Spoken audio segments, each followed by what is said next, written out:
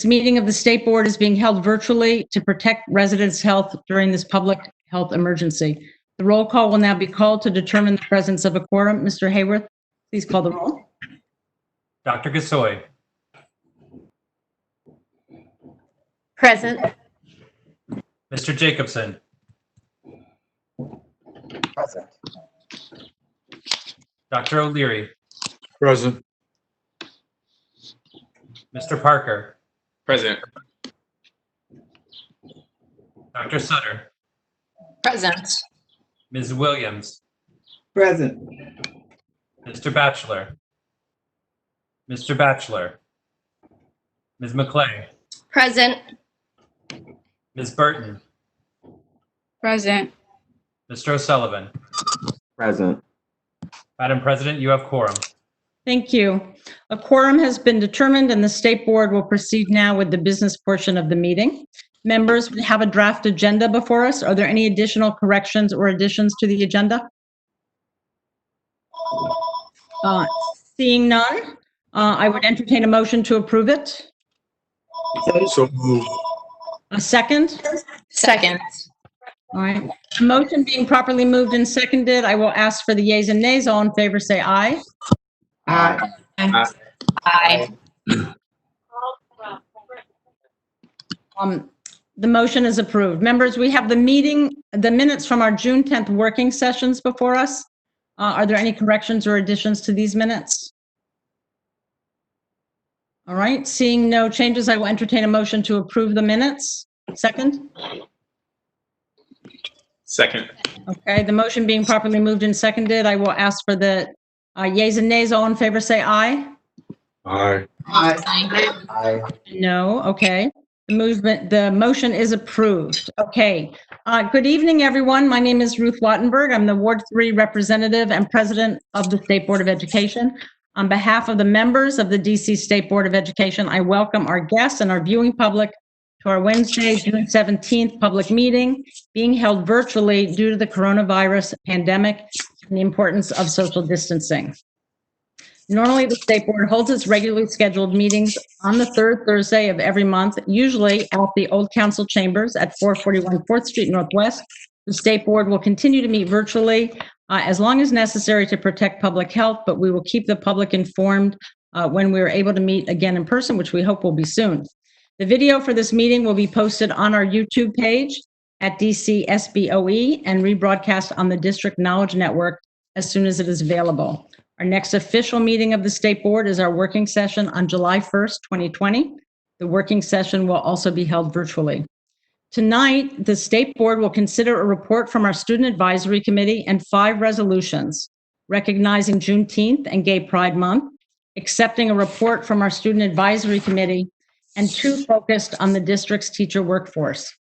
It is fitting that we are acknowledging LGBTQ Pride Month in the week that the Supreme Court has enshrined federal employment protection for the LGBTQ community, and that we're acknowledging Juneteenth during a time of historic protest and hopefully real changes in law and culture that makes real the belief that Black Lives Matter. Our final 2 resolutions are focused on teacher retention, following our groundbreaking work in this area, including establishing solid data on the frightening levels and reasons for teacher turnover in the district, and proposing legislation to the council to make retention and other such data transparent. Tonight's resolutions call for LEAs to explore the use of mentorship and professional development for new teachers and make recommendations for hiring and retaining African American teachers, noting specifically that Black students are more likely to graduate high school if they have had at least one Black teacher in elementary school. We will continue our work examining DC's accountability system, specifically its star rating, a key responsibility for which this board has statutory responsibility. And finally, I want to take a minute to acknowledge the departure of one of our policy fellows. Although her last day is not until the end of this month, this will be Sarah Arrington's last public meeting with the State Board. So on behalf of all of us who have benefited from your research and your insight, Sarah, I want to say thank you, and wish you all good luck in your future work. Your work around social studies and on students experiencing homelessness were much appreciated, and I enjoyed visiting schools with you. I'm now going to turn to Superintendent Kang? Do we have someone from OSSI? Oh, yes. Okay. For any opening comments that she has. Thank you very much, President Wattenberg. I appreciate the chance to be here. As you said, my name is Consuelo Kang, and I'm the State Superintendent of Education. I wanted to just share a few remarks this evening.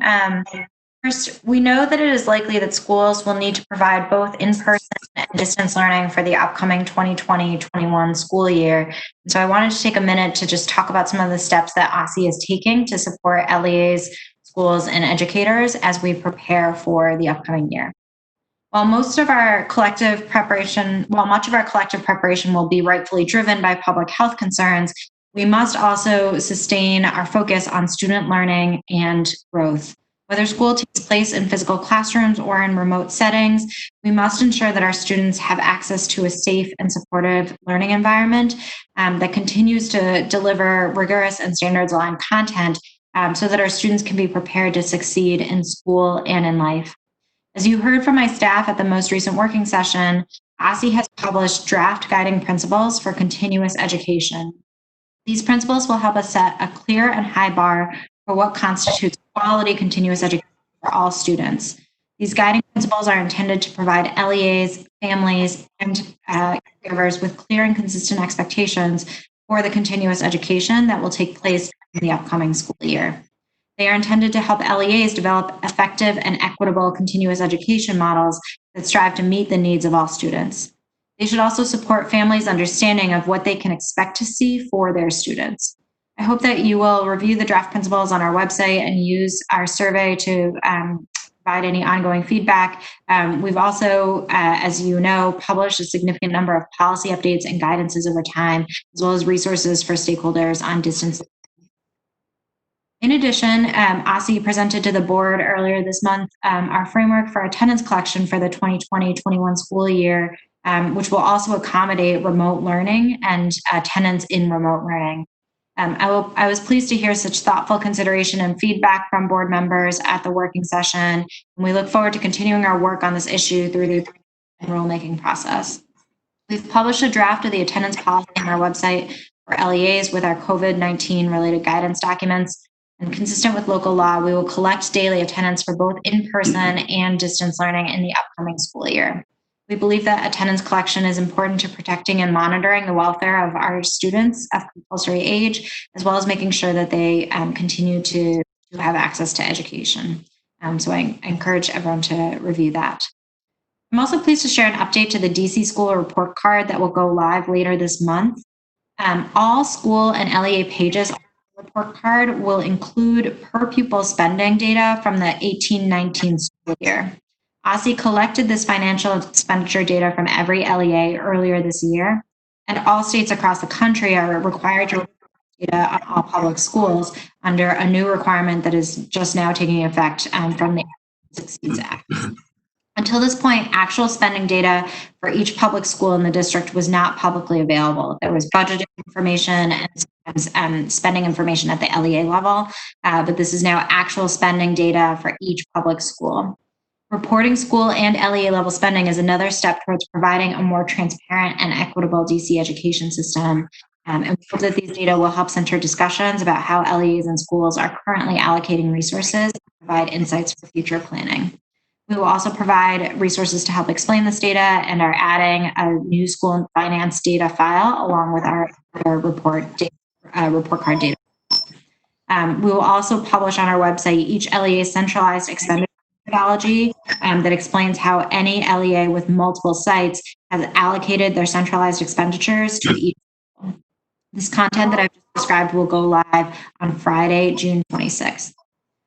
Finally, I commend the board for its ongoing commitment in ensuring that every student and family in the district understands that they are welcome and valued. The resolutions you all are considering honoring the LGBTQ community and Pride Month, as well as Juneteenth. I'm always deeply inspired by the emphasis of our education stakeholders to thoughtfully consider and passionately push for inclusivity and diversity in public education in the District of Columbia. This is an energy and passion that serves the district well and is critical to ensuring that every child, no matter their background, gets the education that they rightfully deserve. Thank you very much. Thank you very much, Superintendent. The State Board welcomes public participation in activities under our authority. At every public meeting, we begin with testimony from public witnesses on education-related matters. Your comments will become part of our official record. If you're a member of the public and would like to speak at a future public meeting, please contact our staff by email at sboe@dc.gov or by calling 202-741-0888. Tonight, we have 27 public witnesses. As such, we will hold to a strict limit of 3 minutes per witness. While you speak, there will be a timer on the lower right portion of your screen. The timer will display how long you've been speaking. John Paul Hayworth, our executive director, will signal when there are 30 seconds left. Following each group of 5 witnesses, we will pause for questions of the witnesses from the board members, and members will have 2 minutes per panel to ask questions.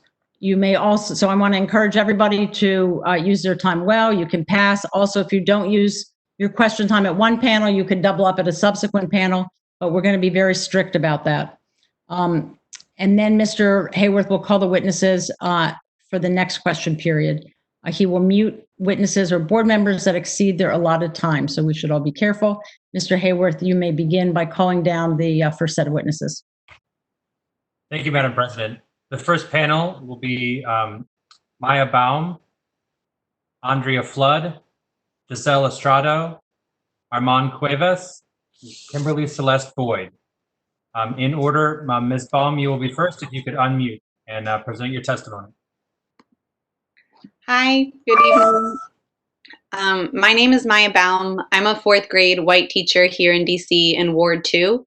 I've been teaching in DC for the past 5 years, and I'm here to advocate for the board to pass the resolution to focus on recruiting and retaining, more Black teachers. My teaching career has been teaching student populations that are predominantly Black and Latinx with co-teachers who are Black. The past 5 years have shown me how important it is for my Black students to see a teacher who looks like them. The resolution cites research that has shown that having a single Black teacher in elementary school makes Black African American children more likely to graduate high school and significantly more likely to enroll in college. I have also witnessed this firsthand. This past year, I had a student who is African American, and while being at our school, had developed a special bond with another Black teacher who, regardless of the mood of my student, can get her to focus and feel motivated to do well. Without that educator, my student would not have been as successful. It had nothing to do with her ability or her smartness, rather that she had someone who looked like her, encouraging her and showing her that she could. While I utilized many similar methods and had a very good relationship with this student, it still wasn't the same. For my Black students, having only white teachers subliminally sends them the message that white people are the holders of knowledge and learning and are the only ones who can. When they're able to see Black teachers or other teachers of color, they are now receiving the messaging that they too can be learners and holders of knowledge. As a white teacher, much of what I know and how I know is seen and celebrated as the normative way of knowing.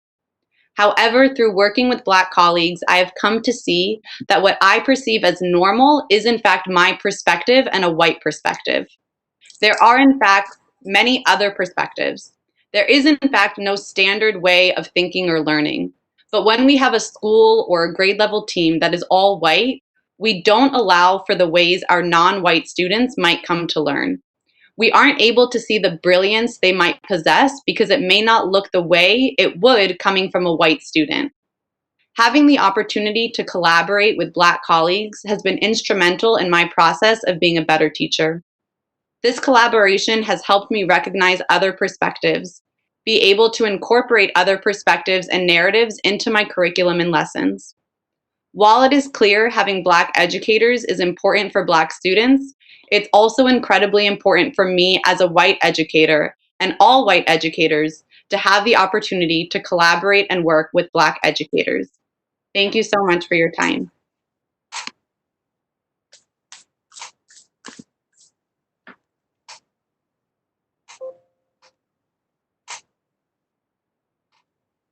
Thank you. Sorry, it's taking me a little bit longer to get back and forth between the PowerPoint. Ms. Flood, Yes. please proceed. Good evening. Again, I'm Andrea Flood. I'm a native Washingtonian, graduate and educator in DCPS, who began my teaching career here after graduating from West Virginia State College. I was charged to return to continue the legacy of the Black educators who helped mold and prepare me. I've only worked in Title I schools in DC and North Carolina. I've been fortunate to work under transformative administrators who grew teachers, sought out community partnerships, wrote grants for funding and materials, created staffing pipelines with the local colleges, engaged school stakeholders, and most importantly, closed the achievement gap for Black and Hispanic students with Black educators. This is not always the case. I have gone into evaluation conferences and not been given any feedback on how to grow. This may be because, as an experienced Black educator, I have more experience than my administrator. Black families require educators and staff members who will be firm and fair like their family and teach them the history that America has taken out of the textbooks.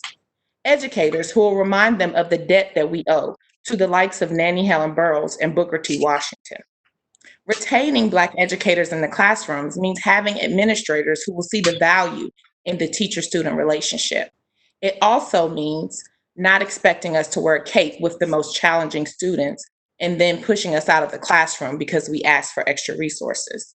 Retaining Black educators means having school board members and managers diving deep into the research that's been available for years about the importance of cultural relevancy in the classroom and in the schools.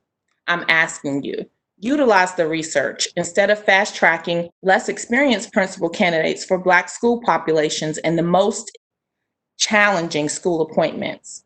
As a school board, you have a charge to ensure the resolution has strong enough language to pressure the district to retain, properly train, and grow Black educators in this city. With the disproportionate rate of Black students and educators, this is an area we can address successfully together. In today's times especially, every child in our district needs to have the experience of an accomplished Black educator or administrator who understands the soft skills and hard task of transformational leadership. Administrators who can grow all teachers to ensure Black students feel safe and seen at school. The research from the Learning Policy Institute, the Wallace Foundation, and the RAND Corporation suggests that we have left Black students and teachers unprepared, utilizing less experienced administrators to lead these lower performing schools. I'm asking you to use your voice for my Black students, for me as a Black teacher, and all the families in DC. Our communities deserve better. Advocate for a research-based system to retain, properly train, and grow Black teachers for the equitable education of all students in DCPS. Thank you. Thank you very much. Ms. Estrado.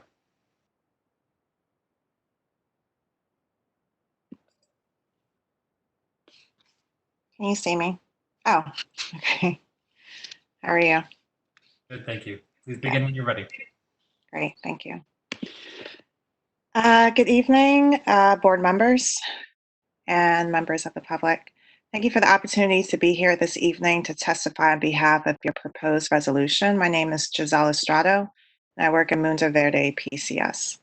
I'm grateful for the timing of this resolution as we are in the midst of not only in the city, but nationwide, a very historic time in our lifetime. As we grapple with as a nation with the long-lasting effects of racism, and we all come to a better understanding of systemic racism and how it plays out in all areas of life for Black African American people, I appreciate the efforts to tackle and hopefully dismantle just one of the ways it is evident in the education system in our city. As you highlight in your resolution, there is a significant disparity between the representation of Black African American teachers and Black African American students. This is significant because research has shown that not only the matriculation rates of Black African American students increase with exposure to a Black African American teacher, research also shows a boost in academic performance, higher rates of attendance, and overall a better self-view as a person. I appreciate and thank you for your recommendation for the OSSI to provide technical assistance with the creation of Grow Your Own programs at LEAs, but also for your recommendation for the mayor to provide funding in the way of state-based loan forgiveness service scholarships, and loan repayment incentives in order to increase Black African American presence in the district teaching workforce. Because in order to have successful Grow Your Own programs, adequate funding is necessary. I hope as the creation of citywide Grow Your Own programs are explored further, that looking at successful Grow Your Own programs in other cities, such as the Center for Educator Recruitment, Retention, and Advancement in South Carolina, Pathways to Teaching out of Denver, Colorado, and the Grow Your Own Education Act in Illinois, as well as some programs already established here in DC, specifically the Leading Men Fellowship and the pilot program between American U and DCPS, will be studied and used as frameworks for further citywide development of Grow Your Own programs here in DC. Thank you for your time. Thank you very much. Mr. Cuevas. Yes. Sorry, 1 second. Oh, Okay, I'm ready. thank you. Begin. Okay. So good evening, everyone. My name is Armand Cuevas. I currently teach at a DCPS high school. Thank you for your time tonight. So I've been working in DC for the past 3 years, and I've visited several schools throughout the district, charter schools, public schools. I've expanded my network of coworkers, educator friends, and I've seen firsthand the imbalance between the race of our students and the teachers. We need more Black educators, and we need to retain the ones we already have. But why is that important? And countless studies have shown that students, no matter what their race, actually benefit more from having a teacher of color. Furthermore, given that 67% of our student body is Black and only 56% of their teachers are Black, it's even more crucial. Our students need to see themselves reflected in the teachers, the ones who they interact with every day in the classroom. At my current high school, we have actually about 90% of our staff being Black, and we've started a Black Studies program amongst many other initiatives that really lift Black voices and Black students. And I want to see us throughout the district and have us being like DCPS or DC, be a model for the rest of the country, because throughout the rest of the country, racial representation in teachers is even more dismal. Black representation is already disproportionately low in politics, media, and literature, among many other lists. And we don't need education to stay on that list, and we have the power to change that. Furthermore, Black teacher retention is important because not only do we not have enough Black teachers, but our teachers are more likely to turn over, given things like harsher teacher evaluation through impact or their disproportionate placement as a disciplinarian, and so on. As DC also continues to face an overall high teacher turnover, retention is not only important, but crucial to our students' learning and well-being. Lastly, as we reopen our schools this fall and balance in-school and at-home learning, it's important that we make decisions that are best for our kids. There have been talks about outdoor spaces for teaching to help mitigate the spread of COVID, and it's an option to seriously consider. While seemingly not related to Black educators, I think they are still connected because COVID affects Black communities the most, so teaching outside and any other methods to address that are crucial. How DC culturally responds to COVID-19 will have an effect on our Black educators and students. Although I am Asian American/Filipino, this issue is important to me because at the end of the day, I care about my students first and foremost, and more Black educators has only positives for our students. The issue is whether or not those in power are willing to put in the work for it. That's all.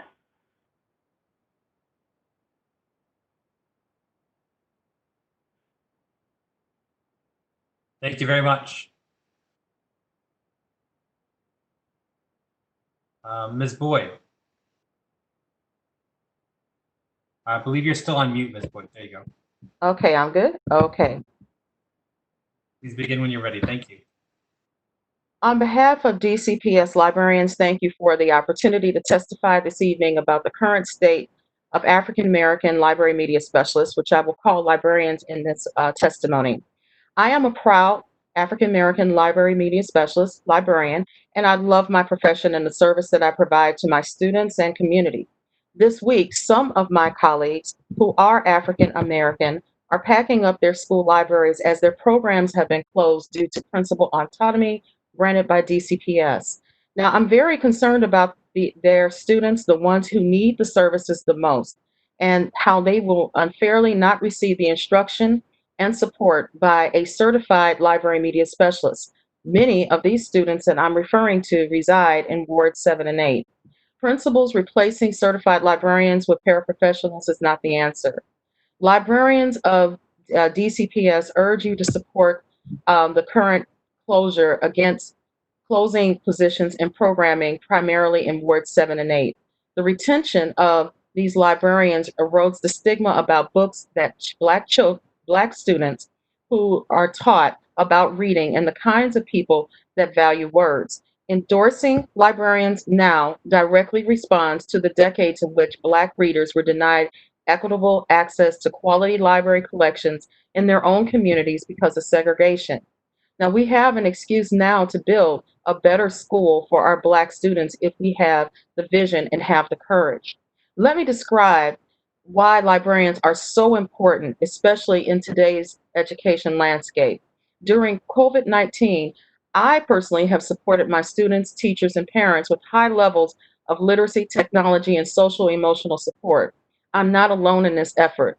Overall, librarians across the district have stepped up to the plate since the implementation of DCPS at home instruction. Librarians are those essential change agents during these times of uncertainty. And I want to note that in many of our schools, librarians have trained students, teachers, parents to be proficient users of all of the DCPS digital platforms. Yes, we know much more than just literacy. We're technology gurus. So during this time, we've been a catalyst in bridging the gap in the digital learning by building collections, curating digital tools, engaging students in virtual book clubs, creating gaming rooms for kids, supporting the schools in the Empowered Learners Initiative. We deliver books. We've done a lot. Library media specialists are the equalizer in education in the community. Not only do readers score higher on standardized tests, they earn higher grades and demonstrate now more than ever higher reading comprehension. Thank you for the opportunity to discuss libraries, the largest classroom in the school today. Thank you very much. Members, that has reached the end of our first panel. If you have questions, please use the hand raise function and I will call on you in the order that you've indicated that you want to have a question.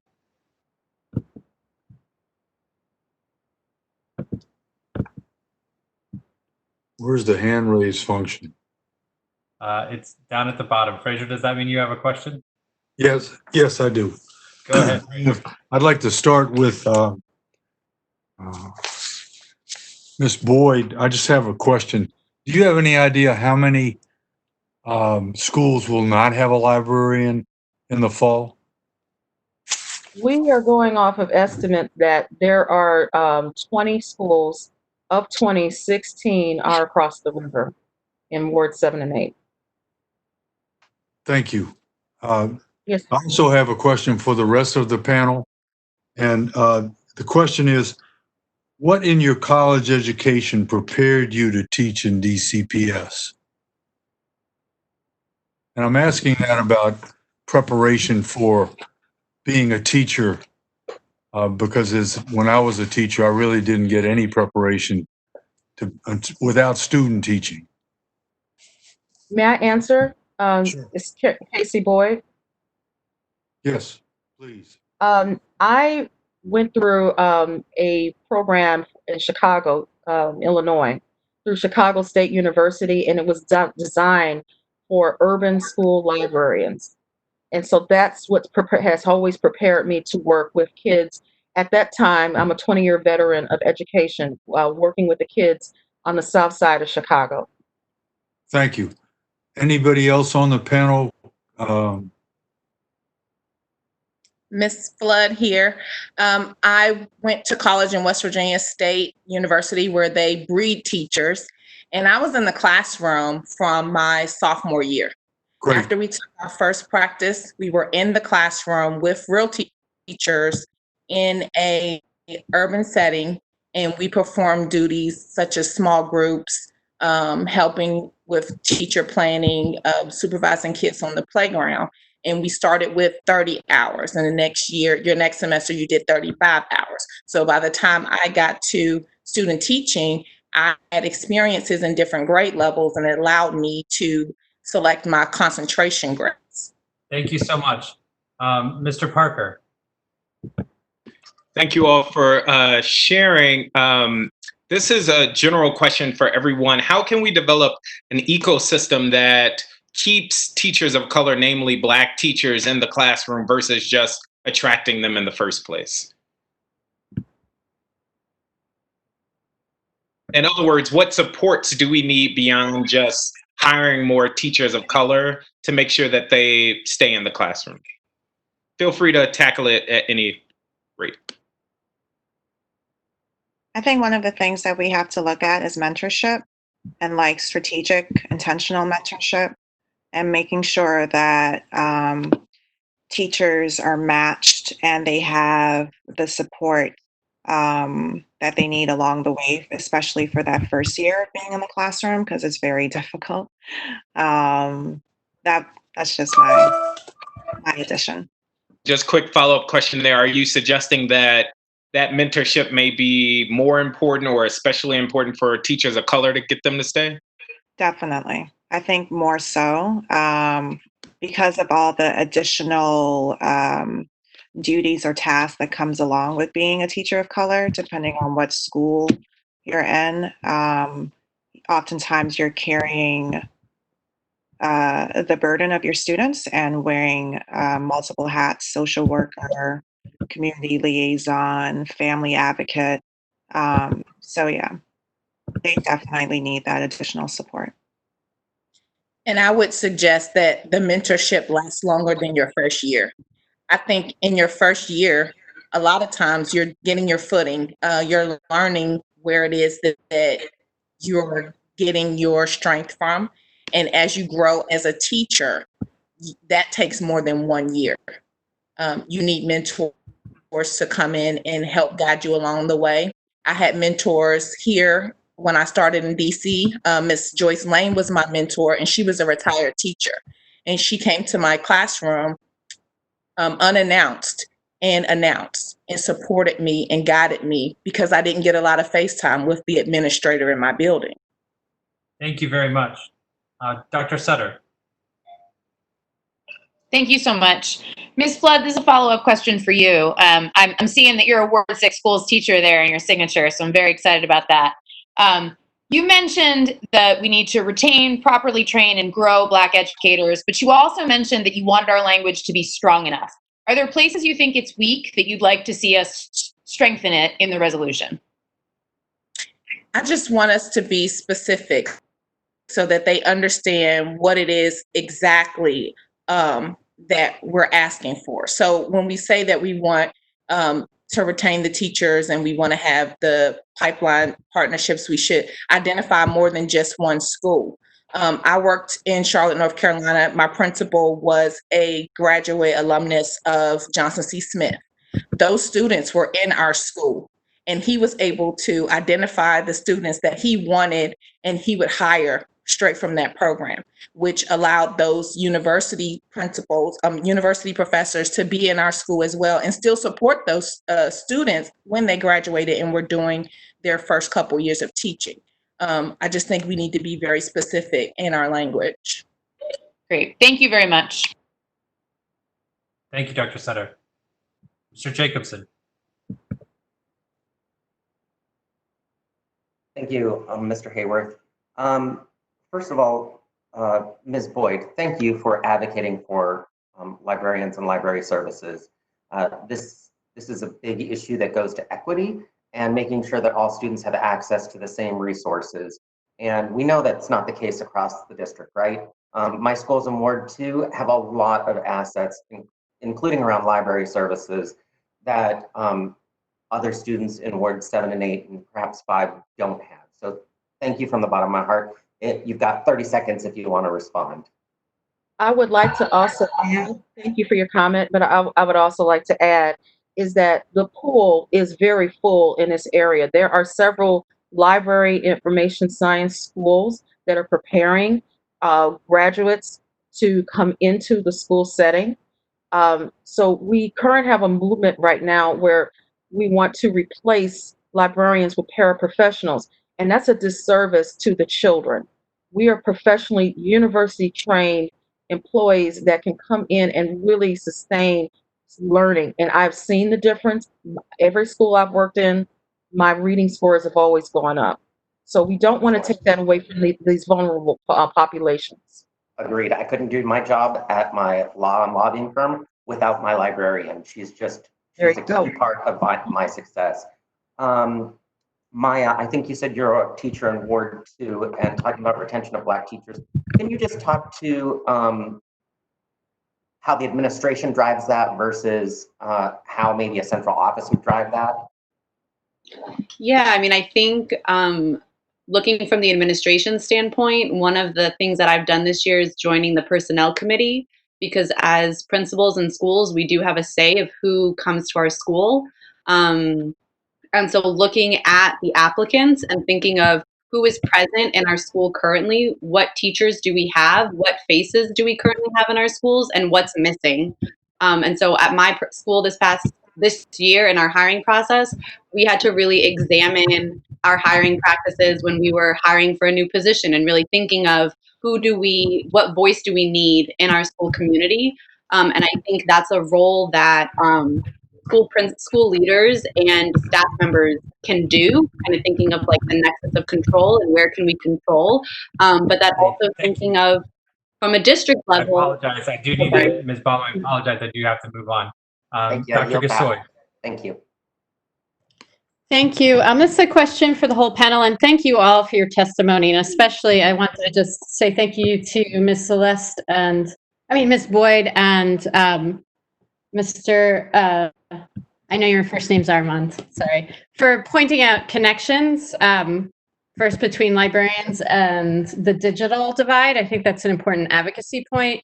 And Armand pointing out the connection between keeping Black teachers safe during COVID and outdoor space. Those are two really important issues. My question for all of you is sort of the flip side of my colleague, Mr. Parker's question, and just, are there specific obstacles that you see Black teachers face?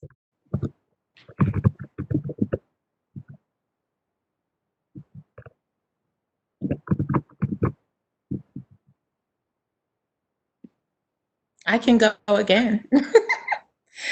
Some of the specific obstacles that Black teachers face is that a lot of the work that we have to do is with the family clock. And sometimes you don't have an opportunity to, and you don't want to, always share every single interaction that you have with a parent to help ensure that they are meeting their family needs. And sometimes there are families who need a little more support than others, and that is left up to you to get the child prepared, to get the parent on track, and sometimes to just give them a little attention. And that's not often something that you share with your administrator. So the work goes unseen, unreported, and in that way it can't be appreciated. Thank you. That's really helpful. Is there somebody else who has 15 seconds? I would just want to add in just really quickly the mental health status of a lot of Black and African American teachers, and just because of everything that we're undertaking. So that's often an area that is neglected. Thank you very much. Thank you. Mr. Batchelor.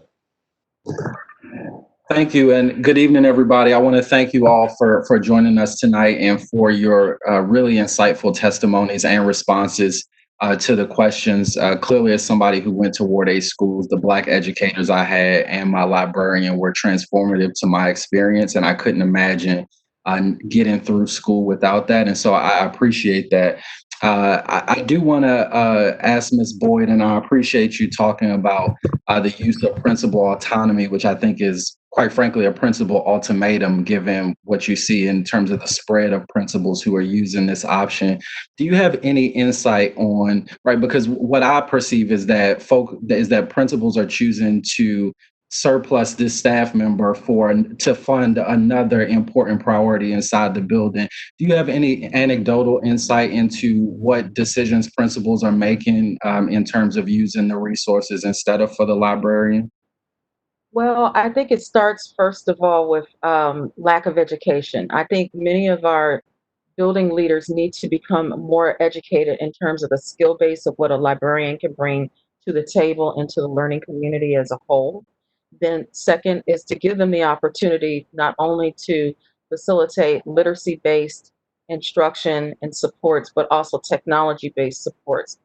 But it also comes into the fact that it's underfunding. From my experiences on the south side of Chicago, we received additional funding because we had additional needs in our building. So you can't have the same funding base for a school that's in need as opposed to a school that has pretty much everything that they need. It's kind of like, it's simple math, but the arithmetic is still not working for whatever reason. And it's very worrisome for me because it really pits central office against the school-based employees, and it's kind of a finger-pointing game, especially when the parents get angry that kids are not receiving services. Well, it came from downtown. No, the schools have the decision. Well, in my opinion, schools need to have the funding so they can properly facilitate programming. Thank you very much. Thanks. Mr. O'Sullivan. Thank you. And thank you all for being here today. And thank you all for speaking supporting Black educators. My best teacher last year, Mr. Denny, was my honors language teacher, and the relationship I had with him was pretty amazing because we could talk about anything from like rap music, just some of the readings that we learned in class. And I had a call recently with Mr. Sharif El-Mekki, who is the director of the Center for Black Educator Development. And one of the things we talked about was the hiring process, how often the problems can kind of sometimes start there, where Black teachers aren't valued. And we just wanted to know, I think it was Ms. Baum, you said something about your involvement in the hiring process and decision-making in schools. And I just wanted to know what your guys' experience with that. I can speak on this a little bit. I think you just brought up a really good point, and that what also right now, this movement that's happening in our city and across the country is showing us is that white supremacy and whiteness and the way it shows up isn't always as blatant as it might seem. And sometimes it can be as simple as the way somebody speaks, and that can be seen as educated or not educated. And kind of this white way of speaking is being educated. And if you don't sound like that, then it means you're not educated and not as good. And so I know on our hiring committee that one of the things that we've been really pushing for is to try and be very conscious of that. And I think that at schools, especially, that there needs to be a lot more anti-bias and anti-racist training, especially for white educators, which make up the predominant teaching force in DC especially, so that when we're in these hiring positions, we can be conscious of these things that we perceive as normal, to recognize that it's really whiteness and to be able to check our bias, because there's a lot of very qualified and very educated people who aren't being able to get into the door because of these microaggressions. Thank you very much. President Wattenberg. Thank you. Thanks, all of you. It was terrific. I'm going to say thank you to the rep for the librarians. It's terrible the way this is playing out with most of the losses east of the river. I'm going to direct my question to the panelists who were talking about recruiting and retaining Black teachers. My question is this. The State Board of Ed, as you may know, just conducted a report of teachers who had left in the last 2 years to see why they had left and what might have kept them. And the number one reason why DCPS teachers left had to do with the evaluation system. And I wonder if anybody would like to comment on how that plays out in terms of Black teachers in ways that would help us to better understand and interpret the report that we have and what that might mean going forward.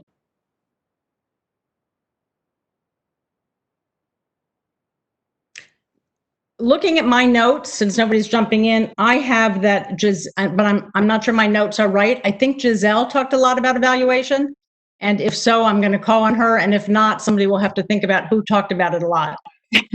I didn't talk about evaluation, actually. Then it was the person before Abby. All right. No, it's fine. I can comment on it briefly. Yeah, I think I previously taught in DCPS and I was impacted out.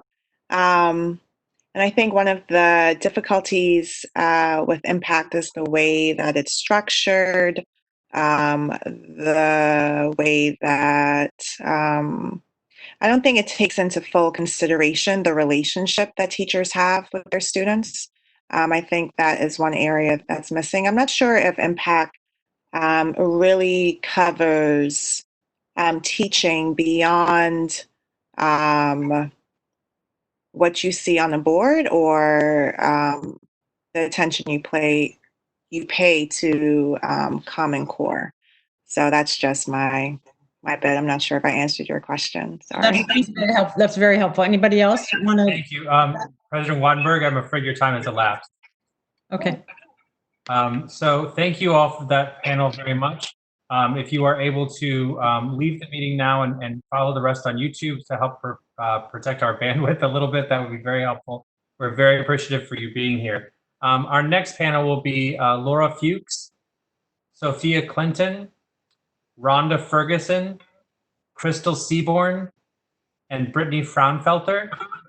Ms. Fuchs, we'll begin with you. Please begin when you're ready. All right. Thank you for the opportunity. Given the sheer complexity of what it will take to reopen our schools while amidst a global pandemic and trying to prioritize the health and safety of our students, teachers, and families, it is unconscionable that DCPS has done so little to engage its frontline workers, the teachers, counselors, and social workers in the development of reopening plans. Based on what I've experienced in DCPS professional development this past week and the lack of engagement prior, the lack of care and specificity in the creation of reopening plans, health and safety are not even on DCPS Central Office's radar, and even basic implementation questions aren't being considered. The W2 convened our own reopen task force and opened it up to all our members. I worked with the high school team, and it became clear that what might sound simple on paper, like having different scheduling options for students, created such a long list of questions that it was overwhelming to even begin to think about what it would mean to try and answer them. Just some of the questions and concerns that were raised as we tried to process what it would mean to return to the classroom mid-pandemic without a vaccine were these. How will the different sized buildings and student populations be taken into account at each school? Can schools choose the schedule that best works for them? What PPE will we need? How will we ensure that we have the necessary PPE? Who will pay for it, the local school, DCPS, or the district? What happens if we don't have all the PPE we need when we try to enter the building? What are the staffing requirements to ensure a safe building, from number of teachers, administrators, security, and custodial? How do we ensure fairness and equity in who can and must attend, both for students and staff? How will we schedule the day and year, including how to make the teaching job manageable? How much time can be spent in a classroom? How are we allowed to transition between classes? Is it safe? How will we ensure social distancing occurs outside the classroom? How will bathrooms be maintained? What if the furniture we have in our classrooms is not conducive to social distancing? Will it be replaced? How should teachers pace for students who are both in person and online? Are teachers expected to balance the requirements of teaching both in person and online simultaneously? How will students and families be taught social distancing guidelines? How will social distancing be maintained in the physical environment, signage, marking throughout the buildings and classrooms? How will student discipline be maintained, especially around social distancing and health requirements? How do we create a loving and nurturing environment when rules must be strictly enforced for our health and safety? How can we teach from behind a mask and develop the interpersonal relationships that we rely on? What happens if a student violates the social distancing, health, and safety requirements and puts others at risk? What does social distance teaching even look like? How do we do group work, projects, gallery walks, etc.? What about supplies? We will need more to make sure supplies are clean and accessible. We can't share, so we'll need more sets of everything. Who's paying for that? How will students get to and from school safely? What will our teacher evaluation look like? What if our teachers had children of their own? What if our teachers have pre-existing conditions and health risks? What if we're taking care of those who are most at risk for COVID? The fact of the matter is there's far more questions we have answers for. DCPS needs to work with us, and they haven't yet, and we need your help in forcing them to the table. Thank you. Thank you very much. Great timing on that one. Ms. Clinton. 55,000. This number represents the DC students and faculty who are at risk for contracting COVID-19 in schools. To protect them in DC at large, we must pass the Preparedness, Prevention, and Recovery Plan. Hello, and thank you for having me today. My name is Sophia Clinton, and I am the Advocacy Director for Education Policy at the Greater Good Initiative. Today, I will be speaking on suggested changes to the DCPS School Emergency Response Plan and Management Guide, which was implemented in January of 2010. The Greater Good Initiative is a bipartisan, youth-led policy think tank working to promote youth engagement and mobilization in the policymaking process at the local, state, and federal level. The Greater Good Initiative wants to propose a new Preparedness, Prevention, and Recovery Plan. This plan would include best practices to adhere to when students return to school. DCPS's Emergency Response Plan and Management Guide has many shortcomings in planning for a pandemic. The guide solely addresses an influenza pandemic, assumes a vaccine for such an event would be available within 6 months of the initial outbreak, does not outline masks as a protective measure during a pandemic, and has not been revised since January of 2010. Our Preparedness, Prevention, and Recovery Plan will, 1, prepare DC public schools by updating emergency management procedures to include COVID-19, requiring students, faculty, and visitors to use sanitizing stations before entering, and adding a 10th factor that decides district allocations of funds based on costs of protecting students.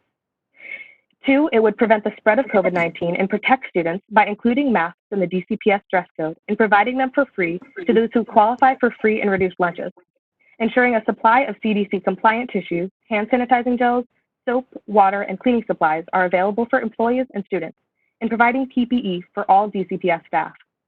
3, it would recover DCPS schools to ensure post-pandemic success by ensuring daily updates surrounding the crisis are provided to students and families, start transitioning into online learning at early stages of possible emergency, and educating employees, students, parents, and visitors on how to stop the spread of the virus and protect themselves for future reference.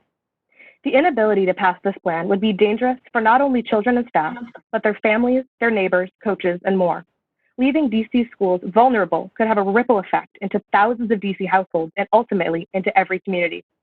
Many of the most vulnerable populations, including people of color, the economically disadvantaged, and the elderly, either attend DCPS schools or are present in the households of DCPS students. Passing the PPR plan will protect not only DCPS students, but DC at large. We look forward to working with the DC State Board of Education on this pressing topic. Please feel free to contact our organization by emailing us at contact@thegreatergoodinitiative.com. Thank you. Thank you very much. Ms. Ferguson.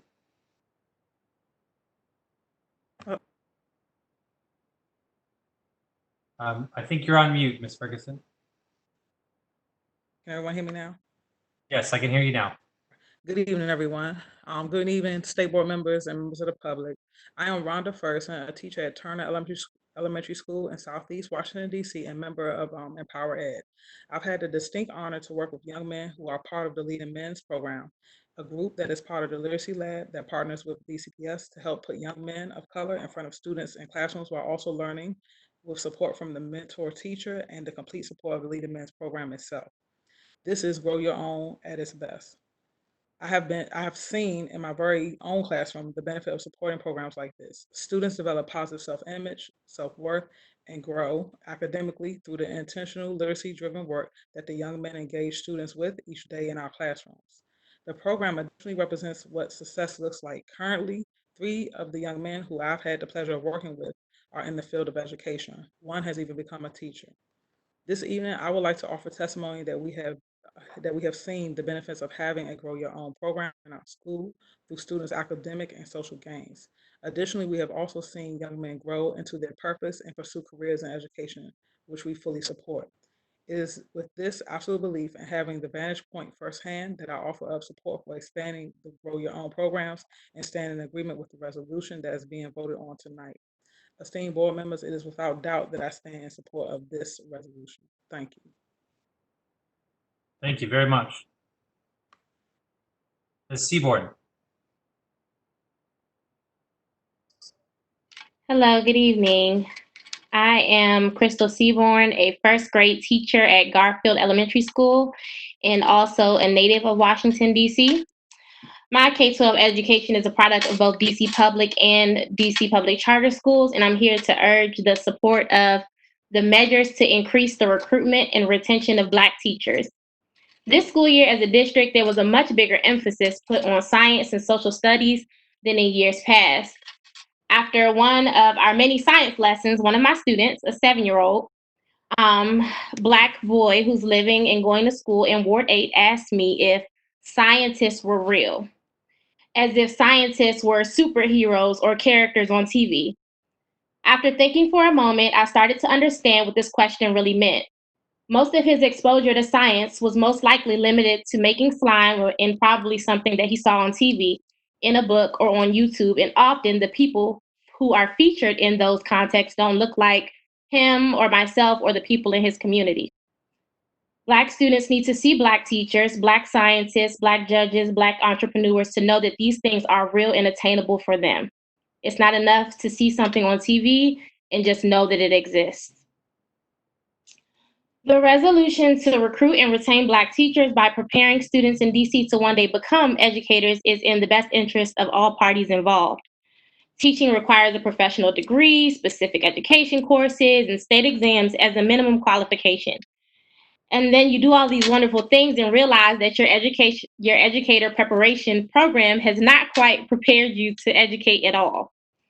Teachers are constantly professionally developing, obtaining advanced degrees, and working tirelessly for a modest salary. We spend hundreds and sometimes thousands of dollars to create these amazing, memorable learning experiences for our students. We spend long hours and time away from our families because these things have to get done.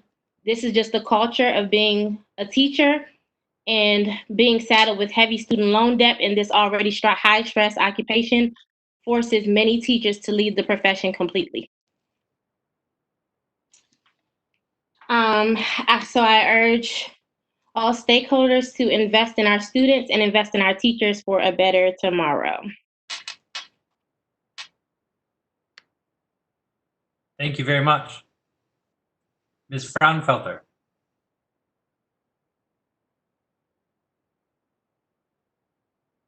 I believe you're on mute, Ms. Frownfelter. I was on mute, sorry. My name is Brittany Frownfelter. I'm an elementary educator at DCPS. I've been privileged to collaborate with a team on the WTU Reopen Task Force to create and disseminate a survey to 769 elementary staff members, as well as conduct focus groups. 3 trends were highlighted: safety, improvements to distance learning experiences, and potential solutions and implications for the new school year. First, we need to consider the current state of our schools and how it hinders the safety of our staff and students despite COVID. Participants stated a lack of space, cleanliness, ventilation, heating and cooling, as well as a presence of pests and rodents, leaks, standing water, and mold within our schools. These concerns need to be addressed. Elementary educators need the following to feel safe prior to returning in person: a reduced community transmission, safe modes of public transportation, consistent widespread testing, and a requirement of masks to be worn and daily temperature checks by all. Policies and protocols need to be planned, such as response to exposure within schools, children who display symptoms, and families who knowingly send their child to school without notification, including legal protections put into place for staff in the case of exposure.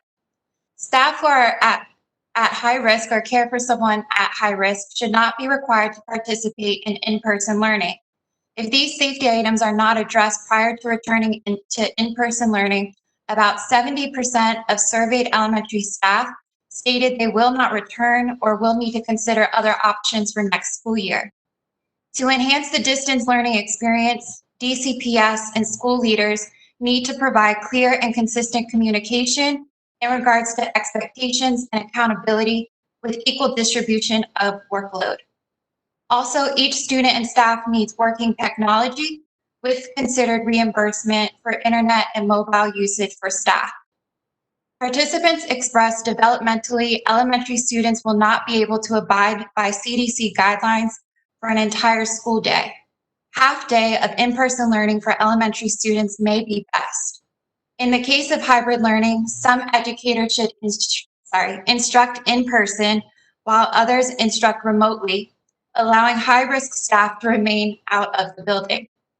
Many participants felt it would be best to continue with distance learning, ensuring student expectation of engagement is greater than 2 days a week until all in-person learning is safe. Educators want to teach their students. However, educators and staff need to be guaranteed their and their family safety is of utmost importance and will be protected. Lastly, the educator voice needs to be heard. About 70% of surveyed participants believe their voice has no impact on reopening plans. Our educators are the cornerstones and need to be treated and considered as such. Thank you very much. Members, we will follow the same protocol as our last panel. If you have questions, please raise your hand in the raise hand feature.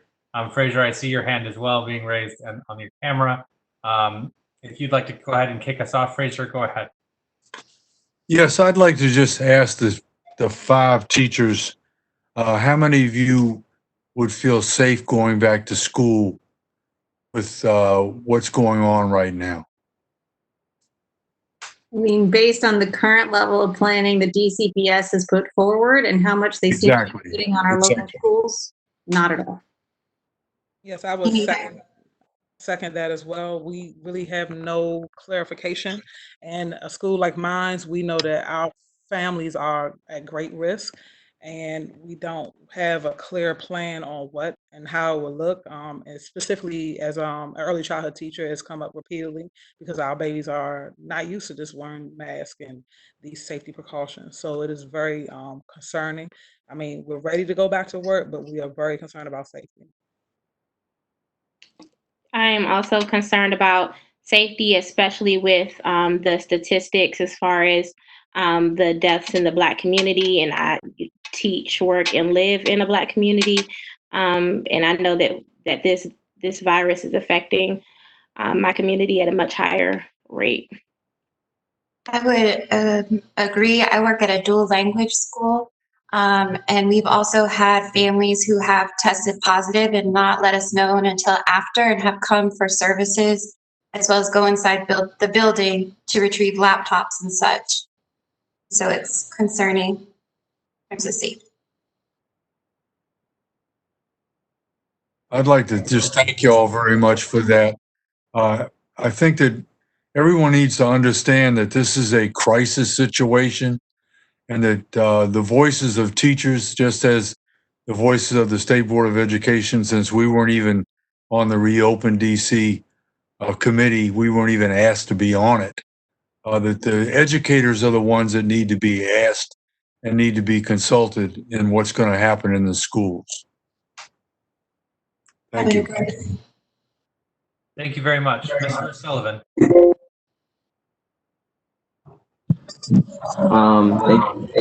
And thank you, 5, for testifying. Thank you, Ms. Ferguson, for your support of the Black Educator Resolution, and specifically a Grow Your Own program. Ms. Fuchs and Ms. Frownfelter, I also share your same concerns for what the city, for what the mayor has provided so far for reopening schools. On our Student Advisory Committee report, which we'll be presenting later in today's meeting, we express those same concerns, and we also feel that as students right now, there's, given what the city has provided, there is nothing that has made us feel that we'll be safe in a classroom. There are so many things the city has not accounted for in any of their plans, such as how transportation will work. Some of the points you guys brought up about how we'll keep enough sanitation in the school, how we'll keep students safe inside the school and outside, and then also the importance of communication of that plan with students. Right now, I don't feel comfortable. I know many members on the Student Advisory Committee expressed that they don't feel comfortable at all. And I think before we even consider reopening, Students and teachers' opinions on this matter and their families must be valued. Thank you. Thank you. Mr. Jacobson. Thank you, Mr. Hayworth. Ms. Frownfelter and then Ms. Fuchs. To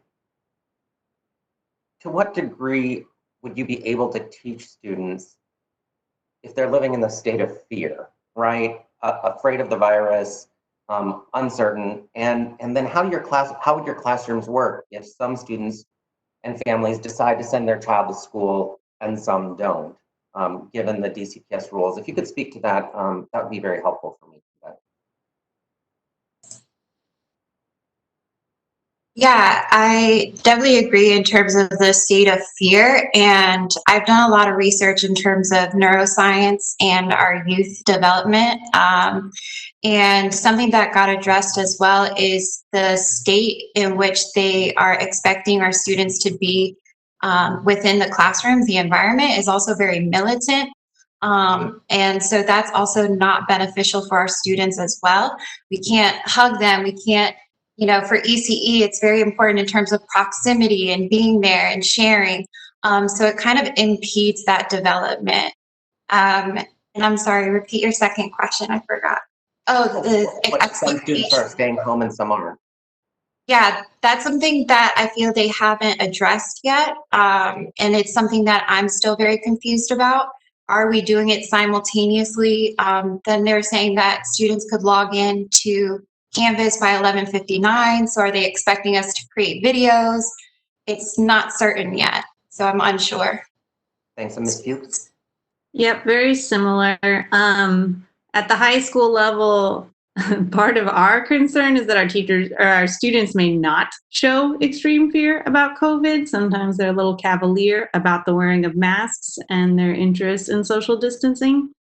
And same kind of thing. Do we transfer classes? How would a teacher transfer classes and not be exposed to 30, students and spreading the virus? So we don't know how any of it would work, let alone safely. Thank you both. I appreciate your testimony, all five of you. Thank you. I yield back. Dr. Gasoi. Thank you, and thank you all for your powerful testimony. Disturbing as well. I have questions for Ms. Frownfelter and Ms. Fuchs about do you have any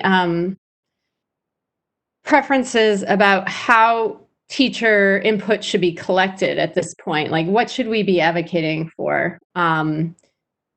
Since the committees have already met, like, what is the best way of getting teacher input at this point? Well, it seems like at DCPS central office, they've not really planned anything, or they're really hiding it. So, I mean, it's not too late in terms of that. Like, the district guidelines and health guidelines are the district guidelines. The real questions, right, the detailed questions have to be worked out for DCPS and then our local schools. So I think they still have plenty of time to call us in, to talk to us, be it through the Washington Teachers Union, be it through groups that they call, though honestly, I don't trust them not to pick people who don't just say yes or don't have experience. So I would hope that they'd at least reach out to WTU. And then they should be sending experts, in my opinion, to the school level to work with our schools and our current elected union leadership, plus anyone else probably who wants to be involved, frankly, should then be working on exactly what it looks like at the school, but with experts and with DCPS support. It shouldn't just be us on our own trying to figure this out over the summer when we're not getting paid.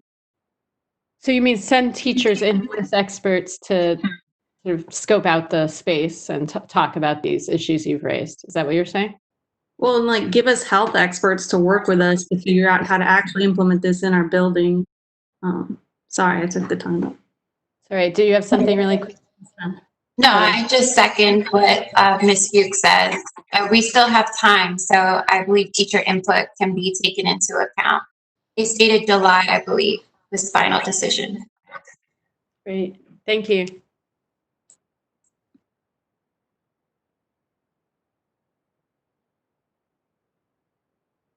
Thank you. Mr. Parker.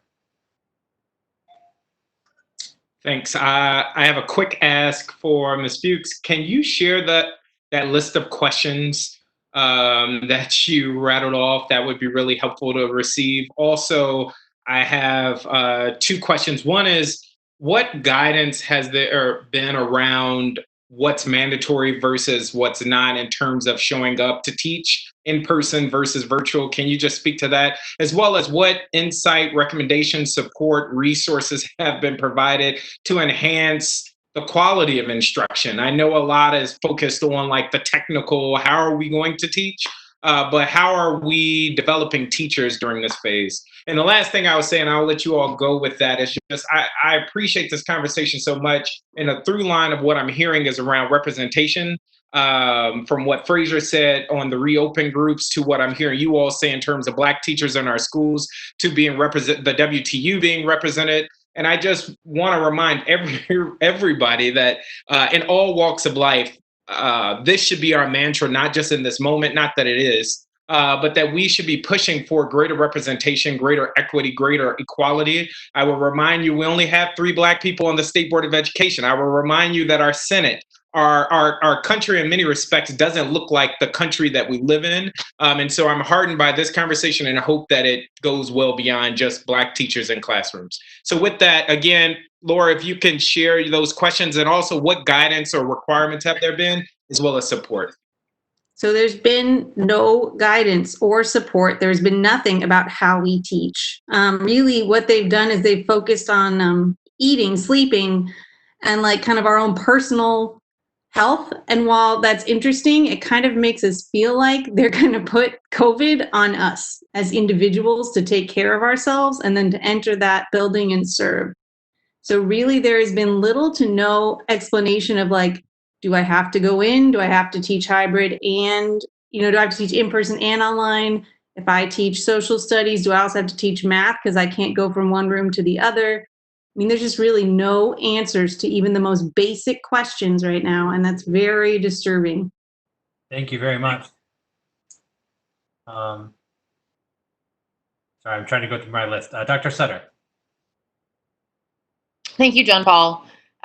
Ms. Ferguson, I want to thank you for sharing the conversation about the male mentorship program and the work in build and grow your own programs. I would love to follow up and learn more about the details of that, because I think that's a real interest that we have on the state board, is not just passing a resolution tonight, but figuring out how we continue to focus on this issue of representation of teachers that look like our students in the city. So thank you for that. I will just say I'm really disturbed listening to both the teachers who have testified and our student representative and the students on the advisory committee echo this concern that the planning has lacked information for the people we rely on to implement our schools.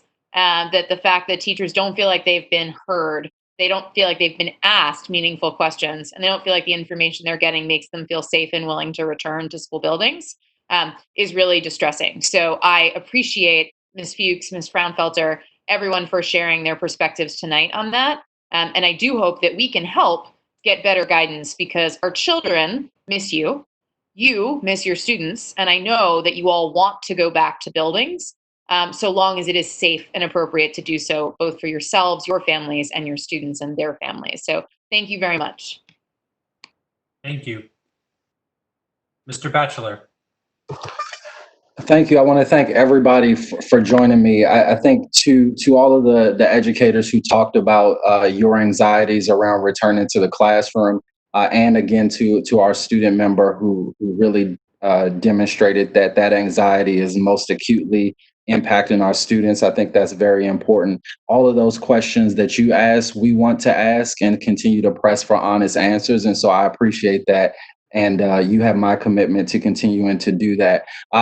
Obviously, Ms. Ferguson, I'm so excited about your work at Turner, and proud of the work that's happening there to grow Black males and Black educators in the space. And Ms. Seaborn, I appreciate your service to our Rams at Garfield. I'm very proud of our Ward 8 schools. I do want to say very quickly on the COVID side, I also want to acknowledge that our schools are not silos. And so while we're talking about preparation for DCPS, we know that multiple families send multiple children to multiple sectors, and that we will need, obviously, some statewide standards to keep our young people safe, no matter what school they go to. And so I want to make sure we focus our attention on that. But to Ms. Ferguson and Ms. Seaborn, who come from communities that look like the communities your students come from, I appreciate the information around Grow Your Own. How do we get more young people in our community as a government, as a community, for those students to want to grow into educators? So how do we encourage more of our students to seek out the education profession? I can speak to that briefly. So from what I know, some of the young men who come through the program were actually being recruited while in high school. So if DCPS and our charter schools begin to do that work early on as they matriculate out of middle school into high school and introduce this profession as an opportunity, that is definitely a great way to do it, because at least 3 directly came from high school into the Grow Your Own program. Amazing. Ms. Seaborn, did you have anything? Yes, I think that one of the things would be to just change the somehow I feel like the culture of teaching has to be changed. I think a lot of students see the dissatisfaction in their teachers with their current positions and don't look at it as, oh, wow, this is something that I would want to do. So I think if things are shaped in a way or reformed in a way that more teachers are being retained, then I feel like that'll kind of push the students or those looking to want to join the profession. Thanks very much. Thank you. President Wattenberg. First, I just want to observe, as I think everybody has, that it's kind of astonishing how little people are saying that they're involved. And I'm hearing it, I know from the DCPS teachers, maybe in the chat. I don't want to take time if people from other schools are feeling that or not feeling that. I'm interested. And I think maybe the board will send a note over to appropriate officials just acknowledging that. My question I want to direct to Crystal Seaborn, who I saw in the previous session did put in the chat that she would like to answer the question on teacher evaluation. So we want to hear it.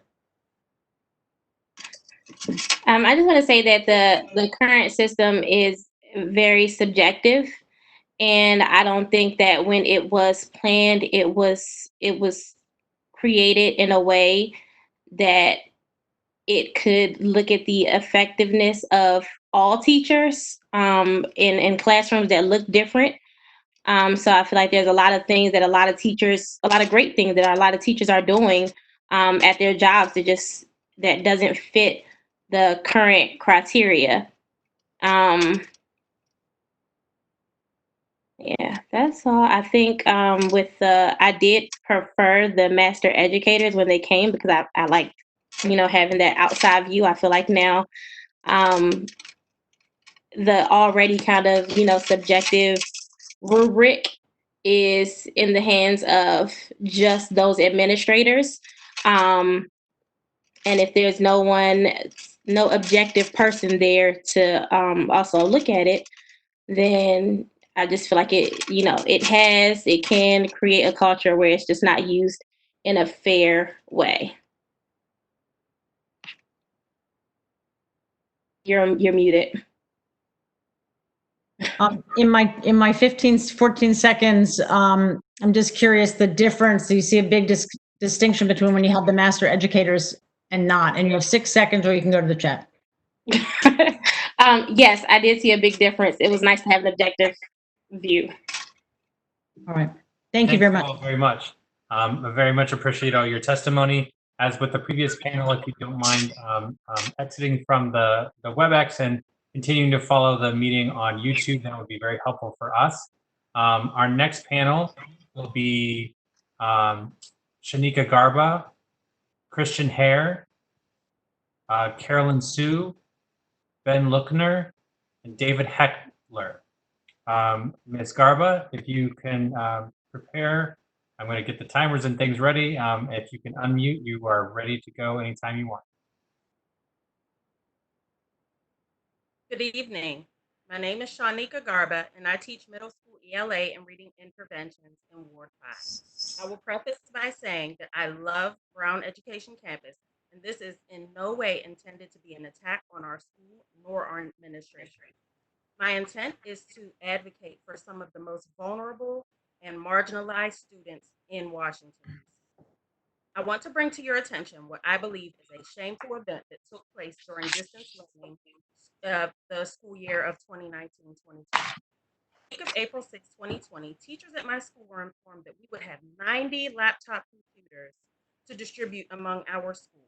Those laptops were originally to be distributed to our 3rd and 6th graders as part of DCPS's Empowered Learners Initiative. This distribution would not include approximately 180 laptops that sat in carts in our middle school closets. We were told they would not be distributed for various reasons, even though we used them daily in class before the pandemic. Teachers were asked to decide which 9 students from each grade level would receive a laptop. After the initial outrage and heartbreak, I began to contact families to find out who had the highest need. This has been one of the most challenging moments of my 16-year teaching career. During work to complete our end-of-the-year training, my colleagues and I have been informed that there is no plan for every child to have a device for the 2021 school year. DCPS recently released information about a 3-year plan to provide all the devices to all grade levels 3 through 12. A 3-year plan misses the mark by far. Also, back on April 7th, Chancellor Farabee's office released an email proudly stating that DCPS would lend 16,000 devices during distance learning. With over 50,000 students in the district, 16,000 devices misses the mark by far. Teachers have also been told to write donors choose grants if we want computers for our kids, which is appalling to me coming from what is supposed to be the best school district in the nation. If children cannot access online learning, what is our purpose? About half of my students were able to access online content this spring. Anything less than 100% is an embarrassment and an atrocity to a district with the resources we possess. I'm asking you to act. Some possible solutions are to use funds that would have been used for school utility bills to buy computers. Electric, gas, and water bills should be far lower since schools are currently not operating at capacity. Sports and activities have been canceled. Use any and all funds that would have been for sports, activities, field trips, and the like to purchase laptops for every school-aged child in Ward 5, with a very real possibility that distance learning will continue into the next school year. We cannot afford to put this issue on the back burner. Thank you very much. Mr. Hare. My name is Christian Herr, and I'm a 6th grade science teacher at McFarland Middle. I had a heart attack in my classroom in Memphis 9 years ago, and my cardiologist has said that as a result of my heart condition, I'm at greater risk for complications from COVID-19. But I have grave concerns about DCPS's stated intent to reopen our buildings in the fall. I'm sorry that I won't be proposing hard solutions this evening, but I'm so angry I could barely see. If you spend time with school-aged children, you'll understand there's no way to safely open our buildings in the middle of a pandemic.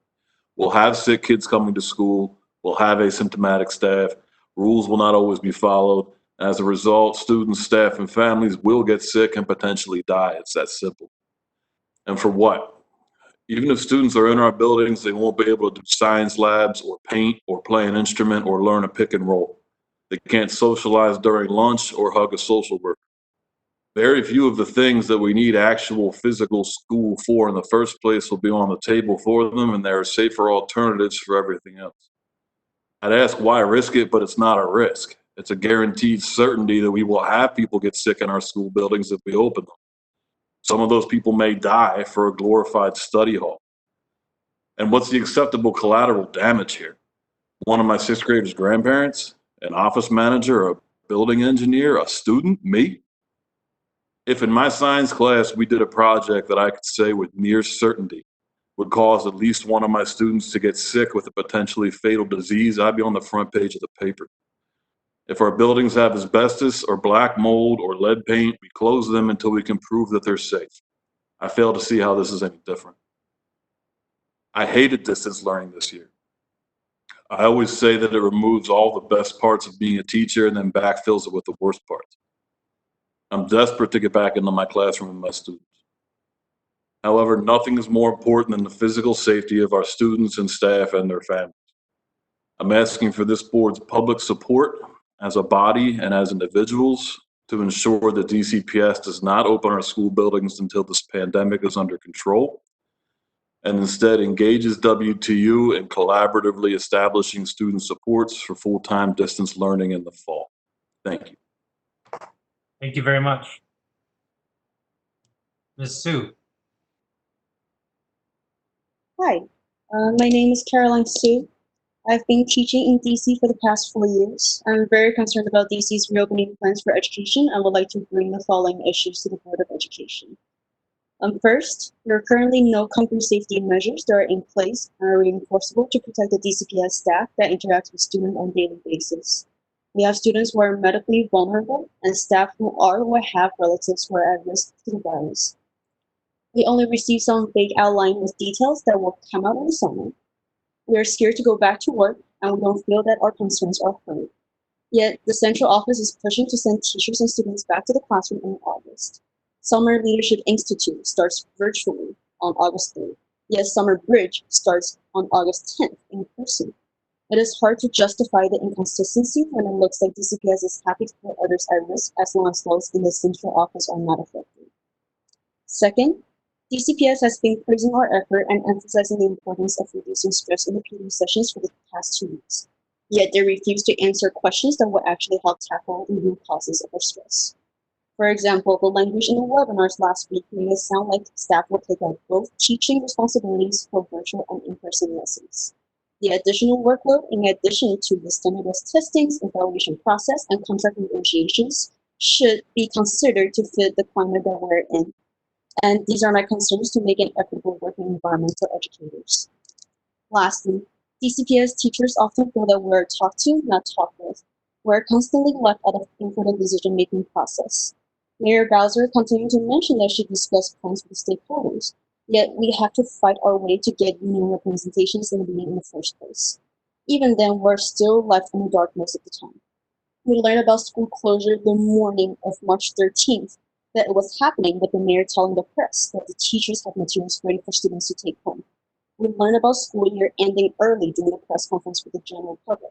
Throughout distance learning, DCPS sent out exactly one survey to teachers, which happened in April.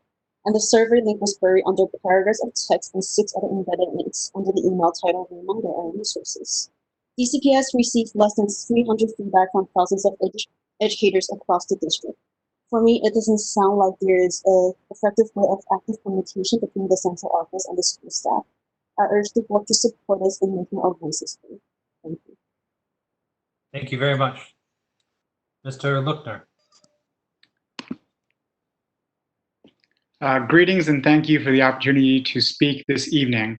I'd first like to give a shout out to the teachers I work with and to all DCPS teachers. We had to go from 0 to 60 this year, transitioning to distance learning amidst the pandemic. It was an unprecedented and overwhelming lift. Unfortunately, as with a lot related to teaching, especially teaching middle schoolers, there were forces beyond our control that made this effort more difficult. It became clear early on that students with devices and internet access were benefiting more during distance learning. As a special education teacher, I was encouraged that some students were still able to receive services and make progress on their IEP goals or on new grade level skills via chats, videos, shared whiteboards, and other tools to facilitate synchronous and asynchronous instruction. Compared to such tools, the packets just were not cutting it. Digital equity was and continues to be a huge concern amongst our team. Our school was 77% at risk as of last year's budget, and we knew from our constant check-ins that too many of our students lacked a device, Wi-Fi, or both. We spent a lot of the time wondering if DCPS would release the new ELI devices. We asked if our school could release the older devices that we already had, and were given a variety of reasons why this couldn't happen. On Monday, April 6th, we found out that DCPS was going to finally release devices to middle schools. We were told to fill out a tracker identifying what students had or didn't have devices. We began calling to get that information. We didn't make promises, but parents of students without devices were hopeful, sensing that their child may soon be getting access. On Tuesday, April 7th, we learned that we only had 45 devices to distribute to students in grades 5 through 8, which is over 150 students. While not everyone needed a device, it was certainly more than 45. We had that day to figure out who got them. What followed was a sort of macabre draft full of exhausting conversations as we worked in grade bands determining who would receive a device and who wouldn't. As one colleague said, it's like we're picking and choosing who gets an education. We ask teachers to make tough decisions all the time, but this was probably some of the worst decision making I've ever had to be a part of. The devices were delivered and made positive impacts on students getting online. They were indeed being given access to an education. Some more students on my caseload can now receive some form of services, but a lot of students were left without and a lot of parents were left upset. As we look ahead to next year, each model proposed entails some form of at-home instruction, and who knows if another spike will occur and we have to go to full-on distance learning again. Schools are closing in Beijing. Trainings for creating online learning sites through Canvas are attended but met with dismay from a team that had to pick and choose among students. A common refrain is, this won't matter if our students don't have devices. We know every student will need a device and we keep asking about it because no one has assured us yet that they will get what they need. OSSI is talking about developing plans to help students who miss services recover, but we need DCPS to plan right now to make sure that every student who gets a device to access instruction next year. Please do not put teachers into a position where they have to make those choices again. Thank you. Thank you very much. Mr. Heckler. Mr. Heckler was having technological issues earlier, so he may not have joined us. So we'll move straight to questions. Members, if you have questions, please do use the raise hand feature in the chat. Mr. Batchelor. Thanks, Mr. Hayworth. I just wanted to just take a second to thank all of you for coming and speaking tonight. I think I expressed the same concerns you did during the previous round, but also wanted to point out, I think, your point around not feeling heard in these other spaces. And I hope that you felt heard tonight. But I think it also underscores the importance of having a more democratic process to steering the direction of our education system. And as I know all of my colleagues are committed to creating these spaces for every educator and student and family member who needs that space, clearly you need more authority and agency in this work. And so I look forward to also working alongside you to fight for that as well. So that's all I had to say. I appreciate you. Thanks. Thank you. Mr. Jacobson.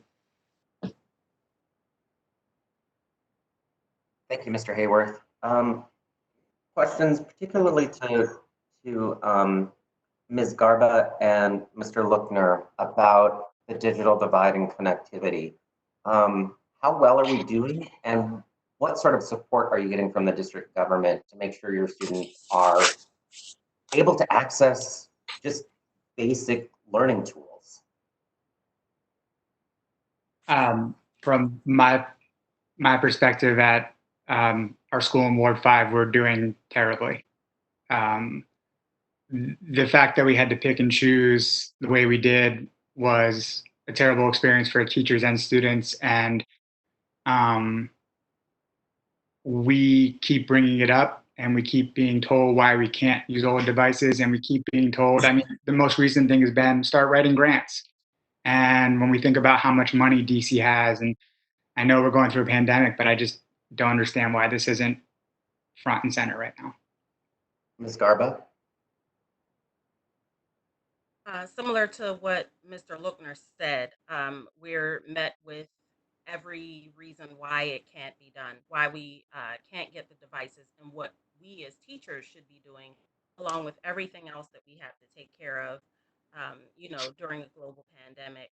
We were asked to write grants, but not only write this grant, but also here's a list of things that we cannot accept. So if, my friend's job wants to donate 10 laptops, well, that doesn't work because here are a list of parameters that these laptops must fall under. As far as guidance, I would say there has been none. There has just been, it almost seems like just a hope for the best situation. There's no plan, that explains or describes what's going to happen right now. That 3-year plan that they released is just not going to get kids what they need right now during the pandemic. Thank you both for testifying. And that's just about the hardware. That doesn't even talk about connectivity and whether or not a person can have just basic access to the internet. Thank you for your time. I yield back. Thank you. Dr. O'Leary. Yes, this is an emergency situation. And I'm appealing to anyone out there who's watching our meeting and who you please pass the word, because there hasn't been anything like this. I mean, it's a unique situation, but this is a crisis situation. And just listening to these teachers talk about what they haven't gotten, because people are sort of thinking, well, we made it through the school year. We'll be all better because we've already practiced something. And I wanted to ask Mr. Lookner to talk about how many of his students, his special ed students, had services during the last 2 months. So I teach about 18 students math through grades 6 through 8, and there was one 7th grader who was on every single week once he got his device, and he made a lot of progress. One 8th grader, once he got a device, got on, and then in the 6th grade we had a pretty good showing with, I think there was about 5 of my students in the 6th grade were on pretty consistently. So, you're looking at 6 or 7 consistent students out of 18. And are there any provisions? Have you heard anything in the training, because you've had PD for the last 2 weeks, right? About what services are going to be provided for our enormous number of special ed students whenever schools open? I know I've been in some trainings with OSSI. I'm struggling to say because it's just so up in the air. They're talking about making individualized plans to look at compensatory education and tailoring the IEPs for what students need down through distance learning. But when all said and done, once they get the access, they were getting the services they needed. They were working on the goal. So I just don't understand why that's not the primary thing. We can have a plan written up, and it won't matter if the student's sitting there working on some packet. It just doesn't. Thank you very much, Mr. Lookner. I apologize. I do have to cut you off. Okay.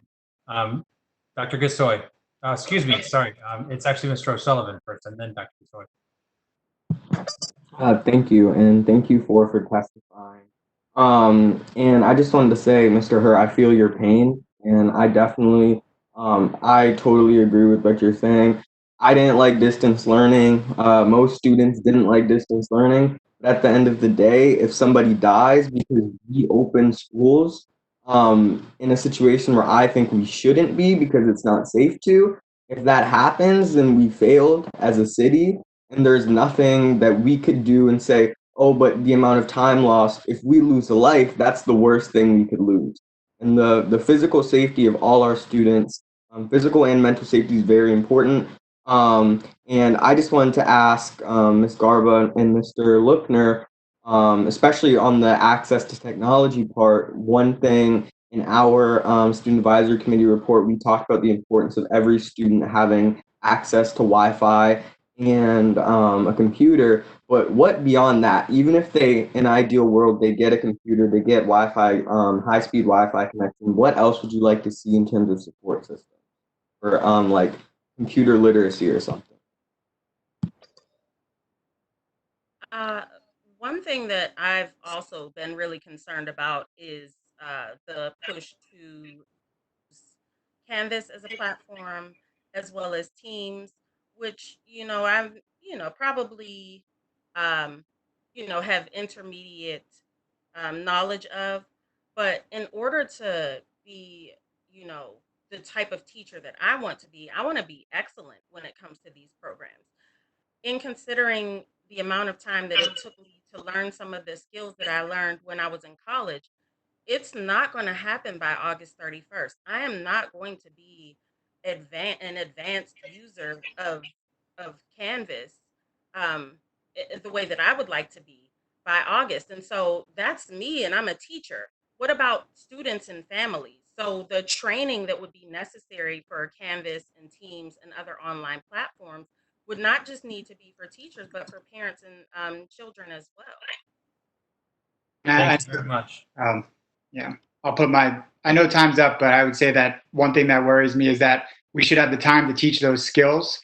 But now we're talking about accelerated learning through grade level standards. And I just feel like we're going to miss the ball and create a huge amount of extra stress on everyone involved, because we're not even talking about preparing our students for this new world. We're just talking about business as usual online. Thank you very much, Mr. Luckner. Dr. Gasoi.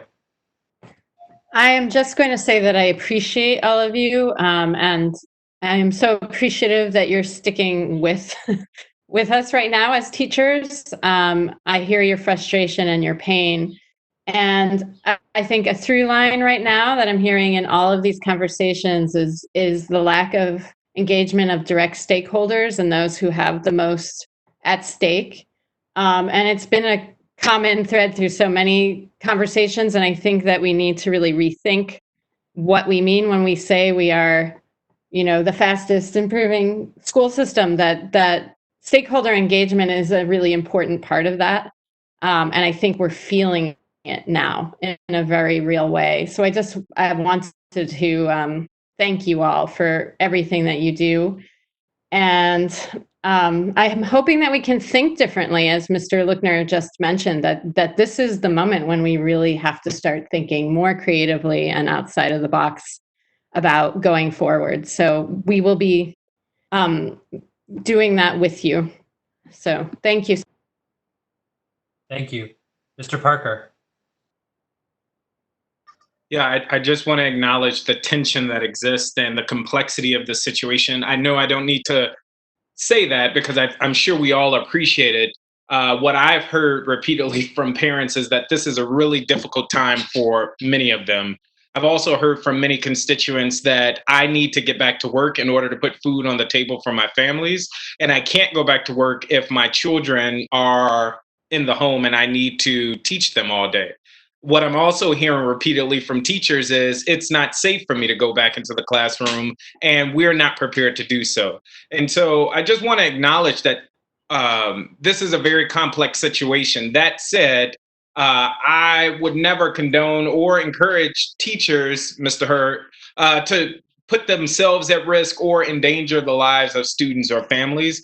And so if there was a letter to go out or an ask made to education officials across the district, if each of you, Ms. Garba, Mr. Hurt, Mr. Luckner, and others could just rattle off what would be the top 3 asks. And if you could list them 1, 2, 3 quickly, that would be really helpful. I know there's been many things discussed, but what would be the top 3 things you would want guidance or answers to?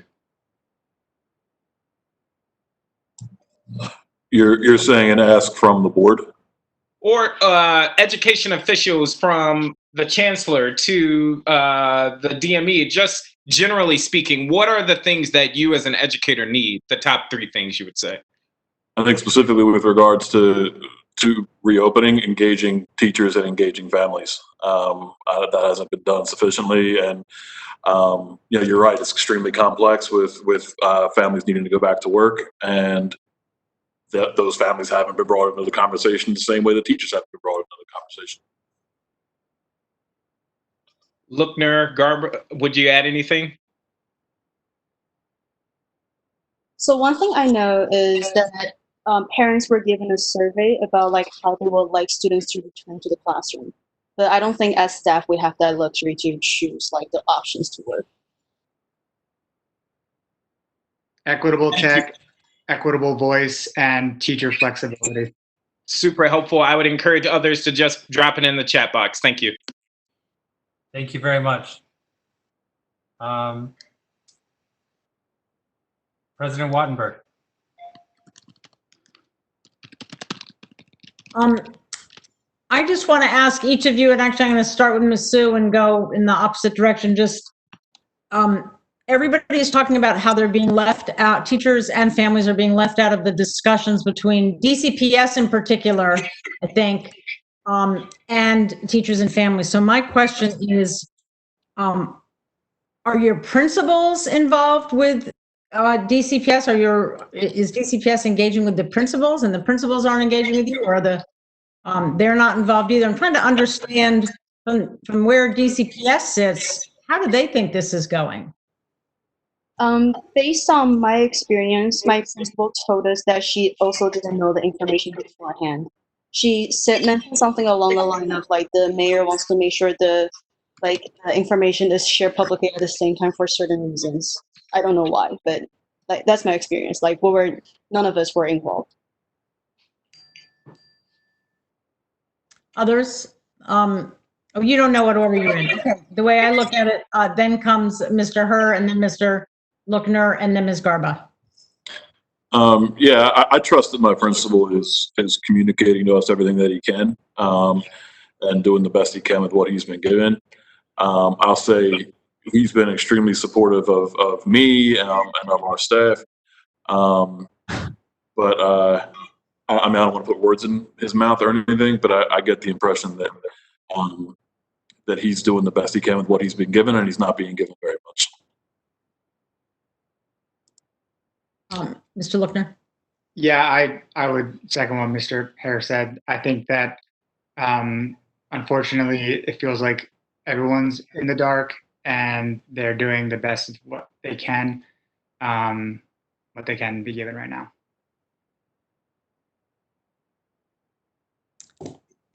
And I lost my grid with my names, but I know there's one more person. This is Mrs. Garba. Not very much to add, except that our principal told us that when he gets information, he gives it to us. But similar to what Ms. Sue said, the mayor is being very protective over what is and is not being released. Okay. Thank you all very, very, very much. Thank you all. We really appreciate your testimony tonight, and we will be following up if we have additional questions. If you don't mind logging off now, we'd appreciate that as well. Our next panel will be Alexandra Morgan, Rakita Perry, Paige Ela, Colin Radix Carter, and Ann Price. Ms. Morgan, you're up first. If you can unmute yourself and begin your testimony when you're ready.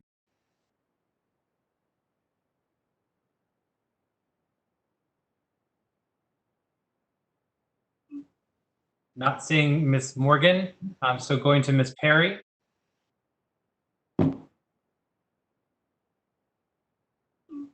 Ms. Perry, is that you?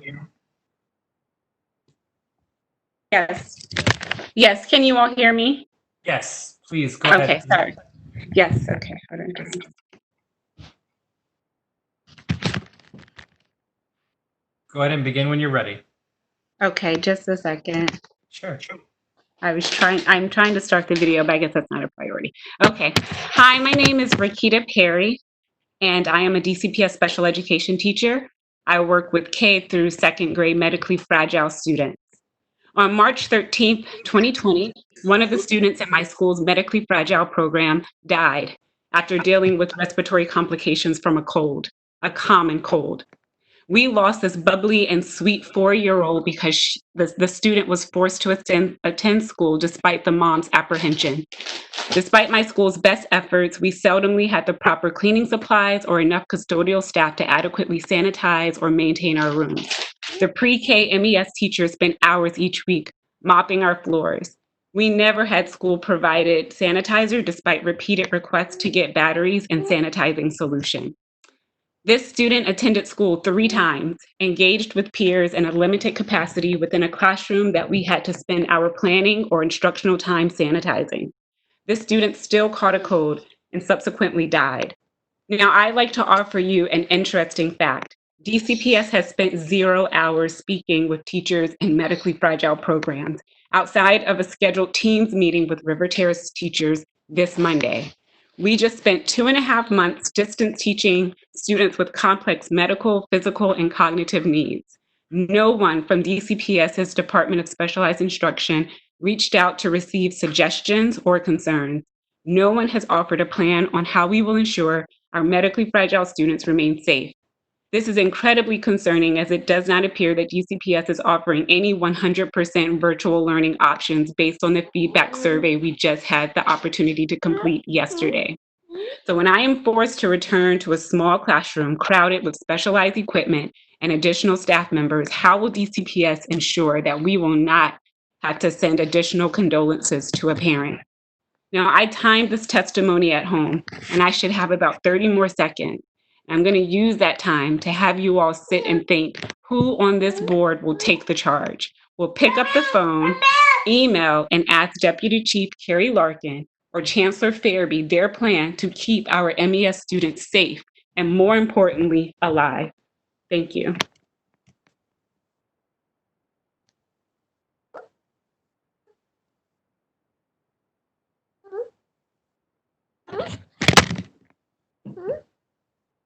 Thank you very much for your testimony. We Thank you. appreciate it. Commissioner Ela?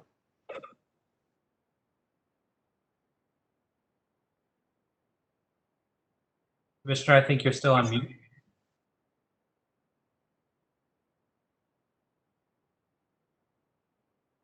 Oh, still on mute. Hold on.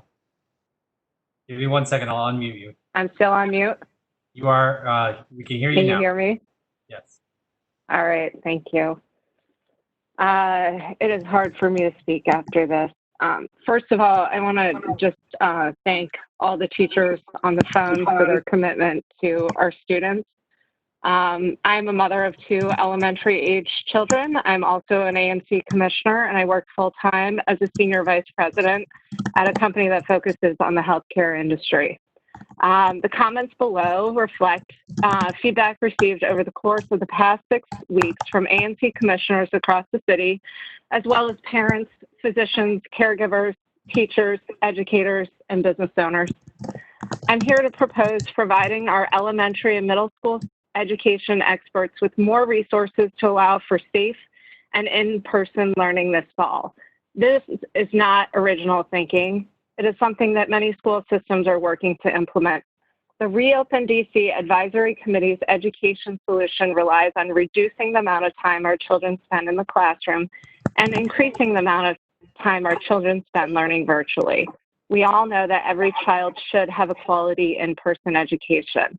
I am here to challenge you to provide our schools with additional tools of safe outdoor learning when appropriate. COVID-19 changed the calculus for safe, socially distanced classrooms. Reopen DC recognized the problem. You can either increase square footage to accommodate the students, or you can reduce the students. They chose to educate fewer students, but what if we choose to enlarge educational space instead? We can do this. Each child can go to school every day by extending classroom square footage, utilizing outdoor space. We can minimize COVID-19 exposure risks, maintain adequate social distance, and educate all of our city's children fully every weekday.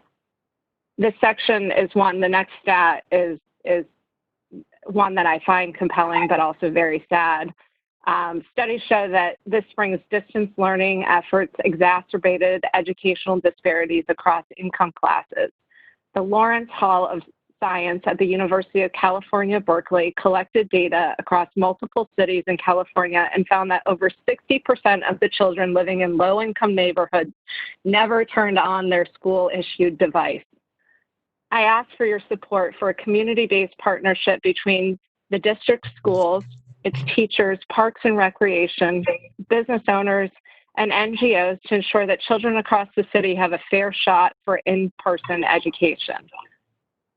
I see this as a real opportunity born from hardship that can transform equitable and experiential learning. I also note that children have suffered an immense stress and trauma as a result of the pandemic and racial conflicts. Studies suggest that outdoor education experience is a powerful remedy to stress and trauma. Provided in my written testimony are several links which support this concept. I'm going to stop there, but I do wish our city the healing it so desperately needs. And I want to thank every teacher on this phone call. Thank you. Thank you very much, Commissioner. Mr. Radix Carter.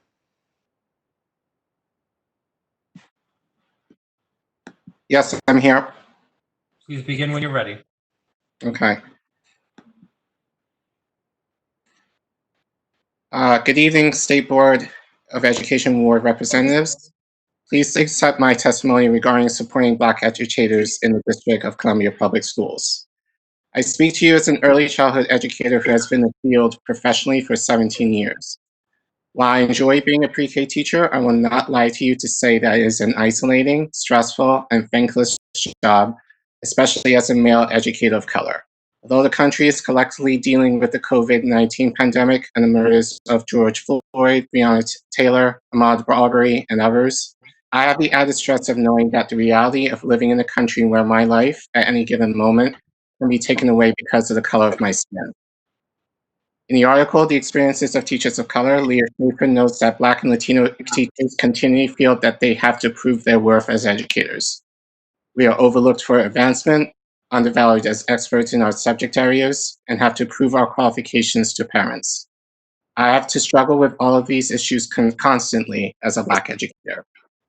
During a conversation with a friend last week who asked how I was feeling, I remember responding that I was exhausted having to deal with the pervasive theme of racial injustice in the country and how it relates to me personally as a Black man. I can add that it's just as exhausting being a Black male educator of color. It is easy to highlight the struggles that Black educators face, but in the midst of cultural, social, and political unrest, I want to share with you the motivations that forced me to dig deep in my spirit to get up and keep pushing to teach every single day. This year I had a total of 23. The students in my Courageous Coyotes class who I pray that when they reach adulthood, the world will be slightly better than how it is right now. The following quotes are taken from the emails a couple of families wrote to me within the last 2 weeks. We so appreciate the work you've done instilling a strong sense of empathy and fairness within my child and all of her classmates this year. We think it's also important how you help make the kids comfortable talking about race. I think that's underappreciated but so worthwhile, and we see the positive effects this has had on my daughter regularly. During the initial setup of ABC Mouse, Peter got up to choose his own avatar, a pet, etc. And then for the classroom, he got to choose a teacher, and he chose a Black man as his teacher. Just by being you and being teacher's teacher, you've made a positive difference in how he will view Black men in the world for the rest of his life. These quotes are the reason that I teach. These quotes are the reason why many of us teach. And so as a Black educator, I ask that policymakers who directly influence the development of our students, past, current, and soon to be, to create policies and support systems that allow more of us to commit to this profession so we can hear more words like these. Practical guidance that DPS can do to support Black educators include competitive salaries, proper classroom placements, mentorships, value and praise the work we do in our school communities, fostering communities where teachers feel appreciated and all teachers have the shared responsibility of every student's success and well-being, and meaningful professional development opportunities.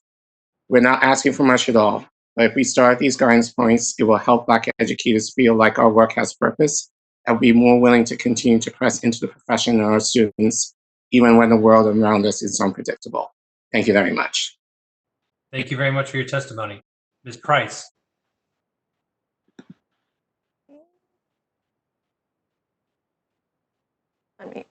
Okay. Hi, my name is Ann Price. I've been an elementary educator for 6 years, and I've recently had the opportunity to be on the Elementary Education Committee with the WTU's Reopen DC Task Force. So I come to you bearing my own perspective and that of the 769 elementary teachers who participated in our survey and focus groups. And I'm testifying today to ask you to advocate for the voices of teachers because DCPS and the mayor's office do not and have not taken our voice into account. We know that our voices have not been a priority because one, we had to fight for the DCPS teacher voice to be heard on the mayor's Reopen DC committee. And two, DCPS has not reached out to teachers for feedback on reopening schools until just this week.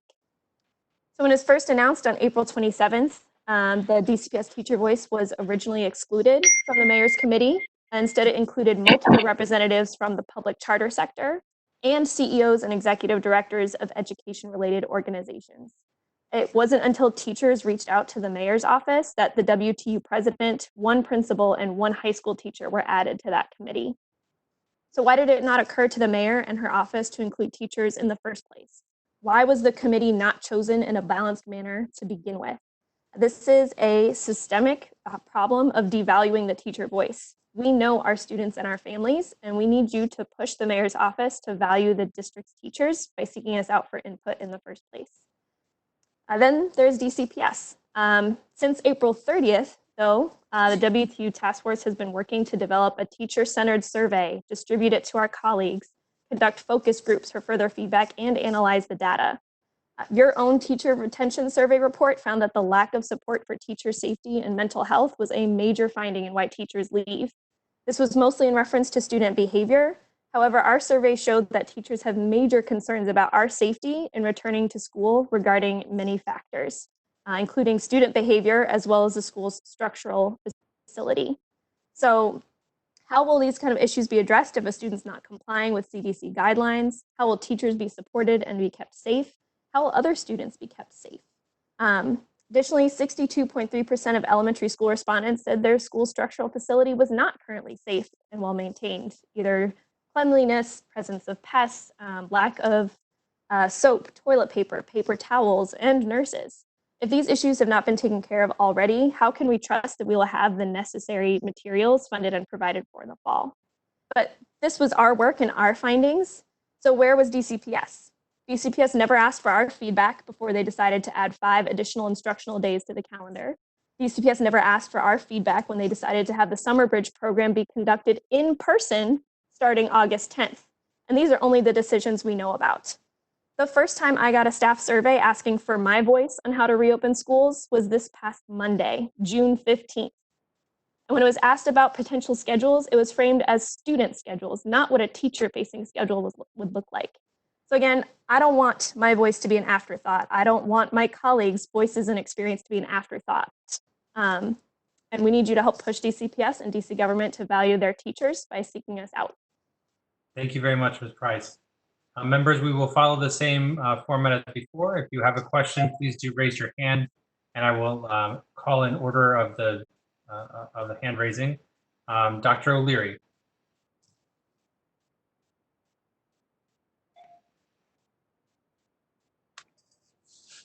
Dr. O'Leary? Yeah, I'm here. This is sort of mind-boggling to me as someone who taught for 47 years. That sounds like no one at DCPS is listening to the teachers and the administrators. And we need to raise our voices for that. I don't have anything else to say. Thank you. Thank you. Mr. Jacobson.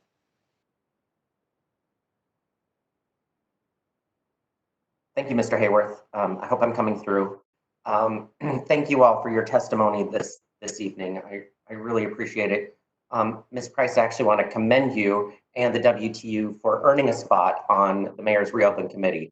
That's a privilege that was not afforded to anyone on this board of elected education representatives. So well done in advocating for yourselves and being heard. Really appreciate that.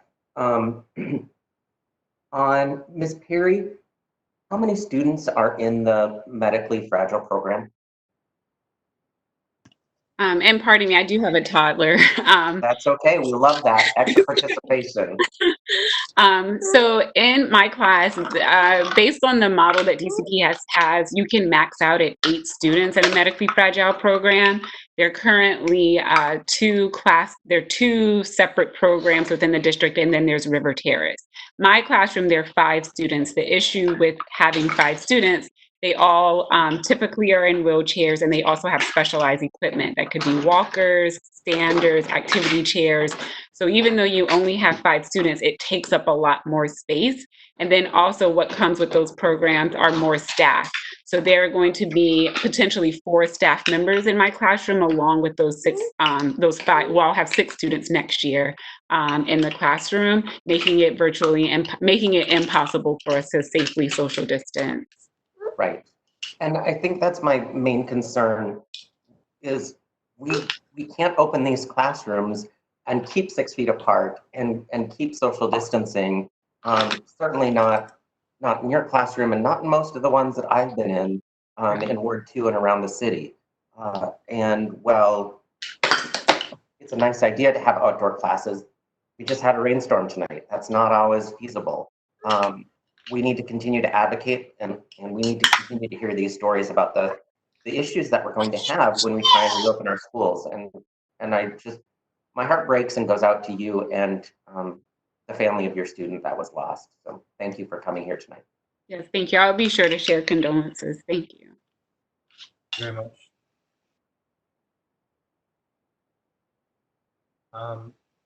Dr. Sutter. Thank you. So I want to start, Ms. Perry, also sharing my condolences and thanking you for coming tonight to share with us. An additional question I have for you is about the medically fragile program. I understand is also suffering from some funding cuts as a result of supplemental funds that were previously in the budget that are missing. I heard that mentioned today. What kind of things would be best for students like yours, who I imagine also may have difficulties receiving services at a distance? So what are the kinds of things you'd hope that we might advocate for on behalf of students with needs like the needs of your students? Thank you for raising that question. So funding started being cut for full-time programs, which is also called self-contained classrooms, in 2017, 2018. And that was funding for teachers to take students out in the community. Obviously, with the current climate, that's not something we would be able to do, but teachers were no longer able to implement certain sections of the IEP because we lost funding to do community-based instruction. As far as distance learning, it was impossible. I virtually didn't have any participation. You're looking at students who have low to no vision, either hard of hearing or deaf. They have physical limitations, and a lot of the materials that we use in class are very sensory based. And so you try to be creative on what the parents may already have in the homes. And they didn't have a lot of the things that you would need. So what we need from DCPS, we need to make sure we have funding if we're going to do distance learning to make sure that communication devices can go home. We can have sensory items that can be standardized and student specific that can be sent home. And those things teachers, myself, my colleagues would have to take to the homes, putting our health at risk. We would have to drop off during distance learning so that the students would have access, or there were related service providers who would mail those items to the parents. So we need to ensure we have funding that we can have tangible materials for our students and communication devices. Thank you so much, Ms. Perry. I do know that when we talk about students with significant special education needs, that the plans simply need to be different. And I want to make sure that that is given voice in this process. So thank you so much. Absolutely. Thank you. And we haven't been given that voice. So we're really hoping that we can have an opportunity for full-time program teachers to come together and talk about what we need to implement distance learning. Thank you very much. Ms. Williams. Thank you for the opportunity to ask this question, but Jessica kind of beat me to the punch. I was going to ask about what we can advocate for the medically fragile participants in the system, and how can we help facilitate services for them. Thank you again. We need to reach out to parents. No one has reached out to the parents of these students. How do you feel about sending your child home? What assurances would you need to feel comfortable? I know the last day of distance learning, I asked all of my parents, all 5 of them, and 0 out of 5 of them, it was a no. 5 out of 5 of them were a no. So we need to start with the families. How do you feel? And then we need to have a proposed plan for if we're going to do distance learning or if we're going to do hybrid learning. And then there needs to be special equipment for those students. For instance, we can't have regular math. If we have students who are relying on reading our mouths, and we need special equipment for that. We need special assurances that our classroom will be clean. That was largely the issue with the student who unfortunately passed away, that we have to work so hard to get basic cleaning equipment. But we need assigned cleaning equipment to our classrooms and assigned janitor or custodial staff to our classrooms if we are going to be required to return. And I'm sure there are a number of things that I'm missing, but that's why it's really great it would be really beneficial to pull in all of the parents, all of the teachers. It's a very small population within DCPS to hear what they would need to ensure that our students are safe and ultimately kept alive. Thank you so much. Thank you. Thank you very much.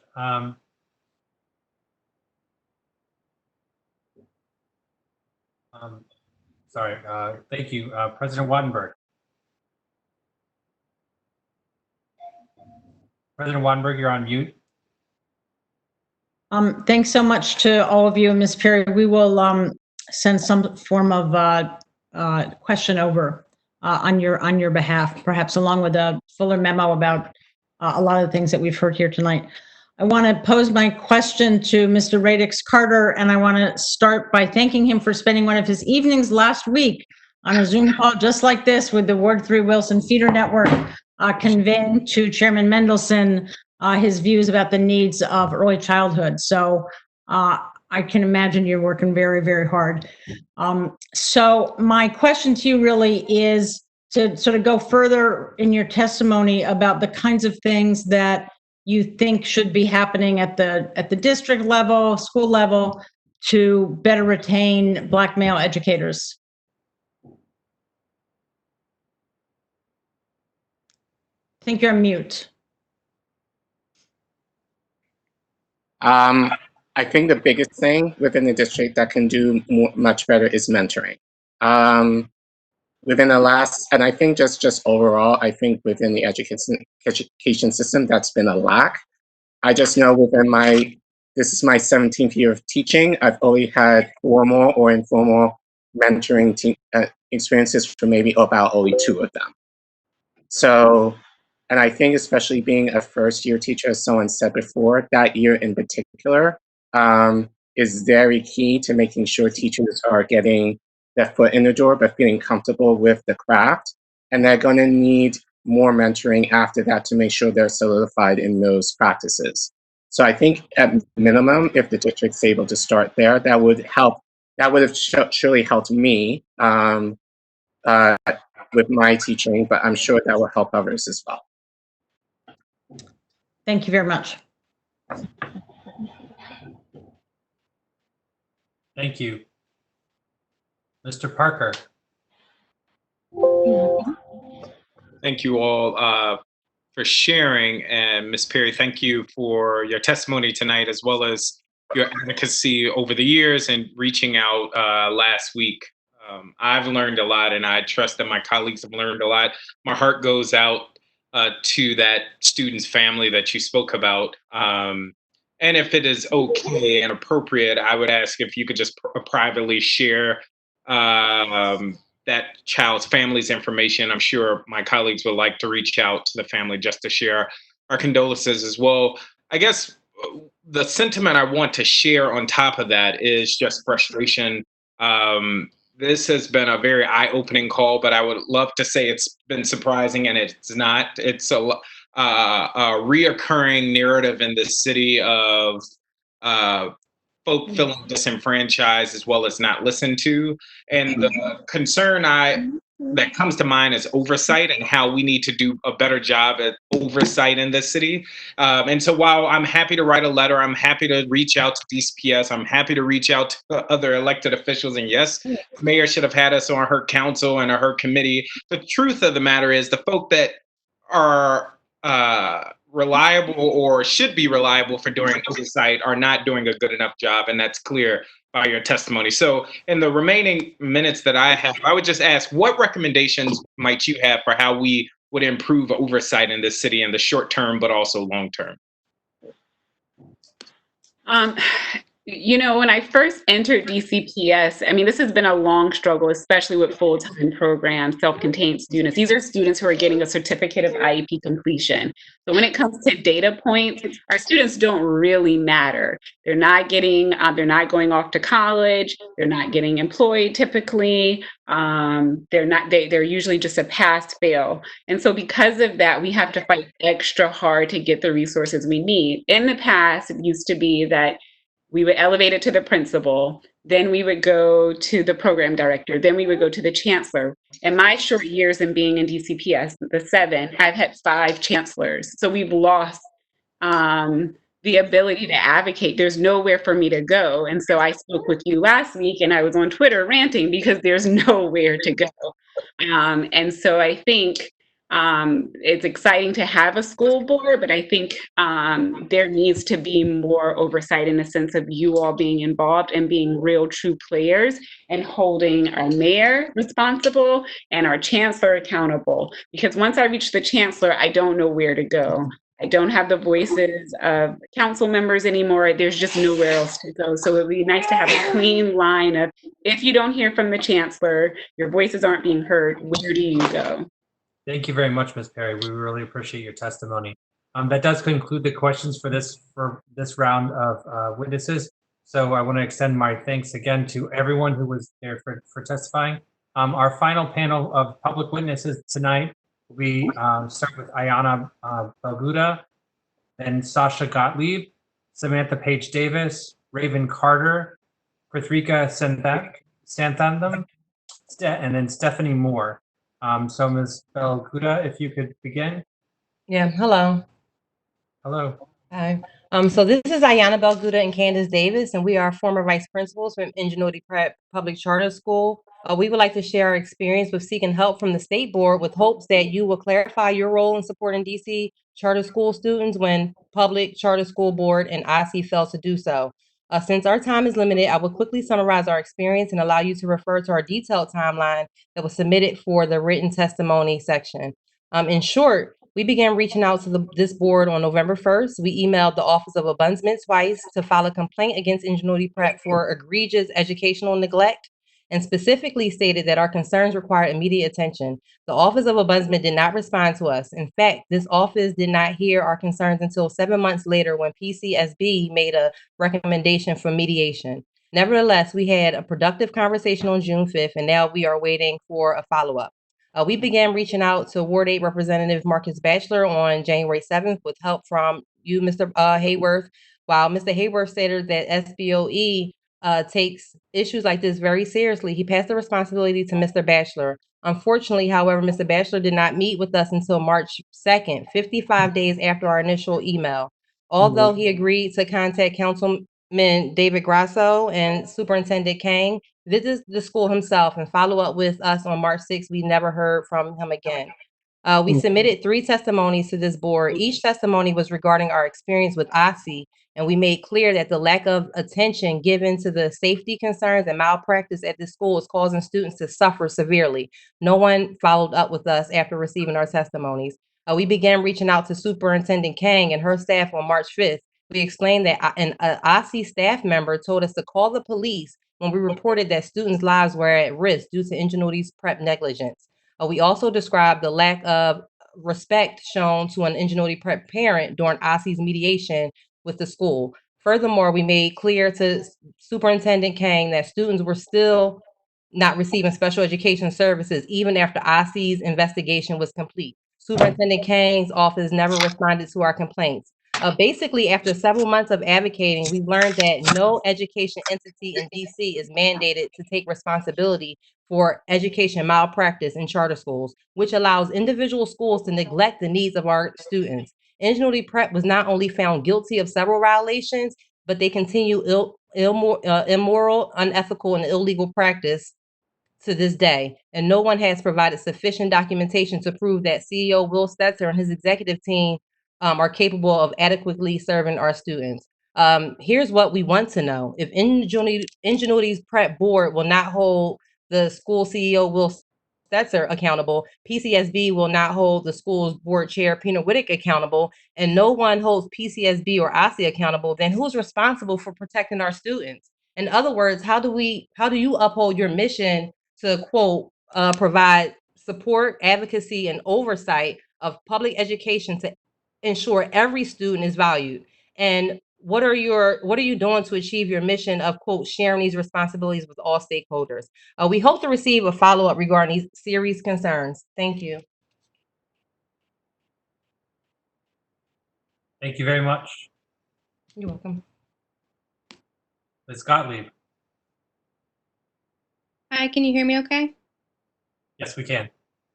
Thank you for the opportunity to speak. My name is Sasha Gottlieb, and I have been a special education teacher in the district for 8 years. I'm a Ward 1 resident and teach in Ward 7, and I'm very dedicated to this community. I'm testifying today in hopes to increase teacher voices when we think about reopening our schools.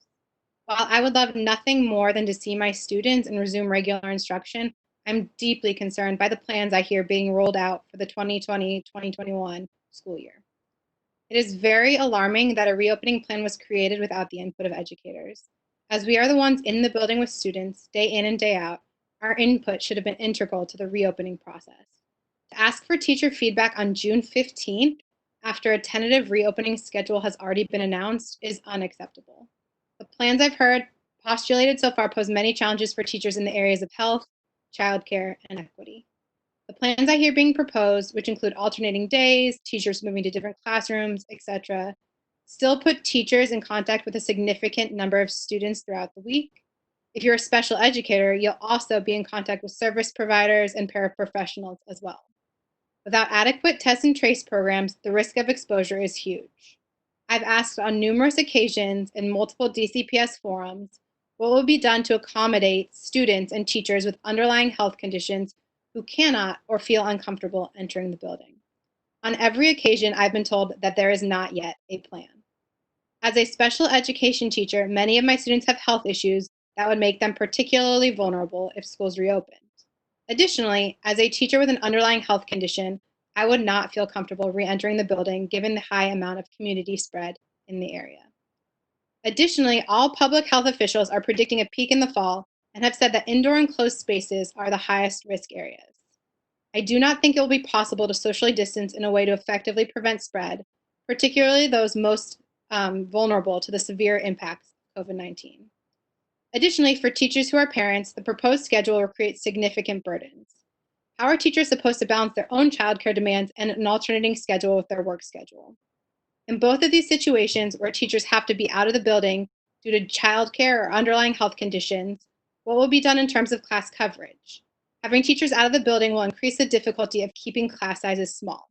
This is not to mention the increased demands of balancing in-person classes and online classes, which doubles the workload for teachers. Further, we know that COVID-19 has disproportionately impacted Ward 7 and 8 of DC, and I'm very concerned that reopening schools prematurely will cause unnecessary suffering and loss. It is my belief that resources should be put towards building out a robust distance learning program that would allow all students to engage safely in curriculum. Teachers have experience creating successful distance learning practices, and this should be leveraged to make the plan for fall. In the event that the district is pushing towards reopening the building, it should be voluntary for those who feel comfortable re-entering. The health and safety of our students and teachers should be the forefront of our decision-making when it comes to reopening. The lure of reopening the economy is tempting, and families do have real financial needs, but the lives of children and educators are not worth the cost. Thank you very much. Ms. Davis.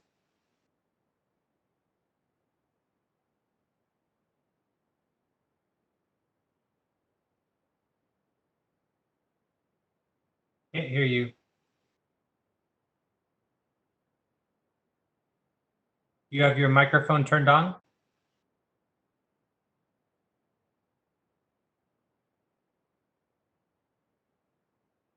I'm afraid I'm still not able to hear you. Try one more time.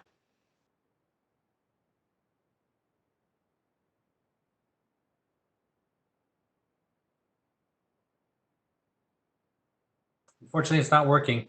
I will email you a phone number to call in a second, and I'm going to move on to the next person.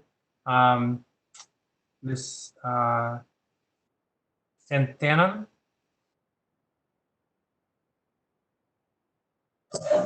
Hi, I'm on. Were you unable to hear Sam Davis? Correct. We couldn't hear her. Okay. Sorry, are you gonna just wait on her to call? I'm going to send her information, but if you want to go ahead and begin, you can start. Okay, great. Thank you. My name is Kritika Santhanam, and I am a staff attorney at Advancement Project, a national racial justice organization where I work to eliminate the presence of police and surveillance infrastructure in our country's schools. For 20 years, Advancement Project has pioneered efforts to end the school-to-prison pipeline. We work alongside incredible youth-led grassroots organizations like Black Swan Academy to fight for schools that are safe from the threat of police violence and equipped with the resources necessary to ensure that all students can thrive. In 2018, we released a report titled We Came to Learn, which chronicles the violent history of school policing in the United States and the ongoing harms that students, particularly Black and Brown, LGBTQ, and differently abled students face at the hands of school police officers. We've also been documenting school police assaults, including physical violence, the use of chemical weapons, and sexual assaults of students of color since May 2009. We know that pre-COVID, these school-based police assaults were occurring at a rate of 1 assault per week in this country. It is important for this board to recognize that the mere presence of police in schools serves to reinforce and accelerate the school-to-prison pipeline. Black students are consistently overrepresented in referrals to law enforcement and school-based arrests in this country. These existing disparities in our public education system are just as stark in DC. Data published by this board demonstrates that since the 2015-2016 school year, Black students in this district continue to be pushed out of school. While they comprise 67% of the student population, they've made up more than 90% of out-of-school suspensions in each of the past 3 school years. Youth organizers at Black Swan Academy are leading the call to remove police from DC schools and demanding an investment in resources that will actually create a safer school environment. The $34 million that MPD currently receives to police children in DC schools must be reallocated towards counseling services, expanding school-based mental health programs, implementing restorative justice programs, and towards the continued training and support of DC educators. Unlike policing, these methods have actually been proven to create holistically beneficial and safe learning environments for young people. In this historic moment of local, national, and global protests against the relentless police killings of countless Black lives, it is time to actually listen to what Black and Brown youth who routinely experience police violence in school have been saying for years. Being forced to interact with a system of policing that views them as threats and not as students is detrimental to their sense of safety in schools. Young people should not have to fear being assaulted, arrested, or killed by a police officer every single time they show up to school to learn. We implore you to introduce a resolution to terminate DC Public Schools' school security contract with the Metropolitan Police Department. And if that falls beyond the authority of this board, to instead make a public statement calling for the removal of police and surveillance infrastructure from DC schools. Thank you very much.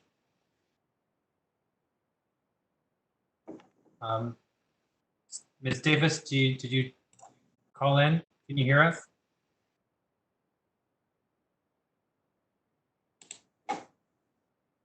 Can you all hear me? Yes, we can hear you now. Please. All right. Thank you. Sorry about that. I appreciate your flexibility. I'm Samantha Paige Davis. I'm the Executive Director and founder of the Black Swan Academy. Thank you so much for this opportunity to speak with you all. The country are calling to remove police from schools. We are calling for police-free schools. And while we now know from a recent poll that was released earlier today that 65% of DC residents are in favor of this, I also acknowledge that not everyone has had the opportunity to dream up this new liberated world without police. And so I wanted to just take some time to explain a bit more about our demand, put to rest some myths that we often hear, and invite you all to dream up this new world with us. The demand to defund police, including police-free schools, is not solely about abolishing the institution of policing, but it is more about an invitation to reimagine safety and to shift funding from carceral systems to those resources and services that are rooted in a liberatory framework, those resources and services that we know truly provide a holistic approach to safety. That includes housing, healthcare, jobs, quality education, harm reduction initiatives, crisis prevention, and so forth. So often people's gut reaction to the idea of removing police somehow equates to not being safe simply isn't true. We know we need harm reduction. We know we need crisis intervention. We know we need resources that are rooted not in the punishment of our young people or the punishment in our communities, but in the healing and development of our young people. And so what we say we believe, not just say, but what we believe, and looking at the time, we believe that Black youth deserve to be protected from harm, that Black youth deserve dignity and love, that Black youth deserve to be in a learning environment that doesn't assume they are criminals, that doesn't rely on invoking fear or trauma through the presence of police. We just heard earlier that the state of fear, whether that's due to COVID-19 or due to the presence of police, is debilitating for our young people in our classrooms.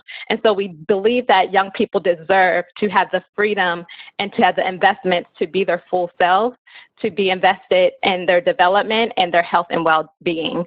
So we are calling for the removal of police from schools, and we are calling for the removal and termination of the contract that MPD currently has that is voiding, people think it's an and or, it is literally taking away from the resources that so many educators said today that we're missing. And I'm gonna actually divert from my testimony just to read off what you all said is needed to create a safe, healthy, more equitable environment for young people. We need to address teacher retention and turnover. We need mental health supports and wellness for our Black teachers. We need anti-racist trainings. We need administrators that have more experience running the schools with least amount of resources. We need, it feels, which is new to me, we apparently have been divesting in medically fragile students in the programming for them. We need cleaning supplies. We need custodial support. We need counselors. We need social workers. We need nurses and librarians. This is what safety looks like. And so our call for you all is to make a public stance, calling for the removal of police and the investment in the resources that we know truly keep Black youth safe. Thank you so much. Was Ms. Carter able to join us? If she was, she didn't communicate it with me. Okay. So we can see. We can follow up with her for additional testimony if needed. Ms. Moore?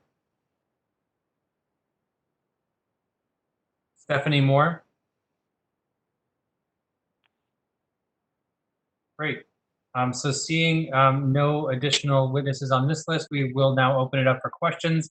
Members, if you do have questions, please do use the raise hand feature so I can follow along with you. And I will open the list now. Dr. O'Leary.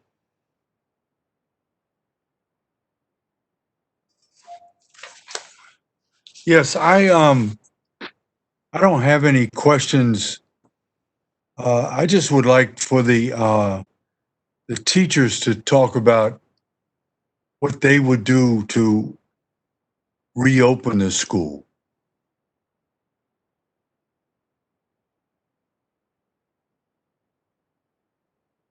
When you say reopen, do you mean in the physical space or just returning to schools in the fall? What would you feel comfortable with? How would the school look? In my personal opinion, I think that until all students can safely return, we shouldn't be opening them kind of like haphazardly. I think making sure that everyone has access to tech, everyone has trainings to know how to access platforms, and just really taking in teacher input, because a lot of teachers were really successful in distance learning this spring and kind of leveraging that to make successful online programs until it's safer for us to return into a physical space.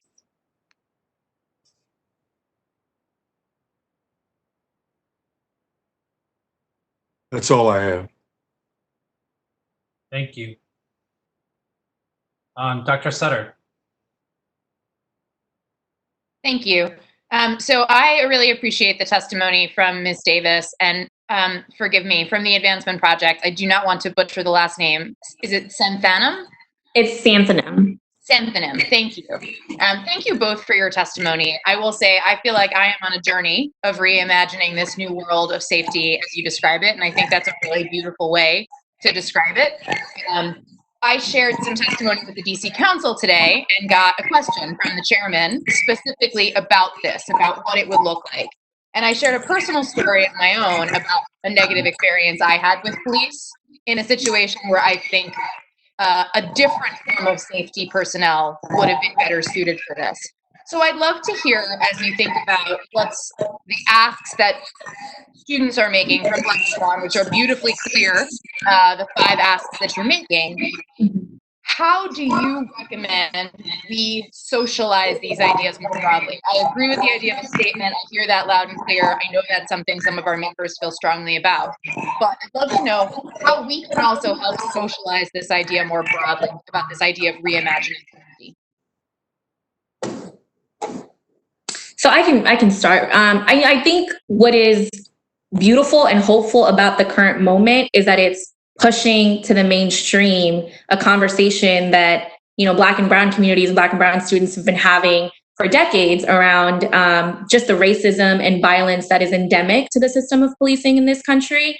And I think that, you know, these protests that have been galvanized by police killings have also revealed to the masses the violent and brutal force that police, including MPD in DC, but elsewhere across the country, have responded to peaceful protests with, right? So I think there is a disconnect already happening that policing engenders public safety. And I think for so long, we've invested in policing to manage the byproducts essentially of systemic racism and a lack of resources rather than investing in those resources. And I think to Sam's point, the teachers who have testified in this meeting today have already laid out kind of the clear asks of the types of resources that they need in order to feel better supported, in order to be able to better support their students.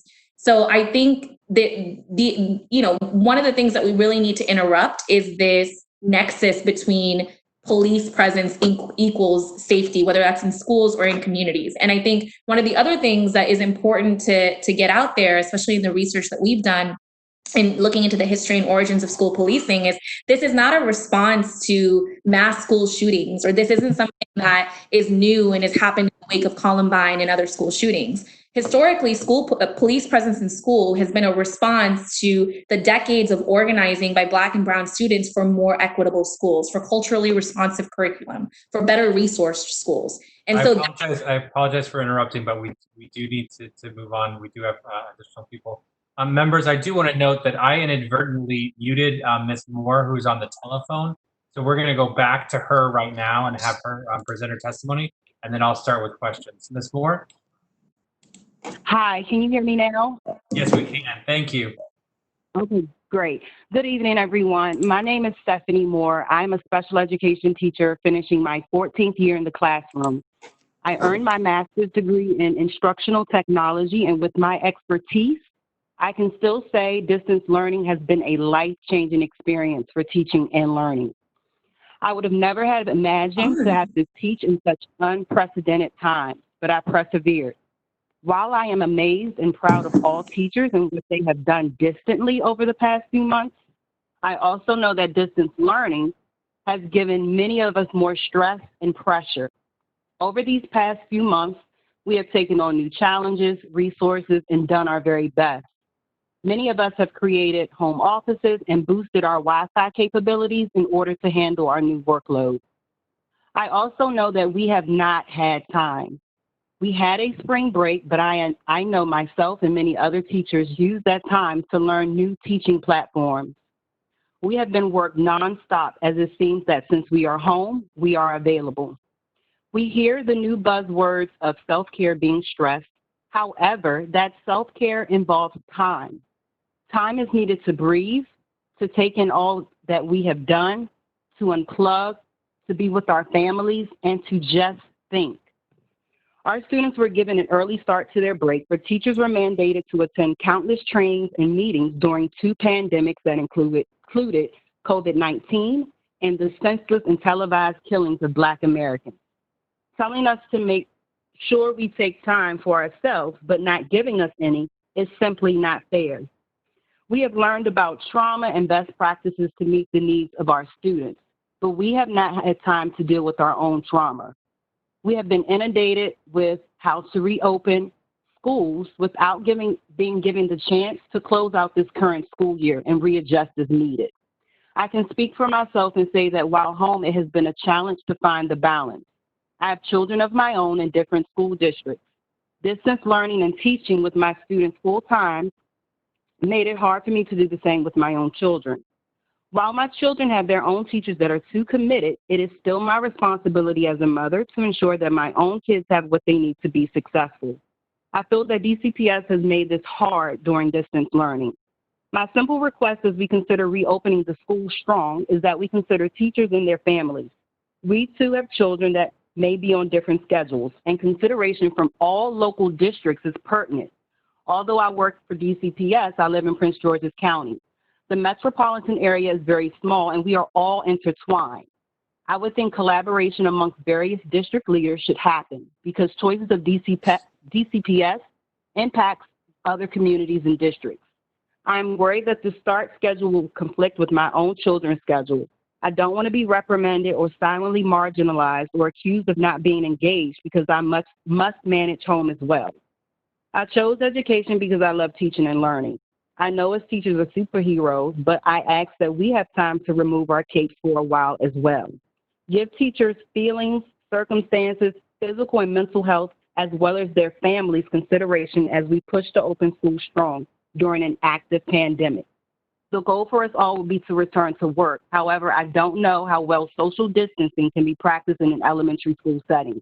The flexible grouping of students still puts teachers at risk. Distance learning should be a place for distance learning should still be in place for teachers to limit their exposure. While I believe distance learning is still needed. Okay. You could summarize that. Yeah. No, I'm just saying that, of course, all teachers, we do want to return back into our classrooms. However, I think that it's not yet safe, and I just want people to put teachers' health on the table when we consider opening schools. Thank you very much. Mr. Parker. Thank you all for sharing your testimony. To the team members from Ingenuity Prep, I'm sure I speak for everyone when I say I trust that there will be follow-up, and I'm sorry that that's been your experience. I think what you're speaking to is oversight in the city, which is well taken and well heard.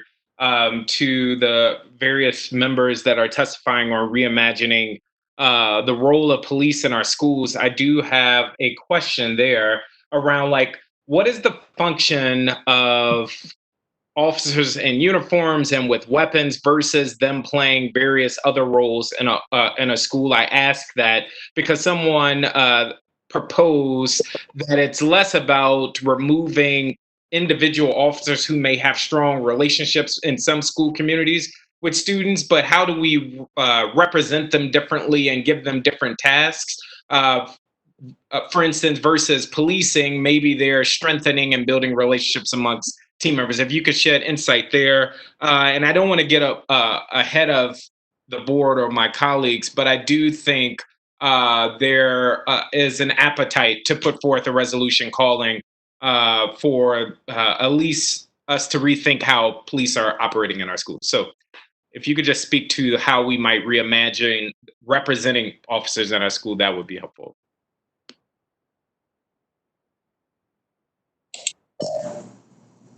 Okay, how about now? There you go. Okay, awesome. So I want to be clear. We don't think officers belong in our schools. The institution of policing is rooted solely in policing and criminalizing Black people. That is not an argument. That is fact. Police are created to arrest, to imprison Black people. And so we don't think there's a role for police in the school. And we do believe, right, we acknowledge that there are good people who are police, whose job is to enforce racist laws, whose job are to arrest and imprison, in this case, Black youth. And so there's no place in making a positive environment for that. But what we can say is that there are places that police have made roles, right? So we see police being relied on often for cases of young people who have been sexually abused, and they are referred to the police. We see cases where young people are going through struggles in their home, or someone mentioned Aussie telling them to call the police for these young people. And our point to that is there are people who are trained who have educations, who are experts in identifying crises and dealing with traumas, that we don't need police in our schools to do that. And so if there are roles that police can take on outside of policing, then we should probably hire the appropriate staff to do that role. Thank you very much. Mr. Batchelor. Thank you, Mr. Hayworth. Very quickly to Ms. Boguda and Ms. Candace Davis, who I know is also joining. I want to also extend my apologies about your frustration. I know this has been an issue that you've been standing on for months, even before it came to the state board. And I apologize for any role I might have played in compounding that frustration. But I think, like my colleague, Mr. Parker, said, it's a frustration that I think we all share around the bouncing ball of accountability and oversight that never seems to land when it comes to addressing the most acute issues impacting our students. And so I want to continue to work with you to figure out how we do that.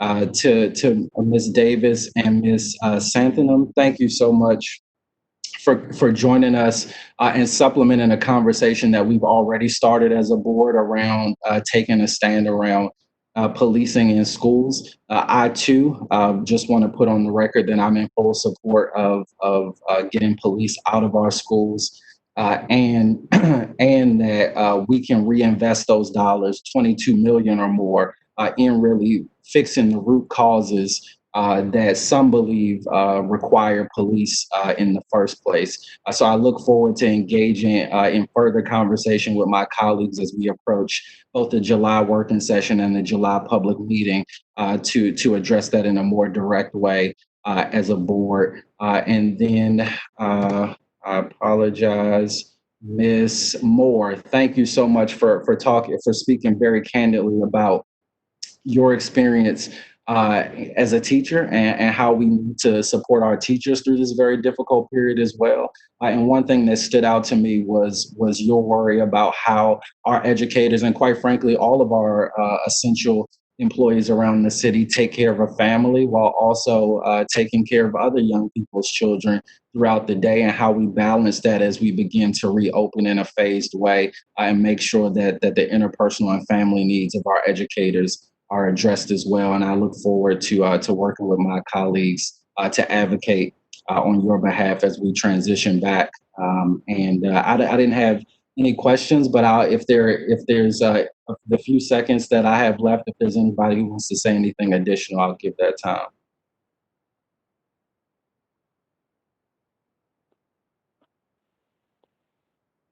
Awesome, thank you. Oh, no, Sam's got something. I was gonna say, did I get rid of my 3 seconds? I just wanted to really highlight the investment piece of this and how we heard today there are schools without librarians, there are schools without social workers, there are schools without counselors, and our young people, especially our Black young people, after COVID-19, after this uprising, are experiencing deep trauma, deep severe trauma that police cannot solve, and that in fact police are only going to exacerbate. And so really looking for the board to act expeditiously on this. Thank you. Thank you. Thank you so much.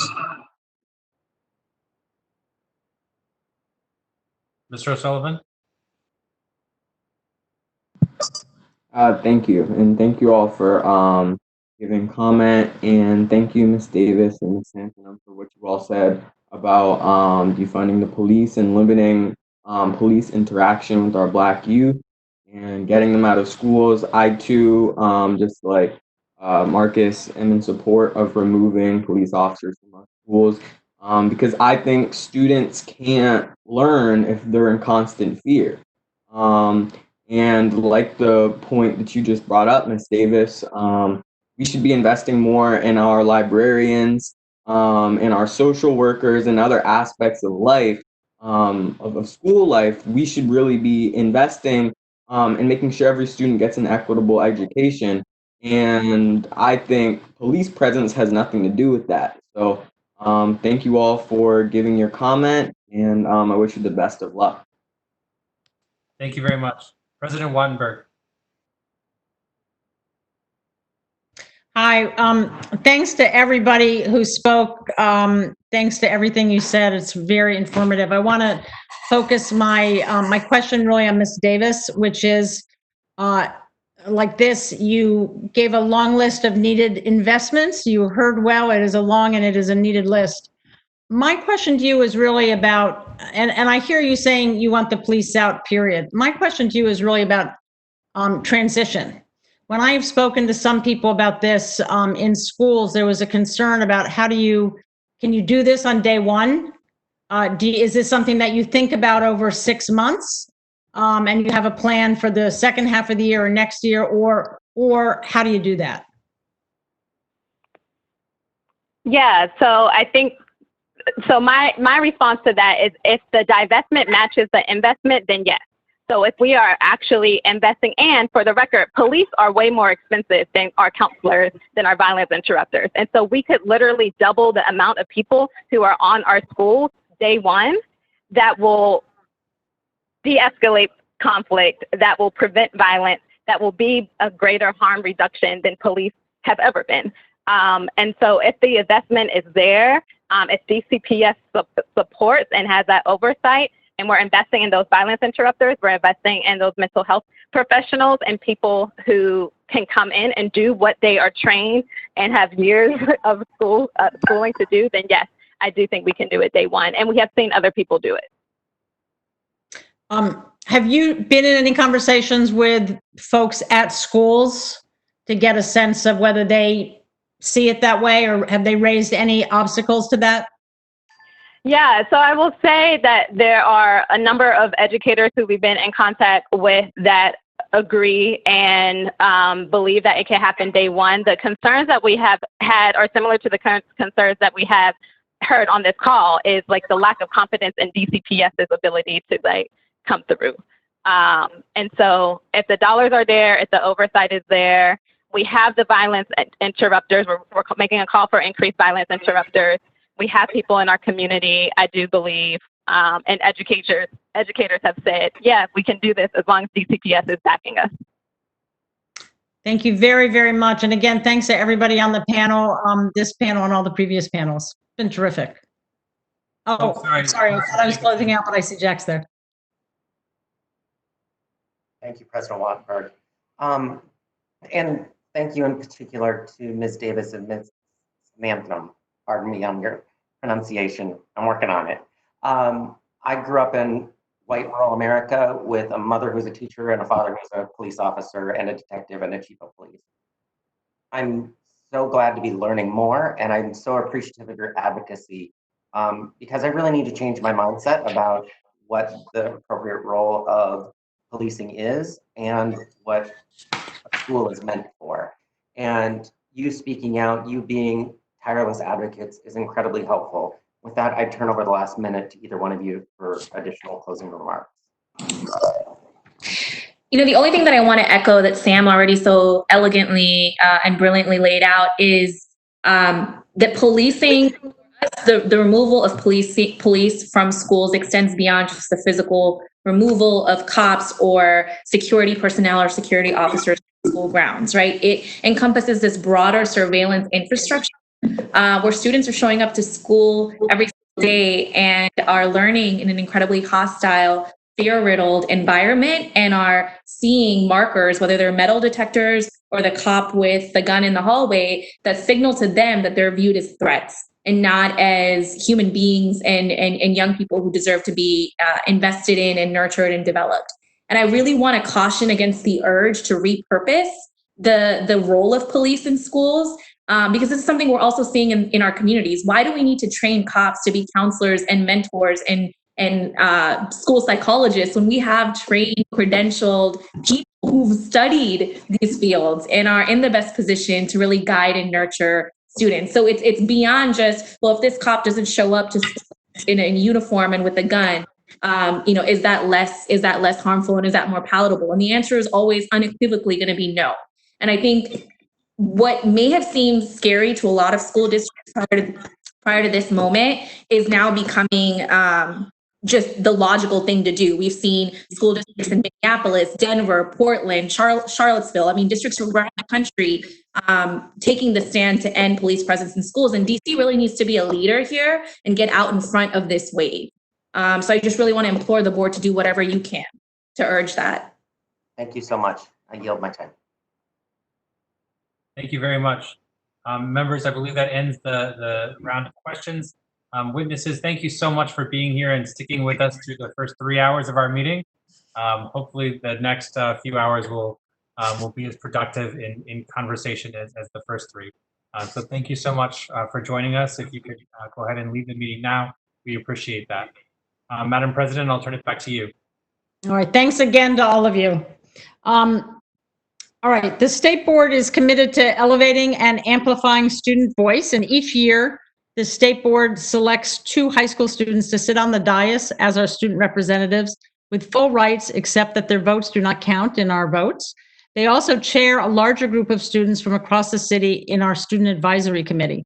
And each year, that committee provides a report on its activities and recommendations for action to the State Board. I want to recognize our student reps, Alex O'Sullivan and Deja Burton, to introduce the members of the Student Advisory Committee and to present the report. And then we'll have a chance to ask a round of questions afterwards.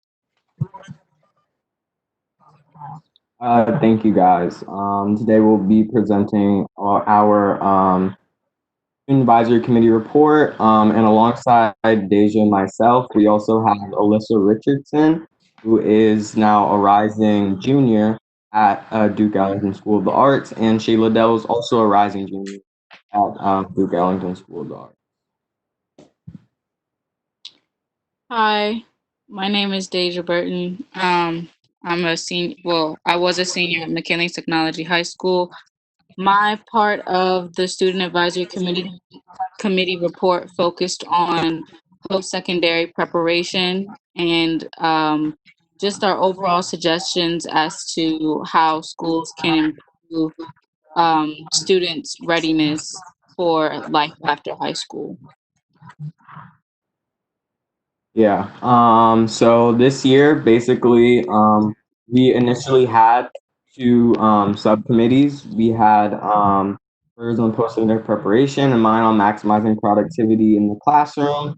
And then, as we told you guys a bit earlier, like at a working session, President Wattenberg brought it to our attention that we should include in our report our experiences with distance learning this past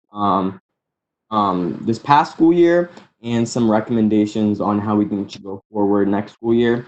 And we also included our own suggestions for the reopening process of schools. And yeah, so those are the 3 parts. And Deja will go first about her post-secondary preparation stuff. Okay, so my committee was called Post-Secondary Preparation, and most of the key highlights I got from talking with my peers who go to different schools across DC. We didn't really have a lot of perspective from students from east of the river, which is kind of disappointing, but overall, most of our findings came down to the fact that students don't feel super prepared for life after school, and most students really desire some type of financial literacy class and just the overall exposure to different avenues. I know, like being in DCPS, having recently graduated, most of the talk is college or the military, but there's a lot of students who want to pursue other career paths and even become entrepreneurs.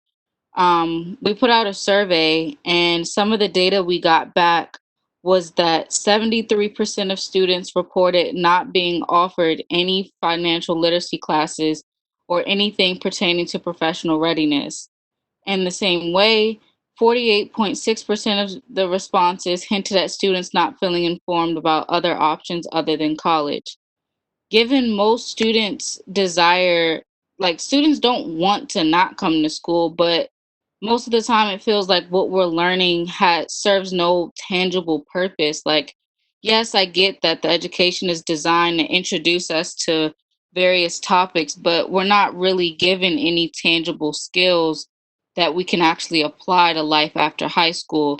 Most of those topics include taxes, how insurance works, how to get your first apartment, just different things like that where we're not taught in school. We're taught calculus and geometry and English and history, but we're not taught anything that really helps us, like, be productive students after high school and even, get just, make our own path. So, we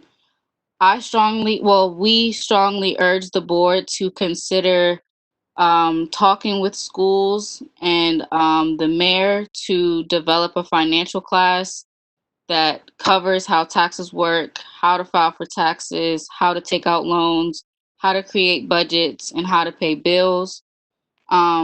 We also urge that LEAs develop professional and career classes that teach students how to create a proper resume, adjust counselor staffing plans to accommodate the student body by increasing the number of counselors or having counselors that are solely focused on seniors. These subjects are essential to enabling students to graduate because these tangible skills help us navigate the new and complicated world of adulthood. We have our speaker, Alyssa, who has a quote that she can say herself. Hello, everyone. I'm Alyssa Richardson. I am a rising junior at Duke Ellington School of the Arts. My quote was, I believe students would greatly benefit from learning about their options for their future prior to senior year. Oftentimes, I find that seniors are extremely overwhelmed because they did not discuss their options for after graduation with anyone before senior year. So if they're working towards, they're working towards deadlines and all of this stuff. So it's hard to, balance all of that and also think about what they want to do. So I think that the earlier that start inviting students to the college and job fairs and really getting everybody engaged about life after high school, the better it will be and easier it will be, less stressful it will be for seniors their senior year. So that was my quote. I can read off a couple of other quotes that we got from some members that couldn't be here today. One quote states, this is from Jessie. She's a junior from DC International Public Charter School. She says, while it is important that schools prepare students for tests and academic challenges, they should also see how important teaching real-world skills is if they want to prepare students for life outside of the classroom. Another quote is from London Napper, a sophomore from Woodrow Wilson High School. She states, overall, during my 2 years of being in high school, I only received a minimum amount of life after high school knowledge. The only time that it was a main focus was when I was taking a finance class, which was an elective. It wasn't well advertised unless you were in the class or had friends who took the class. Other than that, there was really no conversation or talk about life after high school unless I went into the college and career center, which would have to be on my own time. I know another area this quote brings up was that sometimes students don't have the extra time to go visit their counselors, to go visit these centers when, they have other siblings that they have to take care of and other obligations and even jobs, because not everyone has the luxury to just depend on their parents for financial income. They also have to work just to make ends meet. So this really just brings attention to the fact that there needs to be more time and there needs to be more planning for students to like incorporate it in their schedule and just their overall time in high school to just getting exposure to things that'll help make their life after high school easy. Because I know I have some peers, we've graduated and some aren't going to college and they aren't going to the military, and they're kind of like, well, I don't really know what I want to do. And it's kind of like, to me, that's upsetting because it's like we've been through like 12 years of education, and at some point there should be some type of path or some type of class that piqued interest in something, and to have gone through the entire education system and then graduate and still not know your purpose really, or even an idea of what you want to do, is kind of disheartening. So the goal of our report really is just to bring attention to schools needing to better perfect how students are prepared for life after high school.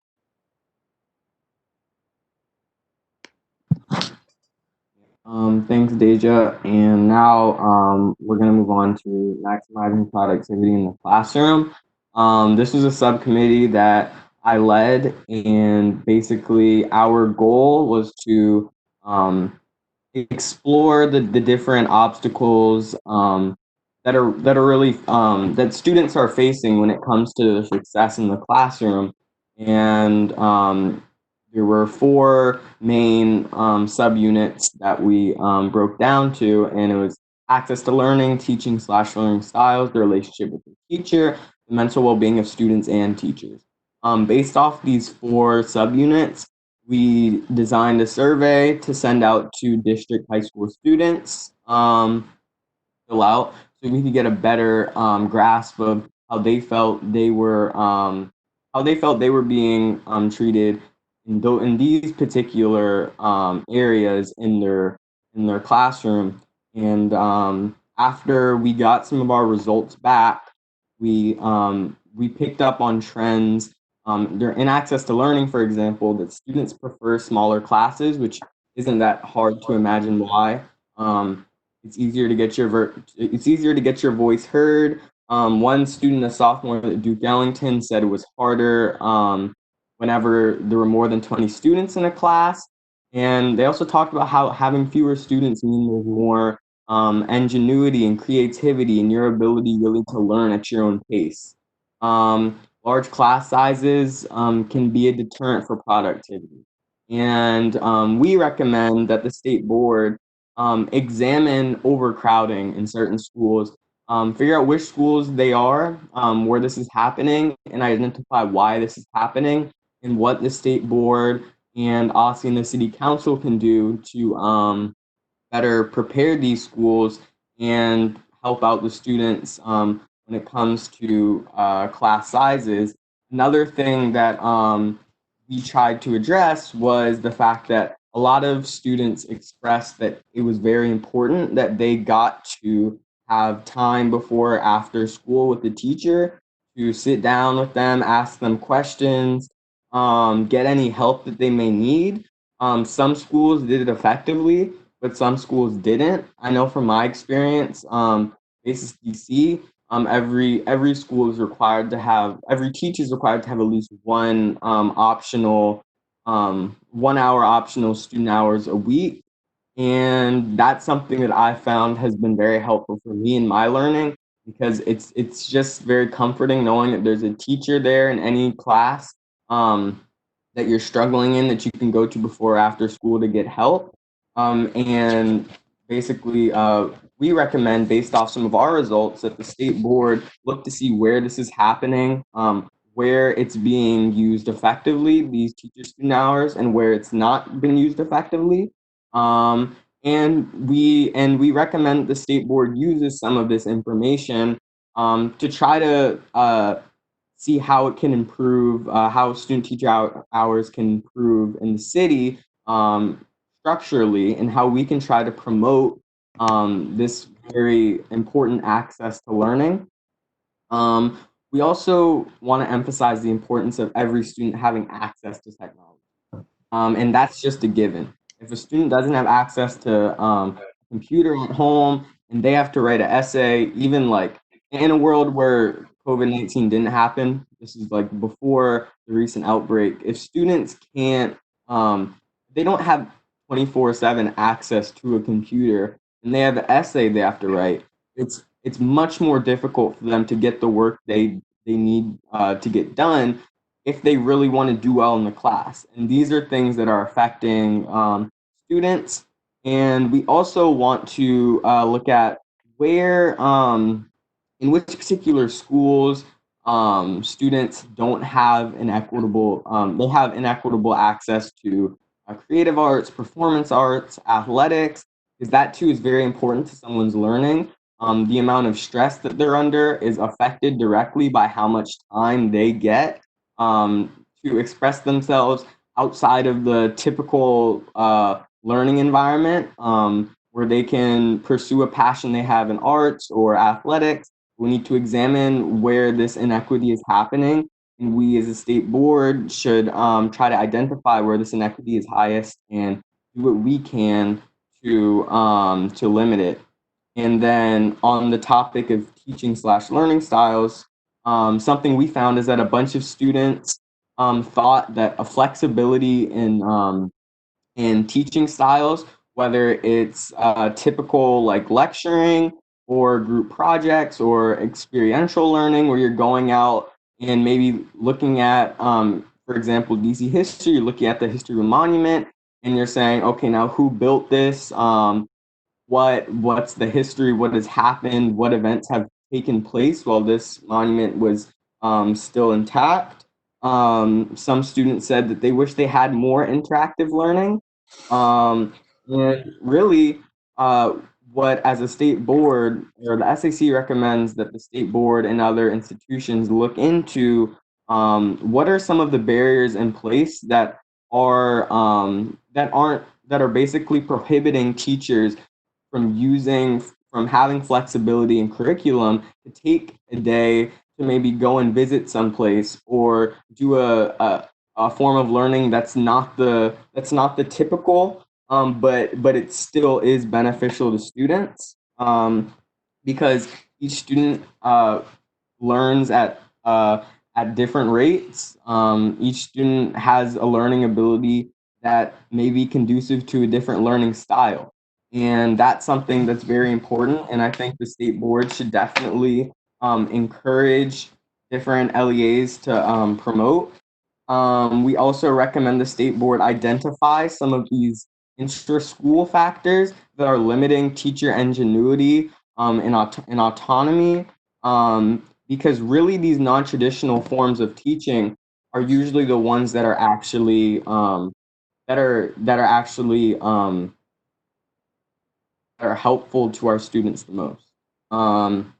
And then on the topic of relationship with teachers, many students talked about the importance of having a teacher that they can relate to, they can talk to, that's there as a mentor, a friend when they need it, someone they can talk about, say, a current event. If they have a positive relationship with their teacher, they're more likely to ask them for help. A senior from Washington Latin said having teachers actually care about all of their students' success is important for students. It provides a more productive setting in which learning can take place. And the SAC recommends the state board conduct surveys with students to better analyze what makes a teacher successful in the classroom, what makes them a good leader, what makes them desired by other students to have. Why is a student's relationship so good with this particular teacher, but not this teacher? We recommend that state board look into, analyze through surveys why this is happening and where it's happening, so that we can improve teacher relationships throughout the board. And the SAC supports resolutions taken by the state board to improve recruitment for minority teachers, specifically Black and Hispanic teachers. And we support resolutions taken by the state board to explore teacher retention and curb teacher turnover. And then just lastly, on the issue of the mental well-being of students and teachers, we find it extremely important that students' opinions and voices are valued in a classroom. And that and it's striking, but only 25.2% of students asked feel their mental health is prioritized just as much as their academic success, which is not at all something that students should feel. In a school, we want our students to feel like they are around they're in a nurturing environment and their health is really cared for. And that's not happening for a large number of students.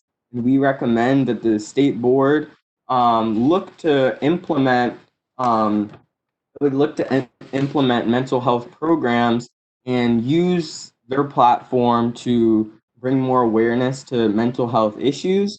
And we recommend the state board looks further into structures in place in schools designed to instill communication between students' between teachers to limit students' work overload. Because what happens is students sometimes feel like they have 6 tests on one day, and then they're like, why didn't this teacher communicate with this teacher what was happening?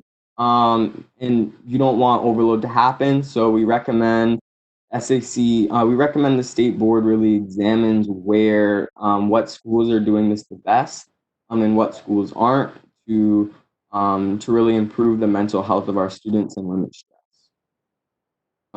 So yeah, and now we're moving on to distance learning aspect of the report. And we broke that down into 3 parts, even though it's like distance learning / school reopening. First part is how distance learning can be more effective.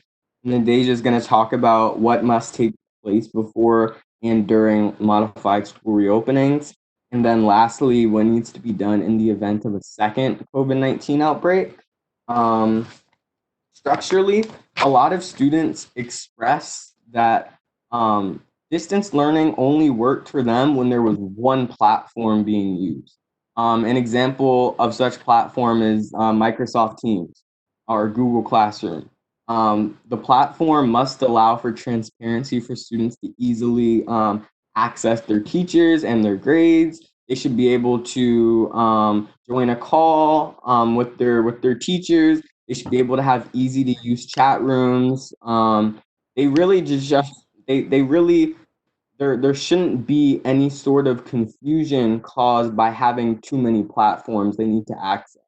They shouldn't feel like, okay, I have an assignment on Albert IO here, but now I have an assignment on Khan Academy here, and I don't know for which class I'm supposed to use it. It really, if there isn't a strong structural backbone for distance learning in the fall, it won't work. And a lot of students expressed that it didn't work when there wasn't a strong structural backbone. And a lot of students talked about how, like, obviously there's the big debate about what's happening with with asynchronous learning versus synchronous learning. And there's no perfect answer, but there is we do recommend that that there's a flexibility in each class. In some classes it works well to have to maybe do a worksheet. In some classes it doesn't work well. It's really all about like what the students feel comfortable with. But in the report, we talk about different ways in which, say, synchronous learning is effective and which ways asynchronous learning is more effective. And we also think different things can be done for, say, like a weekly schedule. It's definitely easier for students if their teachers are guiding them on when they should be able to when they should be doing their work, when they shouldn't be, because really it's important that there's a structure. It's important that students feel like they're not being overwhelmed. So yeah. In terms of grading, we do recommend that obviously it's distance learning is very difficult for students and for teachers, but we think that it's important that students are treated with leniency at this time and aren't penalized for maybe they don't have access to technology or they find it increasingly difficult to do their work because being at home for 24 hours can be stressing. It can make a student not want to do their work. And this could look like emphasis on completion assignments or like projects that aren't tests.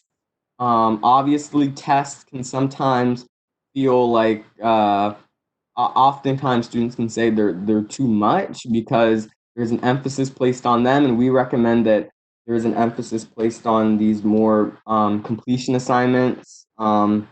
Yeah, I just think that it's important that students are treated with leniency, and yeah.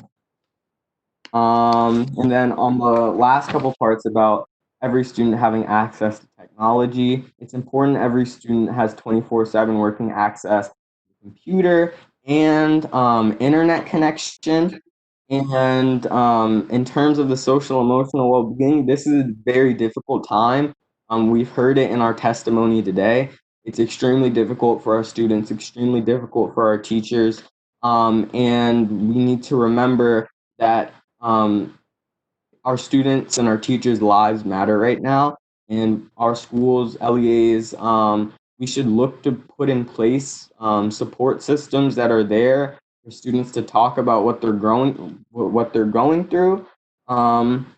Yeah, and so with that, Asia can go ahead and talk about how schools should be reopened. Okay, so in the event of a modified reopening of schools, just like Alex said, if I'm going to be frank, I don't think schools should open at all.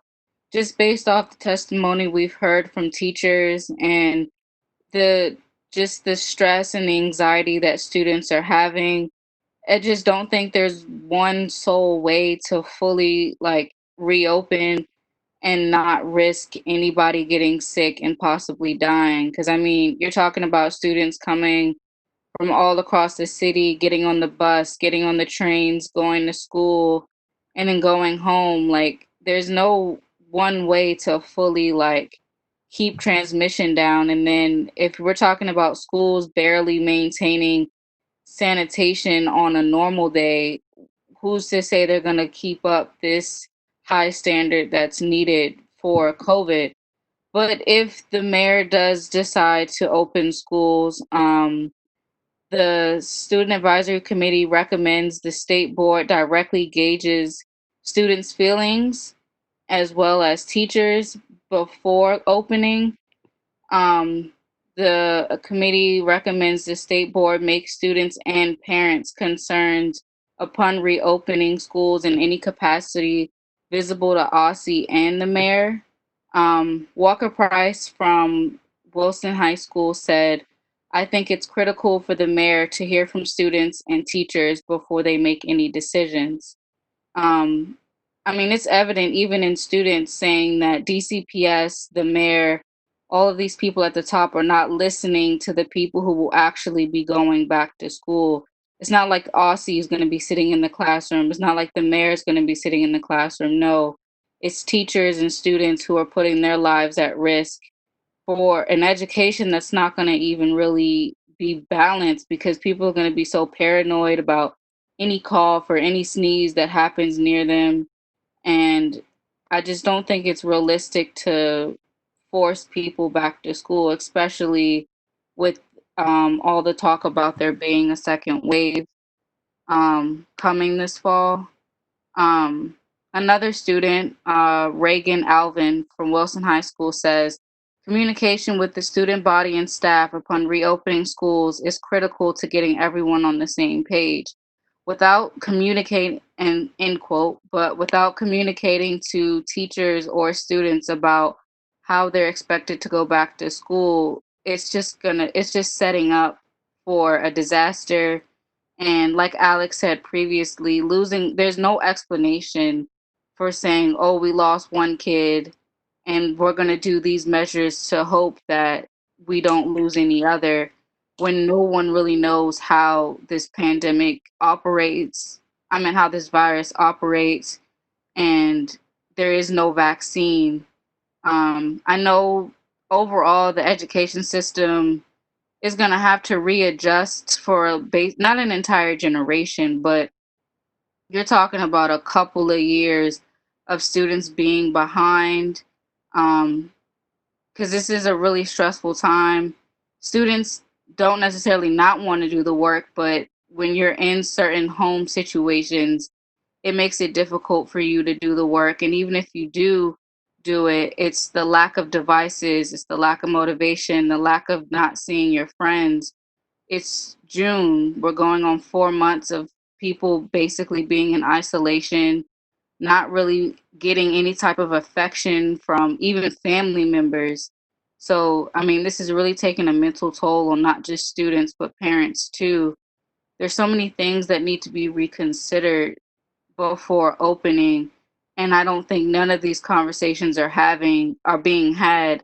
And you're talking about 2 months from now, almost basically a month for schools to open up, and none of this is being said. So I strongly urge, well, the committee strongly urges the state board to apply pressure to the mayor and raise awareness to the concerns being felt by the people actually going into school. Yeah, and I know Shayla and Alyssa both also have some concerns. If you guys want to go ahead. Oh, okay, I can start. Hello, my name is Shayla Dell, and I attend Duke Ellington School of the Arts as a rising junior. I would like to begin by saying that it is imperative that with the logistics of partially reopening our schools, that our public school system considers all factors potentially affecting our students and families of these students. These factors include transportation, access to technology, physical health, mental health, and etc. as we embark on this new and difficult path. I understand that there is discussions of schedules allowing for fractions of our time to be in and out of school distance learning. In regards to this concept, it is important that we provide balance for students, but also mold this school year for convenience. While many parents will not allow their children to utilize public transportation in fear of COVID-19, it is not realistic for a lot of students to maintain a schedule of something like switching on and off every other day. It is also very important to create these decisions with flexibility, seeing as no one is really certain of what may come of COVID-19 in both negative and positive contexts. This means preparing a plan A, B, and C to clearly lay out for students and their families so we can all have a general sense of the current situation, goal, and actions being taken in order to obtain that goal. Along with these notifications, it is important to have something like a weekly newsletter to update parents on the well-being of DCPS establishments and those around us. For example, this could be the providing stats and sanitation precautions being taken. Thank you for having me and fellow Student Advisory Council members here today to speak on this pressing matter. Okay, I'll speak next. I'm Alyssa Richardson. I also wanted to feed off of Shayla by saying there are a lot of students where their parents are still going to work. I know my mom, she's a pharmacist, she's a healthcare worker. It's important for her to be going to work, and I applaud her for going to work. But imagine if I was 6 years old and my mom is off at work. There's nobody, really there to watch children, because we have only children. We have people that don't have people that are going to watch them. So we just have to think about that too, with the whole going to school one day and then coming back. That makes it really hard for parents to arrange, daycare or somebody to watch their children. So that's really something to look into when you think about, it has to be stable. It has to be either we're always at home or we're going to school or something like that. But I said students definitely need to see all of their work in one place. It's hard to balance and keep track of all the work assigned through several platforms. During the school year, we would have work on Alex, we have work on Google Classroom. We're having Zooms where, we're using Canvas, we're using Microsoft. It's a lot going on, and it's really hard to see everything in one place. Students were flooded with emails all day, which I know we all were because this is all a new thing for all of us. But students were flooded with emails all day, and a lot of my peers found that it was extremely easy to overlook assignments. And so when you look over these assignments, you overlook these assignments, and we have to keep going because all of this is new for us. It makes it very easy for students to be backed up with work by the end of the quarter. And so what you find is, because a lot of teachers are holding off on grading as grading keeps changing as we go through the quarters, students are backed up with work by the end of the quarter. And now you have a great, a lot of time where you're doing work. So I think that is very important, that we find a way to communicate assignments in a better way so that students aren't, overlooking stuff.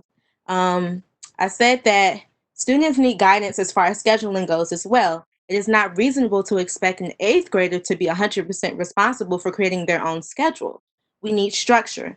Just like how if we're physically in school, we're given a schedule at the beginning of the school year. You don't just give a child a list of the classes that they have, the name of the teachers, and then just be like, find your class and find out, how you can make this work. You have to give students structure.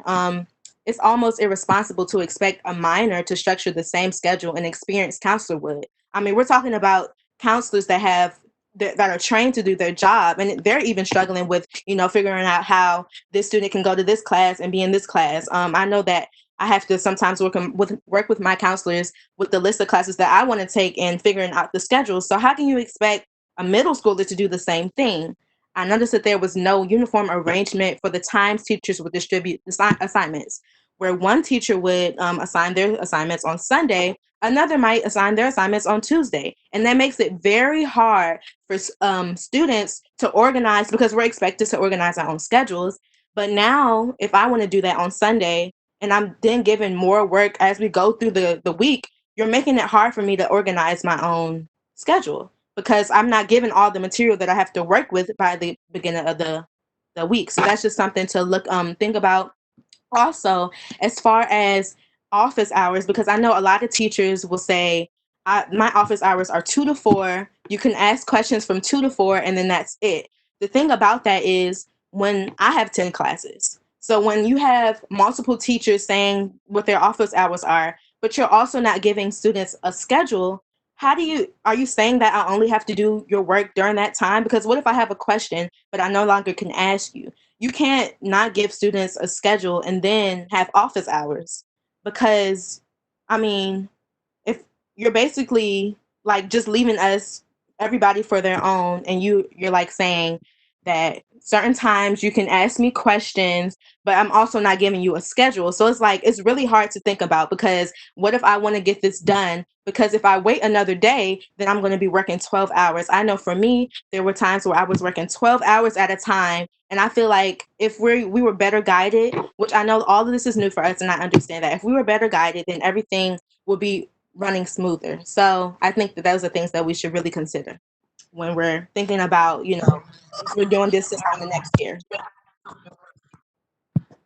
Yeah, totally, Alyssa. Thank you both for your comments. I just know, as Alyssa was saying, it's so important that students are given a real structure to follow. That with whatever platform we're using, that we can do all the different things that we are now not able to do because we're not attending school physically. We need to be able to talk to our teachers. We need to be able to get our grades.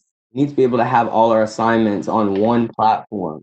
And we need to limit the confusion that was caused this past school year. And now that we'll be able to prepare in advance for what's happening, there's no reason schools should not know, oh, what platform are we using? Why is this class not using the same one as this class? There's no excuse at this point, and just thank you to you both for the work you've done on the student advisory committee and for being here tonight. Yeah, with these closing remarks before you guys can go ahead and ask any questions, we just think it's critically important that during this time of really confusion, we don't know what's going to happen next school year. We think it's important that students' voices are heard and that the city provides us a real comprehensive plan that lets us know, okay, how are we going to be safe next year? And whatever plan, it needs to be extremely it needs to be very detailed. And I don't want to see any vague language. And that's just like me being frank. If I feel that I'm not going to be safe next year, then I won't want to go to school. And that's just a fact. And I know families won't feel safe sending their kids to school, and we won't feel safe if we feel like the city hasn't provided enough guidelines for how to stay safe when we're in school. And we won't feel safe if we're around the same students that we know aren't effectively socially distancing right now. There's so many concerns that us students have, and we addressed most of them in this report. So when you guys get the chance, I recommend you all read all 19 pages, I think it is, because we definitely had a lot to say. And this was a good year's work. And I know Deja and I are both proud, or I know we're proud of the Student Advisory Committee. And I really hope that you guys share this report. We put recommendations to share it with a bunch of different agencies, particularly the distance learning aspect, slash the how schools should reopen. We recommend that's shared with the mayor, OSSI, the city council, her reopen advisory group. We think our voices should be heard on this matter, and it's important that they are. Thank you very much, all of you, for being here tonight, and for your impassioned voices on the Student Advisory Committee. I am taking a little license here and saying that I've been lucky enough to be part of or witness most of the discussions that you've had in your Student Advisory Committee meetings, and it is always an impressive thing. So, members, we are going to have one round of questions tonight. For our students, so that they can log off and maybe get some sleep. So our first requester will be for questions is Dr. O'Leary. Yes, I just would like to thank our student board members for an unbelievable job all year long. And good luck to Deja when she goes to Philadelphia to go to college. But I'd also like to reemphasize what I've been saying all night, is that what we heard from the Student Advisory Committee is a cry for help. And the student voices are real. You know, once people become adults, they have all kinds of barriers between themselves and the truth. But the stuff we hear from the students are really what the students want. And if the students are fearful to go to school, just like the teachers who talked earlier are fearful to go to school, then there's a lot of work to be done. And there's an awful lot of obfuscation that needs to be diminished. And I just want to thank them for that great report. And it needs to be shared with all of those people that Alex talked about. Thank you, Dr. O'Leary. Ms. McClay. Hi, guys. Thank you for presenting your report. I took a look and read into it, and I thought you guys did an excellent job. I wanted to just quickly talk to you a little bit about the financial literacy component that you spoke of. And I really appreciate that, but I wanted to find out if you guys did any research into financial literacy programs and classes, curriculum. And then also, if you looked into some of the research that our graduation requirements task force, the state board put together, some of the research they did, I know that even the Washington Post, some of the reasons why we don't currently have a mandate for a financial literacy component and it's elective is because studies currently show that financial literacy mandates fail to improve outcomes, and that there are other ways to go about to increase financial literacy, such as having more math classes, and there are other ways to positively influence their students' financial choices. So I was just, I wanted, beyond your discussion of the survey, I wanted to find out what some of the other background and research that you guys did. I know at one of the meetings, John Paul did tell us that one of the reasons why financial literacy isn't something that's required is because colleges don't look at it as something that students need to know. That's basically something they'll learn when they get there.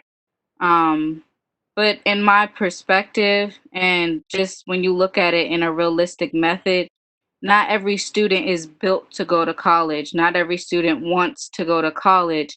And you giving me another calculus class or calculus 3, calculus 2, geometry, that's not giving me any skills that I need that when I graduate from high school, some parents are saying, all right, you're 18, go figure it out. That doesn't help me figure out what an interest rate is on a car. How should I invest in a condo? Should I invest in an apartment? What is a mortgage? What is taxes? Like, these are things students need to know if they decide that, oh, college is not for me, military is not for me. And with these upcoming generation, it's pretty evident that most students are wanting to be entrepreneurs. And to help students, pursue their passions, I feel like this needs to be a part of school. Maybe not a class, but just like they mandate we take art and music, it can just be a simple financial literacy class that just answers any questions students have. Anyone else? Yeah, I would just like to add that definitely if, they find space in our schedule that we have to take art, which I mean, I think it's important that everybody knows arts because I go to art school. But if you can find space for an art class, you definitely need a financial class. You definitely can find the space for it. Everybody's not going to college. I know we're running out of time. But yeah, that's just something that I wanted to add to. Well, thank you very much for that information, and I really, again, appreciate all the hard work you guys put into writing your report this year. Thank you. Thank you very much. Dr. Sutter. Thank you. So Deja and Alex and Alyssa and Shayla, thank you so much for taking the time tonight to share the report with us, as well as the work that you did to get to the report. I just want to note two things. One, all the concerns we heard echoed from teachers tonight are repeated by the students. So the folks closest to the work are experiencing the same things. And the folks most distant from the work with the power to make decisions really need to start listening to the folks closest to the work and most affected by it. So that came out clearly to me tonight. The other thing that was really clear, there is a group called Chiefs for Change that works with school and state district leaders all over the country. And they just had out a whole Twitter feed tonight of the kinds of things under consideration by their school district leaders and the kinds of thoughts they're having. And same thing, everything you said tonight is in their piece. So I just want to applaud you all for the wonderful report you put together, and thank you for giving us voice that we can hopefully amplify to the folks making decisions about school next year. We can give voice to in terms of graduation requirements for the future. And in particular, I know there's a lot of folks in the city interested in mental health. I think that piece of your report stands out as well. The need for students and teachers to be able to attend to and advocate for their own mental health needs, and for us to provide resources for that. So thank you very much. Congratulations, Deja, on your graduation. Hope to see some of the rest of you again in the future. Thank you. Mr. Parker. I want to extend congratulations as well, Deja, to Award 5 Tech Guide. I'm happy for the contributions you've made, as well as Alex and others, to our student advisory committee. I do have a question about your recommendations around building out tech. That is something we've heard across the city. It's a very real proposal in front of the council now. I think the ask is for $11 million, which would support not only affording students devices, but the supports and the technology to ensure students have access to those devices on an ongoing basis, which Alex, I heard you mention. If each of you could just like rapid fire, just call out, if you had to give a ballpark estimate percentage of how many students are still without technology in your schools, what would you say? Is that 50%, 20%, 10%? Where are things in your school, if you could speak on that? I'd say probably a good 30%. I know most students do have a cell phone, but if you're talking about actual devices to be able to do quality work like a tablet or a laptop, I would say that may even be like 40%. Because I know a lot of students take the computer home because they're like, well, I have a whole bunch of work to do. And teachers are like, well, you can go to the library. Well, now we're in COVID-19 and the library is not an option. So I would say a good 30 to 40% do not Gotcha. have a tangible device. Thank you. Alex, what would you say? Because my school is middle school and high school, I think high school is probably around 10-15%, and that also includes people who may not like be well equipped with technology. And then I think for middle school, which we didn't really cover in the report, it's probably more like 30% because they also have their younger kids who are probably more dependent on their parents who may not be as privy with technology. Super helpful. I'm not sure how much time I have left, but if the other students, I know we're running short, if you could just chat in the chat box, the percentage of students that are likely without devices during COVID, that would just be helpful. Thank you. I think we have like a minute left. Oh, go. If we have a minute, go for it.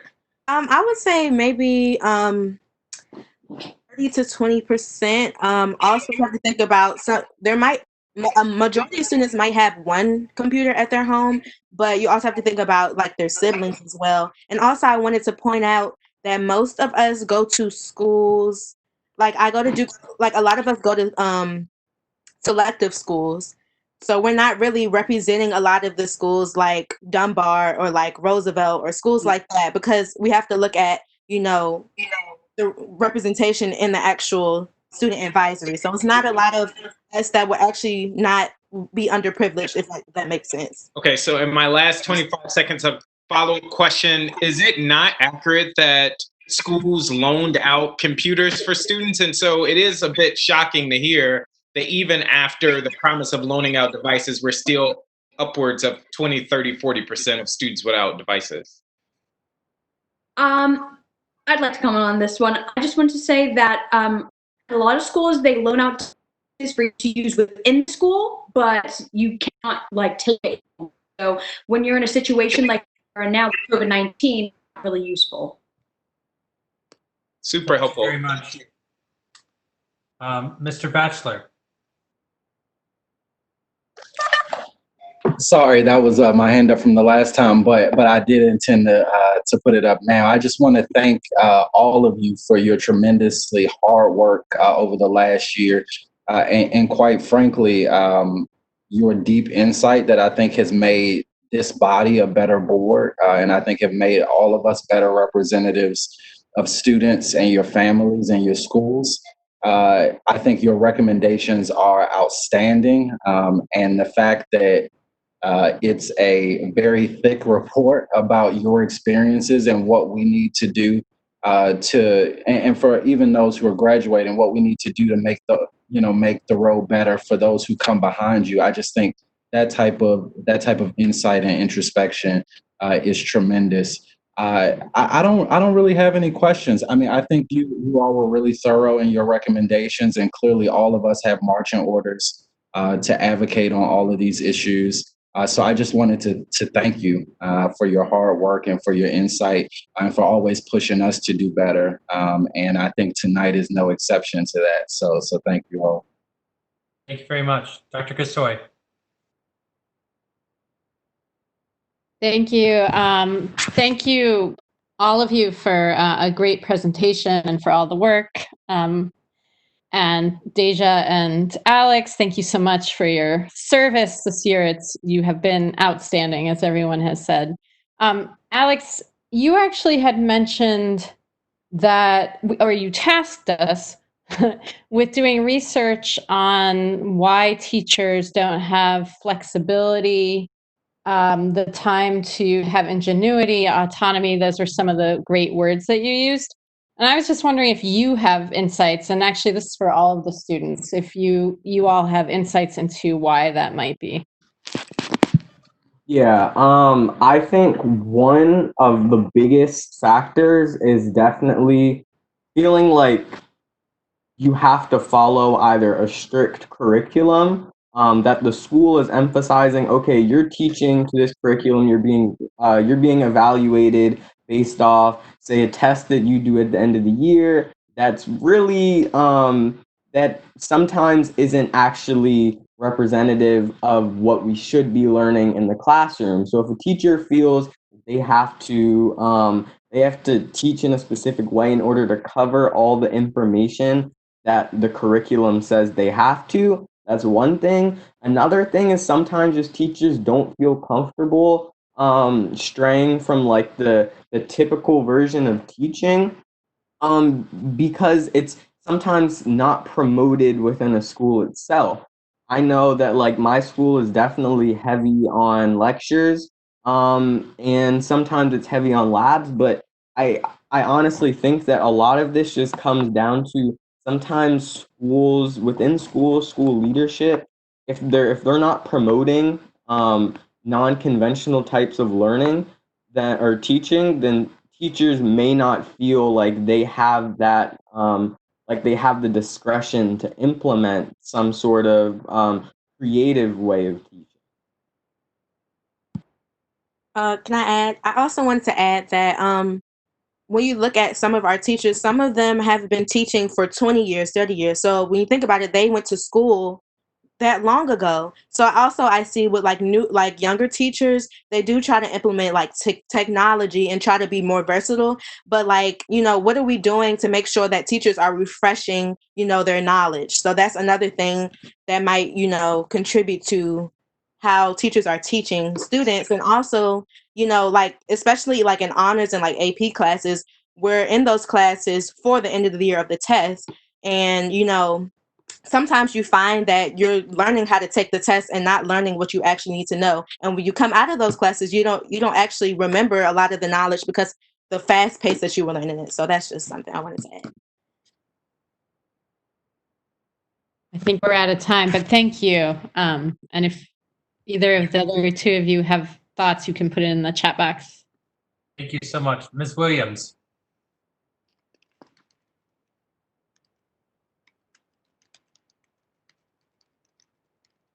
Karen, I believe you're on. I got. First of all, I would like to thank everybody, all of you who participated in the Student Advisory Committee. Thank you, because you already have a lot on your plate, but to add something that important to your schedule is really, really be above and beyond. And I'd like to thank you. Your report and your recommendations we will listen to and try to do as much change as we can possibly do as a state board. Alyssa, I want to congratulate you and wish you luck in your upcoming year. And of course, we want. It's actually Deja. Excuse me, Deja, I'm sorry. Oh, yeah. I can't even read my own writing. It's very late at night. I really appreciate. I wish you good luck in your next phase of life and in college. I hope you have a wonderful experience. And I hope that our other representative on the state board will consider coming back to sit on the Student Advisory Committee next year. Thank you. Thank you very much. Mr. Jacobson. Thank you, Mr. Hayworth, and thank you all. I've said it, all of my 8 years on this body is our student representatives are our best voices. You ask the best questions, you're in the schools every day, and you really care about your colleagues and their success, and that shines through in every single thing that you do. It's incredibly uplifting at a time where we need to look for bright spots in our world. So from the bottom of my heart, thank you, thank you, thank you. As it relates to reopening DC, I really hope that this board begins to meet in person before a single school is back in session. I hope the council meets in person rather than on video before a single school is open. I hope the DCPS central office meets together in person for staff meetings rather than do video conferences. That is what's fair to our students and our teachers and our faculty in our schools. I think your report lays that out very clearly, very well. And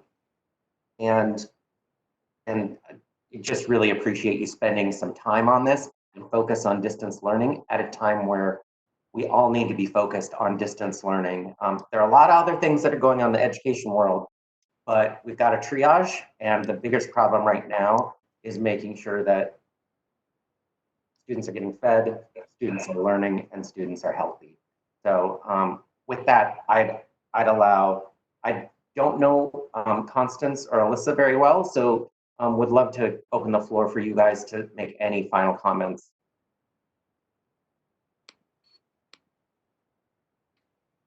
Constance, you want to go first? I'm the researcher for the next panel. I'm sorry. I'm sorry, Alyssa. You want to just speak on anything or? Yeah, on the report. Yep. Report. Yeah, I just think that as we think about reopening schools and going back physically, keep in mind that a lot of other school districts, they provide students with school buses, whereas we take public transportation, which we do it for free, which is great. But when you're going on the train, you have to think about when you touch that rail, how many other thousands of people touch that rail that same day? So until you can ensure that transportation is going to be safe and sanitary, you really can't even think about opening up schools, because we're going to school on public transportation and we're coming back on public transportation. Me personally, my mom does take me to and from school, but most of my friends, that's not the case. And I go to school in Georgetown, which there's not even any train station near there. So we're taking a long bus. We're standing up. The buses are already crowded. That's a whole nother thing about, making sure that transportation to and from school is safe and comfortable, because that has a lot to do with how your day goes, your morning. And if you're crowded on a bus and somebody steps on your toe, that affects how you go to school and learn. So we have to think about that too. Think about how small the buses are around schools, like why? And then you see big buses that are empty around the city that nobody's using. So we have to think about that too. But yeah, that's just something. Transportation is a big, big, big deal. Think about how much time it takes to go to and from schools. And most school districts, since everything is based on your neighborhood, but we have a lottery system where we get to go wherever we want to go. If I want to go to another neighborhood school, like my neighborhood school may be Dunbar, but if I want to go to what's another school? Another school. If I want to go to another school, then I can lottery. It's not like anything is stopping me from that. And so we have to think about that. I'm not taking a 5-minute walk to school. It takes me 40 minutes to get to school. And if I'm on public transportation, how many people are around me? How many people are breathing around me? So let's just think about that. Yeah. Thank you, Alyssa, very much. You're welcome. Thank you, Mr. Jacobson. President Wattenberg, you can close us out. Well, I'm not going to ask another question and keep you all here longer, but I just want to say the report was great. The stuff that you guys put together around the distance learning and the reopening, it's really terrific. I just can't say it enough. You talked to us about it last month or 2 months about it. Alex and Deja did, and it was really something that I learned so much. It has informed my thinking about this since. And now that you have all gotten together and talked about it and thought about it and wrote it, it's so thoughtful, it's so insightful, it's so much information. To just reiterate what Jessica said, it's so much important information and insight that isn't being drawn on. And while this was going on, I was texting back and forth with John Paul, and I think we're going to try to figure out maybe a way to take the students' report on the COVID-related issues and maybe pull it together with the people that testified earlier on about their experiences, and together create a report that really would try to bring some of these voices into the public discussion. So that's going to be our aim. And you guys, I just can't say you just did a terrific job. I also want to congratulate Deja. Good luck. Have a great time. Have a great life. Come visit us. And to the rest of you, I think some of you are coming back next year. And I look forward to working with you again. And it's been great to see your work this year. Thank you so much. President Wattenberg, if you would continue with the next section. All right. Well, let me just say, I am so impressed with our next two speakers, that they are here with us, Constance Lindsay and John Supovitz. Let me just say a little bit about why we're here, and we'll go from there. So as I noted last month, the state board has had approval authority for the STAR framework, which is what we use to rate the quality of our schools on a 1 to 5 basis. The plan was developed and proposed by OSSI, but it was approved by the state board. That was our role in 2017. The system, as it is with the current metrics and the current weights, was guaranteed to stay in place through the rating that was due this coming December. So that, given that, the State Board of Ed determined last summer to undertake a review of the current system with an eye towards possibly recommending improvements for how we can best convey to parents in the city the quality of our schools and also the supports that our schools need based on what is learned through the accountability system. And as it turns out, our interest in revisiting this rating system for the long term coincides with this more immediate need and desire that we all have during the pandemic to try to understand how are we going to understand what's going on in the schools? What do schools need? How are kids doing? What's the quality of the education inside the schools? So while we're working towards a long-term goal, we also, I know, want to tap you and understand from you what you know and can share with us that's going to help all of us understand how we deal with understanding progress in this next period. So let me introduce our speakers. Jonathan Supovitz, I hope I have that right. Supovitz, okay, I knew I didn't, that's why I asked, all right. Conducts research on how education organizations use different forms of evidence to assess their work and the quality of their support for improvement of teaching and learning. He's at University of Pennsylvania, where he's a professor and also with the Center, CPRE, Center for Policy Research and Education. He's researched the use of portfolio assessment, and his teaching is focused on continuous improvement and the skills necessary to compile, analyze, and act upon various forms of evidence. Constance Lindsay, now at the University of North Carolina, earned her doctorate in human development and social policy at Northwestern, where she was a pre-doctoral fellow, and she was a pre-doctoral fellow at the Institute of Education Sciences. I have worked with her in the past because she worked in DC for a while at the with the Urban Institute, and since then she's at North Carolina. Her areas of expertise include teacher quality and diversity, racial achievement gaps, and adolescent development. Her current focus is on teacher diversity and how to obtain a high quality, diverse educator workforce. We are thrilled to have you, and like I say, we're super thrilled that you have lasted until 9:30. So I'm going to say let's start with Constance. All right, awesome. Thank you so much. I'm super excited. I really appreciate this invitation. Like I said, like was mentioned, I'm an assistant professor at UNC Chapel Hill. I'm also continuing work with the Urban Institute here in DC. I'm in DC right now. I'd just like to say that nothing that I say today reflects the opinions of either institutions that I'm affiliated with, and they're solely attributable to me. I also come to this as a native Washingtonian. I'm a DC girl. I have a keen interest in DC school success. My grandma taught at Dunbar, my parents met at McKinley, and I attended the Capitol Hill cluster schools. And so most of my research focuses on thinking about how educational policies do or do not close racial achievement gaps. And I've published some studies on Black students and Black teachers. Actually, one of the studies that you cite in the start of the resolution you're going to vote on is one of my studies. But today I'm going to talk about some of the work that I've done in thinking about sort of broadly school quality and if we're measuring the things that we want to measure. And so first I'd like to just think about what's unique in DC. So first, the governance structure, which has come up a few times today. I think we need to return to Board of Education controlled schools, but y'all can fight about that another day. But I did want to talk a little bit about our system of school choice, mobility, and demographic change, and thinking about how we have a system where people move. Some parents are moving their children in search of better options, and others are moving their children because their circumstances are changing. And so I feel very strongly that any public metrics have to be careful not to start feedback loops that sort of amplify those processes.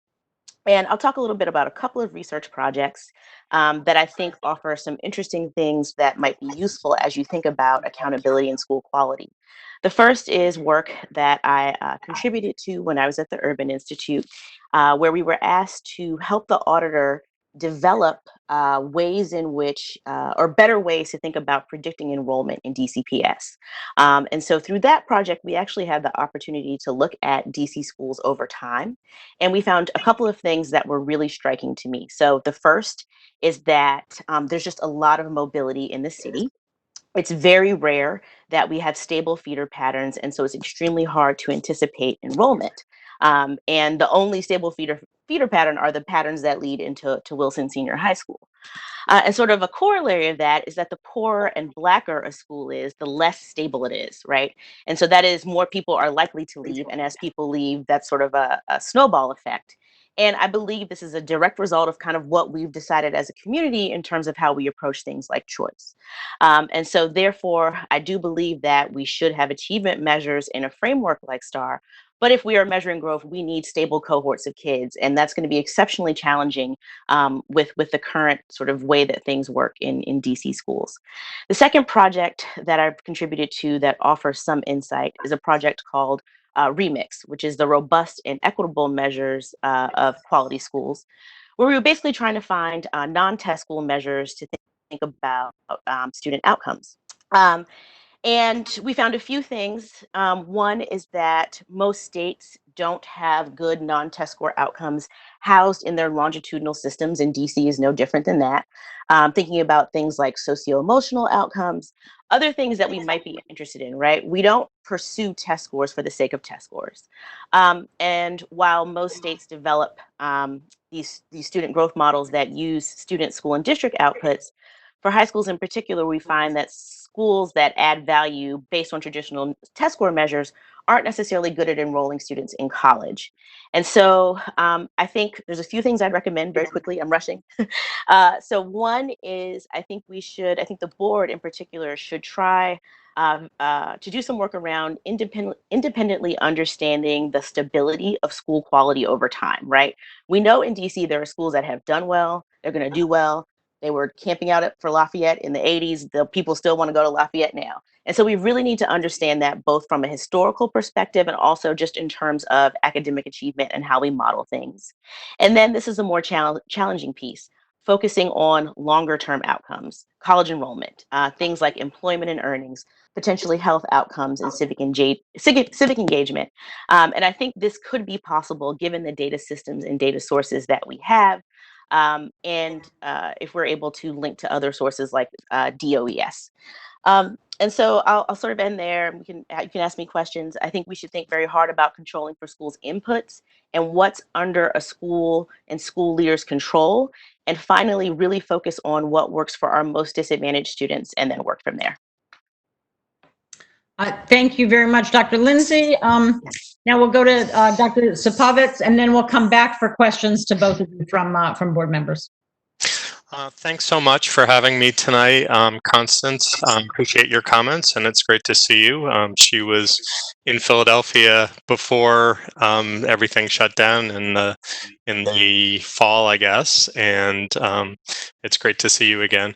I unfortunately don't have as much familiarity with the DC system as Constance does, and you all do.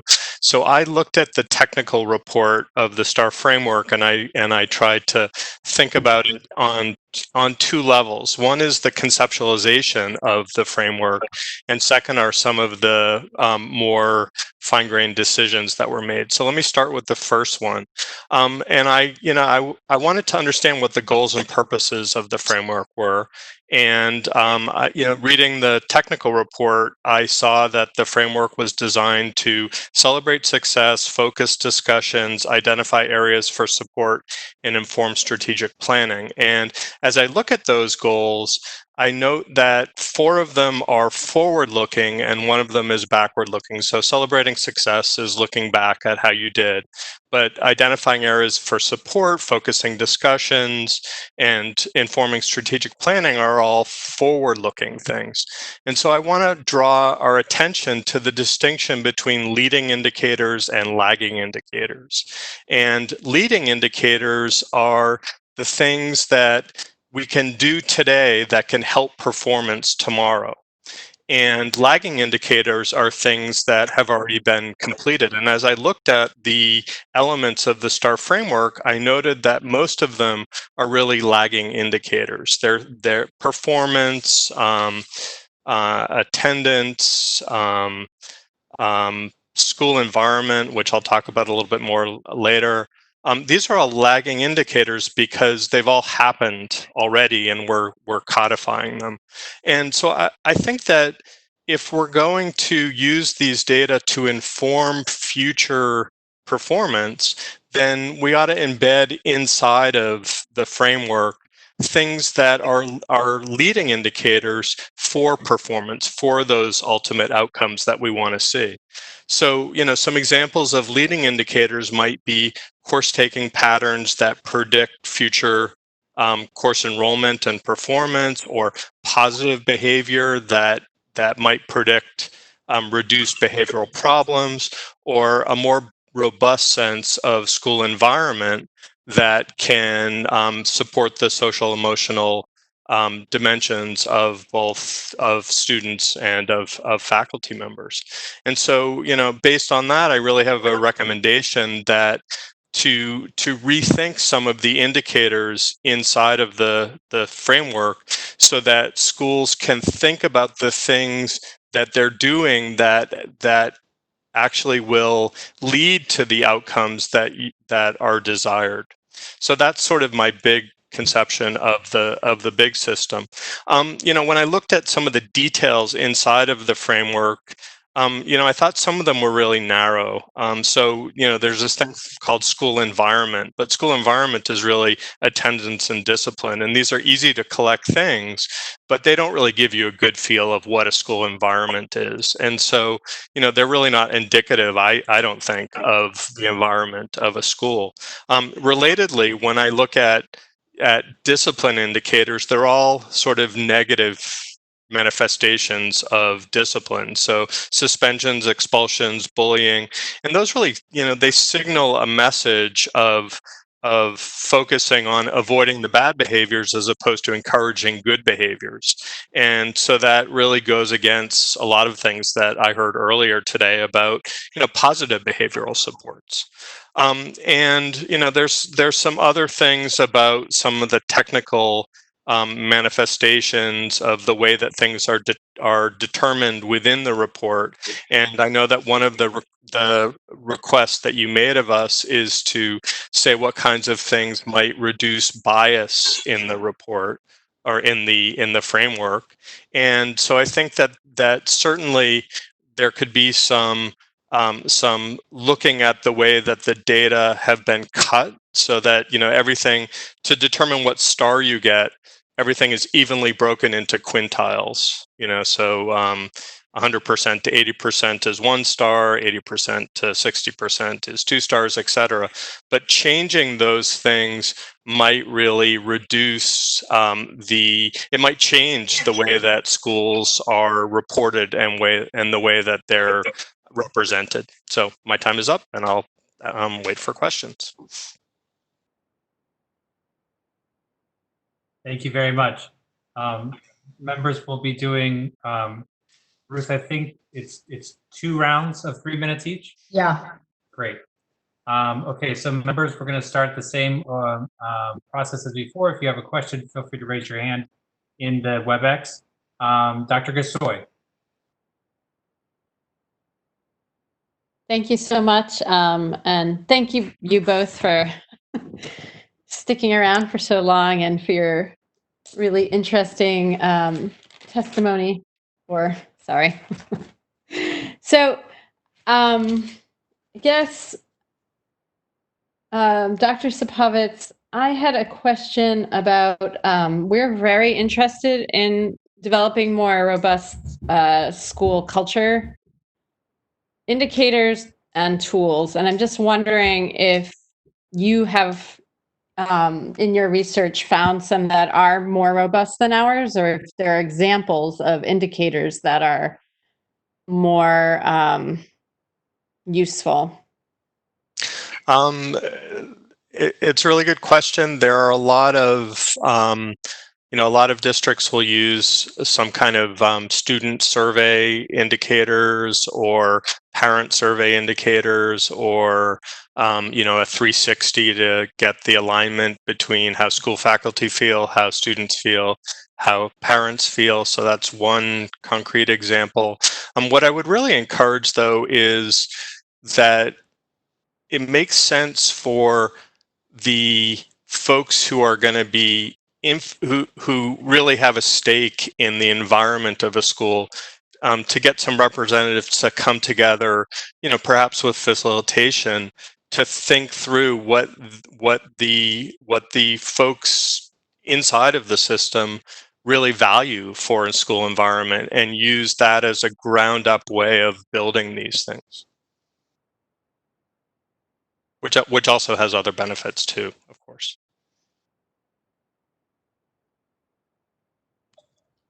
Thank you. I think I'll yield the rest of my time to, unless you, actually, I'm sorry, Dr. Lindsay, did you have a response to that as well? That in some of the work that we did in trying to look at these state data systems, this is a difficult question that lots of states are sort of grappling with right now, is how to sort of do wide scale enough collection of these types of data to answer some of these questions. So. Thank you. Do I still have time? This has never happened to me. So, Dr. Sapovitz, can you also speak to the course, what did you call it? It was the course taking patterns. Is that something that would only happen in high school? And can you say more about what that is? Well, so yeah, I think it certainly occurs in middle school as well, right? So, the idea would be that there's been some experiences in Montgomery County where they've used kind of this look at the patterns of course enrollments as they moved up the ladder. So, middle schoolers who we want to be prepared to take algebra, say in high school, there's a set of courses that they need to take to be prepared to take to take high school algebra. And so we want to make sure that the quality of those courses are allow them to be able to engage in upper level classes in high school. So I think it starts in middle school. Great, thank you. I'm sorry, I'm a little loopy. Okay, it's 9:46. Thank you so much. Dr. O'Leary.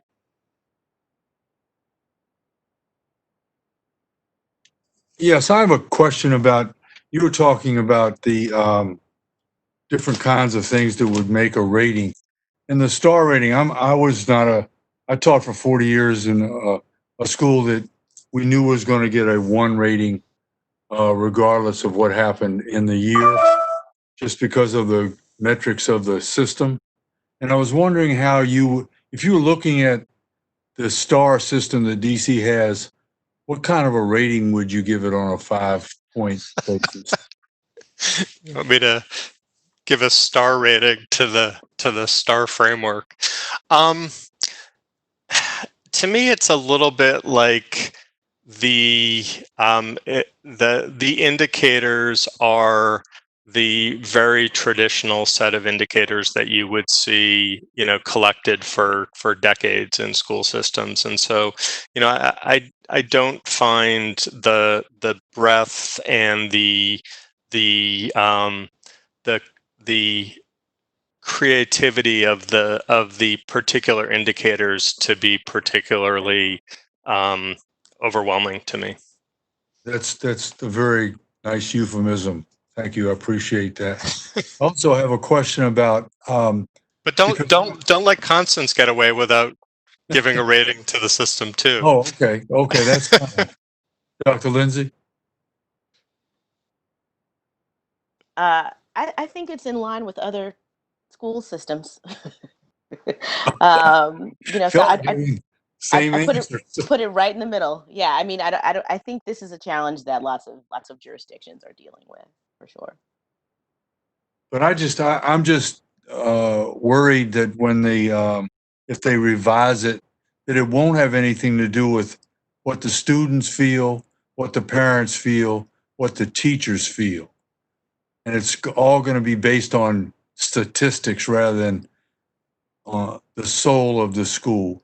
Because I know that our school had a great soul to it, but the PSAT scores were going to outweigh. I mean, not the PSAT, but the PARCC scores were going to outweigh everything as far as what was really happening with the students. So, I think that's the start of a great conversation where you bring some people together and say, well, how do we capture the soul of our school, and what indicators that we would we look for to identify different gradations of soulness, right? So, I think that's a really productive conversation to have, and I think it would lead to, with facilitation, a much more robust set of dimensions than currently exist. Thank you very much.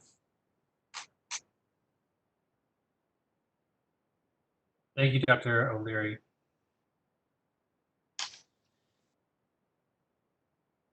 Dr. Sutter. Thank you so much. Thank you both for being here and for hanging in with us late at night. My bedtime was like 20 minutes ago, so I'm just trying to stay upright. My question is this. The STAR rating is a state accountability system that has to comport with the requirements of ESSA. As a jurisdiction that is complicated, we are a state, we have multiple school districts, we have had all sorts of variations of things in the past, right? The charter school board, the authorizer, created its own school performance framework, and the DC public schools had their school profiles, which displayed data with no common rating. OSSI identified categories of schools previously, but did not rate them in the same way. The STAR rating attempted to meet the requirements of ESSA, simplify giving one common performance framework across two distinct sectors of schools and 60 plus LEAs, and this is where we landed. How do we take some of the advice you're offering, still compart with ESSA, and leave it in a simple enough to consume format for the diverse set of stakeholders who use it? Parents, prospective teachers, folks in the state agency who have to use it for accountability purposes, etc. Constance, you want to go first, or you want me to go first? You can go first. Okay. So I actually think that ESSA provides a really great opportunity for you, because with No Child Left Behind, there was a much more rigid sense of what the indicators were, but ESSA really devolves down to the states the opportunity to create a basket of indicators that is much more locally driven and much more diverse. And so I actually think that ESSA opens up more opportunity for more dimensionality in your system than was previous. That, and then I would just add that this is where this sort of historical analyses of the data can be super helpful. It's been, I think the School Reform Act was in 07 or 08, right? So that's enough time to see a generation of kids and really do some analyses about where do people end up and what schools produce certain outcomes.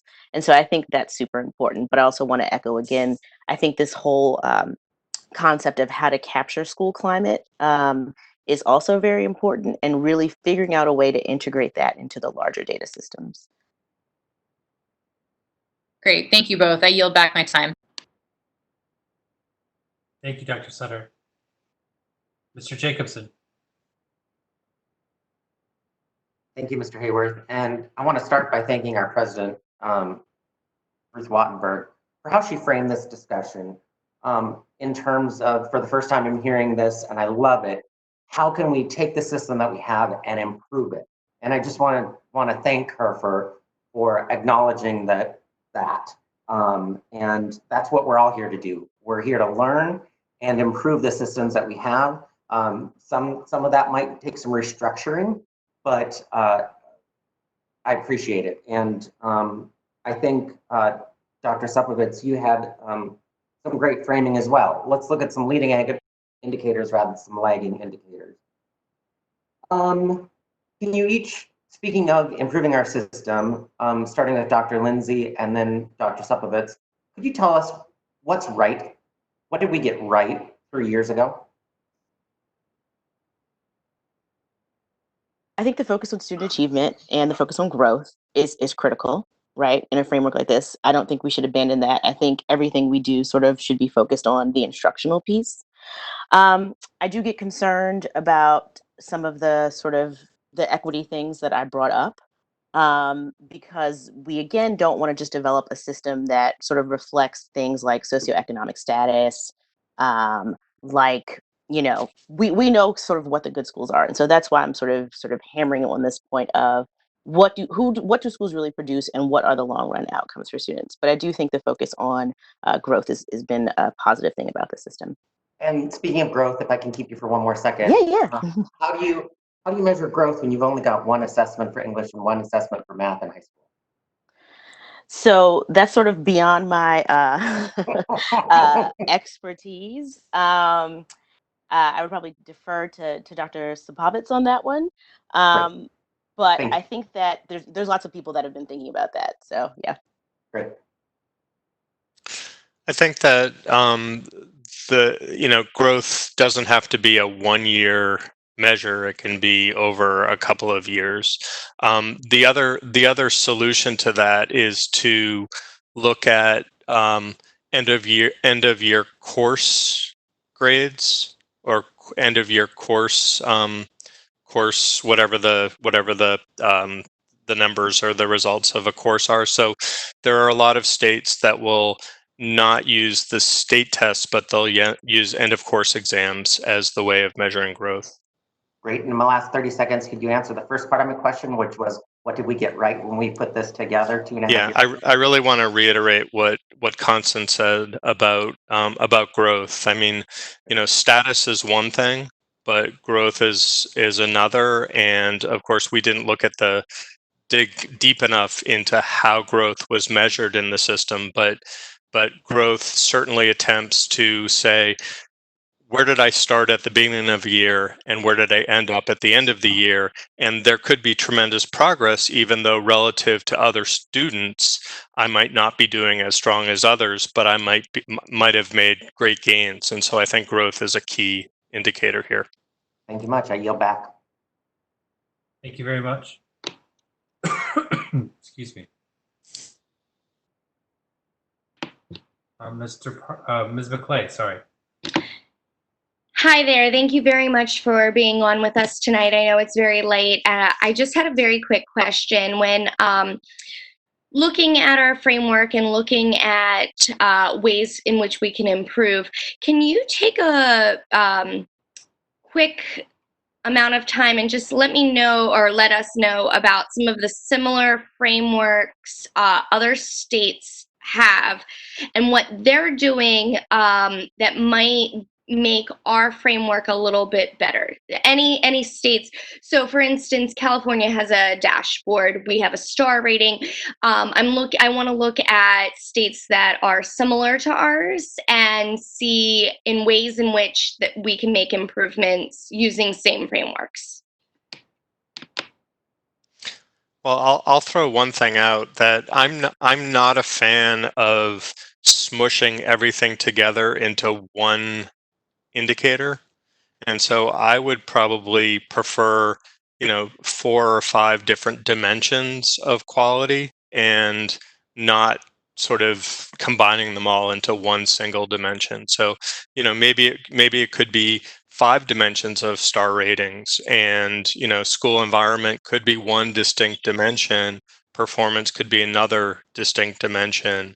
Maybe I'd have to look at some of the other things, but I think that schools can do well in some areas and need to grow in other areas, and that's really hidden in the one single star rating.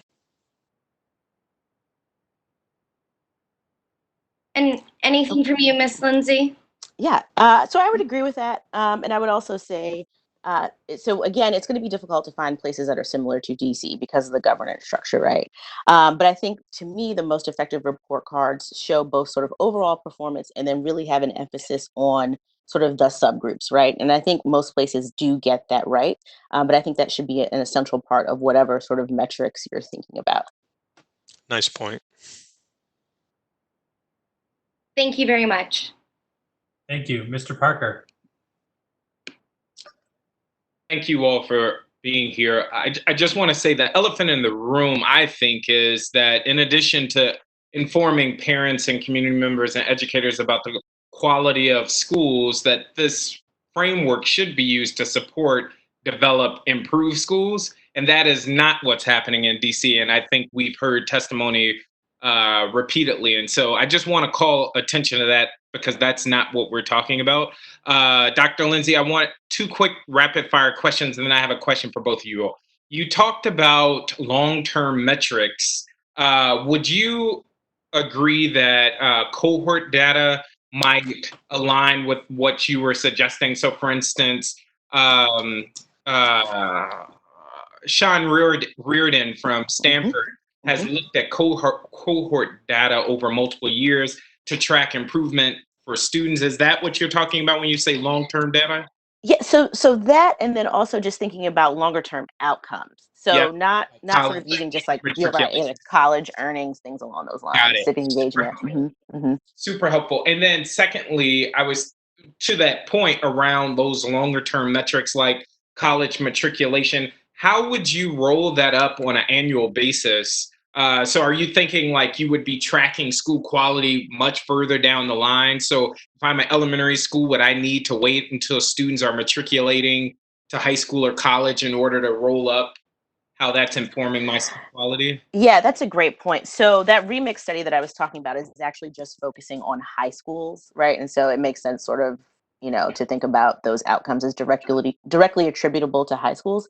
I think for elementary schools, you'd have to think a little bit harder about what it means to have a long-term outcome. Super helpful. And then the question for you all, for you both, is I've really struggled with this balance between proficiency and growth. Like I believe in the balance, but for the advocates and my colleagues, shout out to President Wattenberg, who would want me to move more towards the growth end. My question to you all is, how is that not an acceptance of separate but equal to say that we accept that kids in one part of the city are going to meet one metric versus the kids in this part of the city? What would you all say to that? Wow, John. Well, I really think that school is about learning. Learning, by definition, is about change. Change is about growth. So I don't know how we can not attend to growth when the business that we're in is the learning business. And so I think that even if a school is starting at a high level, it still ought to show some amount of growth. And if there is a ceiling effect, that's a problem with the measures, not with the school. So I totally agree with that. I know we're short on time, but just for further context, I believe in the balance, and my concern with moving more in the direction of growth versus proficiency is that we get away from that standard that says whether you're born in Ward 8 or Ward 3, you should be achieving at the same high level. And so, Dr. Lindsay, in our last 10 seconds, just chime in here. No, I think that's definitely a philosophical thing that we should sort of grapple with. But I think growth done right can account for some of that. And I think we should establish sort of basic levels, obviously, of proficiency, right? Thank you very much. Mr. Batchelor. Thanks, Mr. Hayworth. I actually just wanted to give some time for Ms. Lindsay to continue that question. I thought Mr. Parker's question was really good. Yeah, so I mean, so what we're sort of taught as researchers is that growth is a way we can account for all these differences and try to sort of isolate what people sort of bring, what inputs students bring into the school year, and sort of isolate what the school actually does in terms of, producing instructional outputs for a year. I do take the point, though, that in some instances we have students who are in settings and who are disadvantaged, who are operating at very low levels of proficiency, right? And so I think that's an extremely valid point, and that's where you, as the policymakers, have to come in. And so I think for sure there should be base levels of proficiency.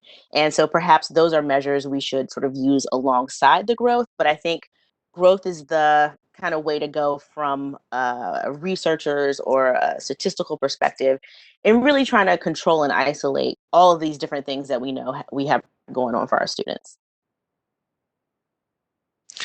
And I also want to add that just because you're emphasizing growth doesn't mean that you don't have a standard, and you're not saying that it's growth towards that particular standard. So, Mr. Parker, I think it was, I agree with you that you don't want to eliminate sort of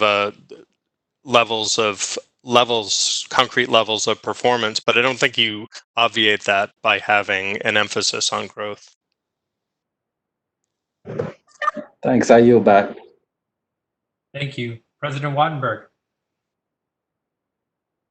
I have so many questions. I have a sheet of paper that I can't even read, but I want to follow up one thing on what Mr. Parker said, and the way you two responded to it. So it seems to me what you're saying is don't lose the achievement proficiency level, make it really transparent, but the growth should be separate and also transparent. Is that a fair, so that you can see both things? You can see the extent to which a standard is being met, but you can separate out. Okay, I'm seeing head. Yeah, I think that's fair. And I think if we think about, you guys, one of the nice things is that because of impact, you kind of have a policy experiment in thinking about this growth and proficiency stuff for teachers, right? And so I think one of the things that is frustrating with the sort of value added growth aspect of impact is that it is done in a black box.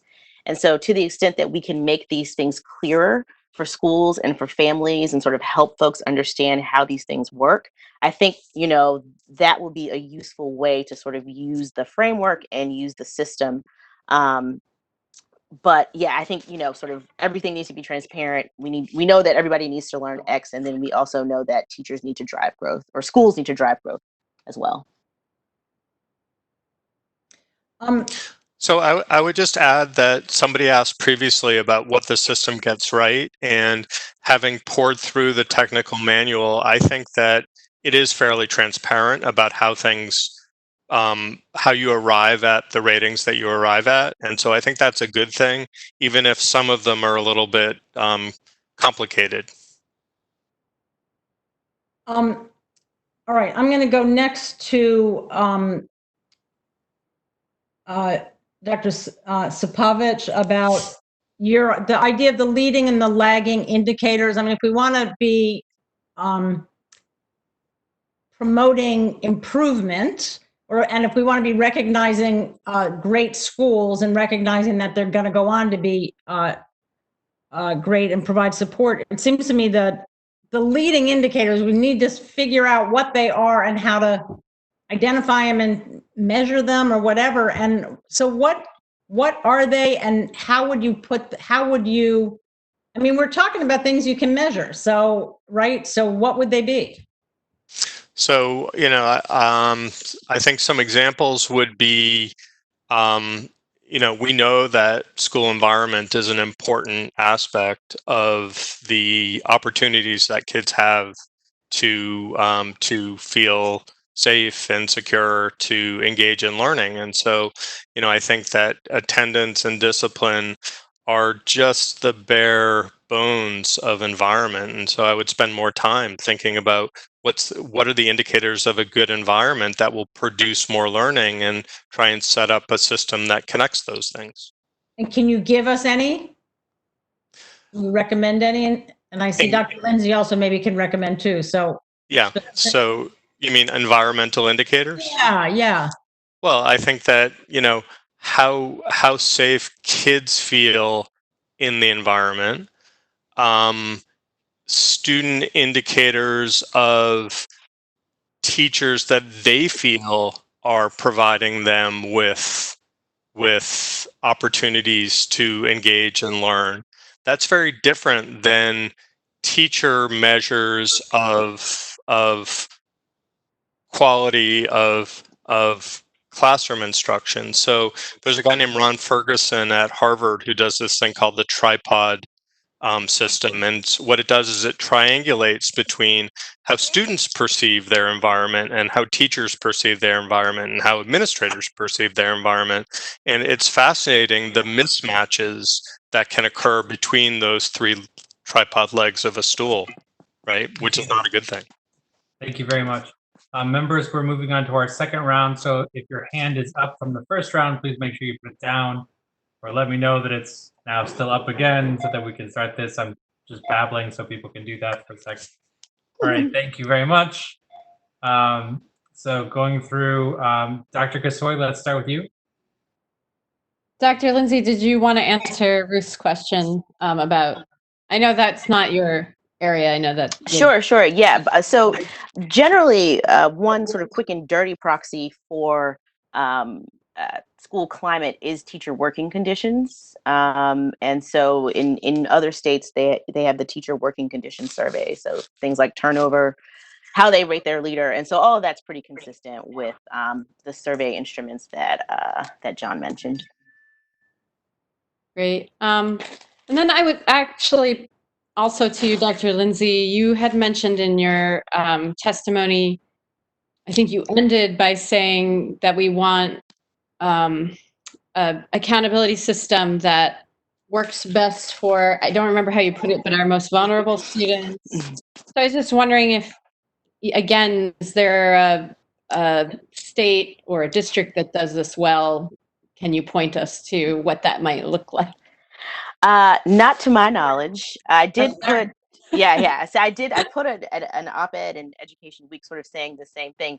This is something that, like I said, a lot of different districts and jurisdictions are grappling with, is you have these metrics and they just end up reflecting sort of what we already know. Right. And so that's why this could be an opportunity to do something creative to sort of get around that. So you are leading to my next question, which is something creative, and you've both talked about this. And when I look at other states that are supposedly innovative, their system looks an awful lot like ours. And I think they all kind of look the same because ESSA actually doesn't give a lot of wiggle room. Mm-hmm. So I'm just wondering, John, I know, or sorry, Dr. DeSapovitz, I know you had mentioned that there is more wiggle room with ESSA, but I don't know. Are there states that are actually doing something that is truly creative in your mind? I'm not, I didn't prepare for this by looking across states, but I do think, what Mike Kerr set up in California would be a good place to start. They've really blazed their own trail a little bit. And so I would certainly look there. Might look at Massachusetts and see how Massachusetts has developed their system. It hasn't been too long for states to start to unravel No Child Left Behind and rebuild their own system. So, it is a bit early, I think, to say, what states have fully developed their own systems. But I would look at Massachusetts and California. Okay. Thank you. I'll yield my time. Thank you. Mr. Jacobson. Thank you. I'm just fascinated by this conversation. It's incredibly helpful. Dr. Sapovitz, you talked about surveys, student surveys, parent surveys, teacher surveys as a way to sort of understand the school climate and culture. And that's something that was really important to this board when we approved this almost 3 years ago now. And at the time, there weren't a lot of very good school climate surveys, and DC LEAs didn't have a really good ability to administer those surveys with fidelity, right? Some of LEAs had their own, but none of them are matched. And we really worked hard to get the superintendent and her team to agree to add a school, to look at school climate surveys in the next round when we're updating. So I think that was a big win for the city. I think the superintendent sees it as a big win. I certainly do. School climate is super important to me.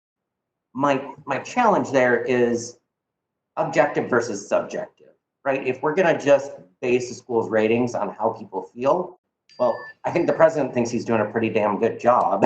And I think a lot of other people by objective measures would say he's not. So how do you skin that cat, as we say in the Great Plains, in terms of subjective versus objective for school climate and culture? And then Dr. Lindsay, your views as well on that. Yeah, so I guess my view would be that you're not by adding some indicators that are what you call subjective, are not eliminating other measures which people might think are more objective, like test scores. But my subjectivity is my reality. And so if I'm a student and I don't feel good about my school environment, that is my reality. That is my view of the circumstance. So I'm not as worried about it as you are, I guess. Great. I just want to make sure.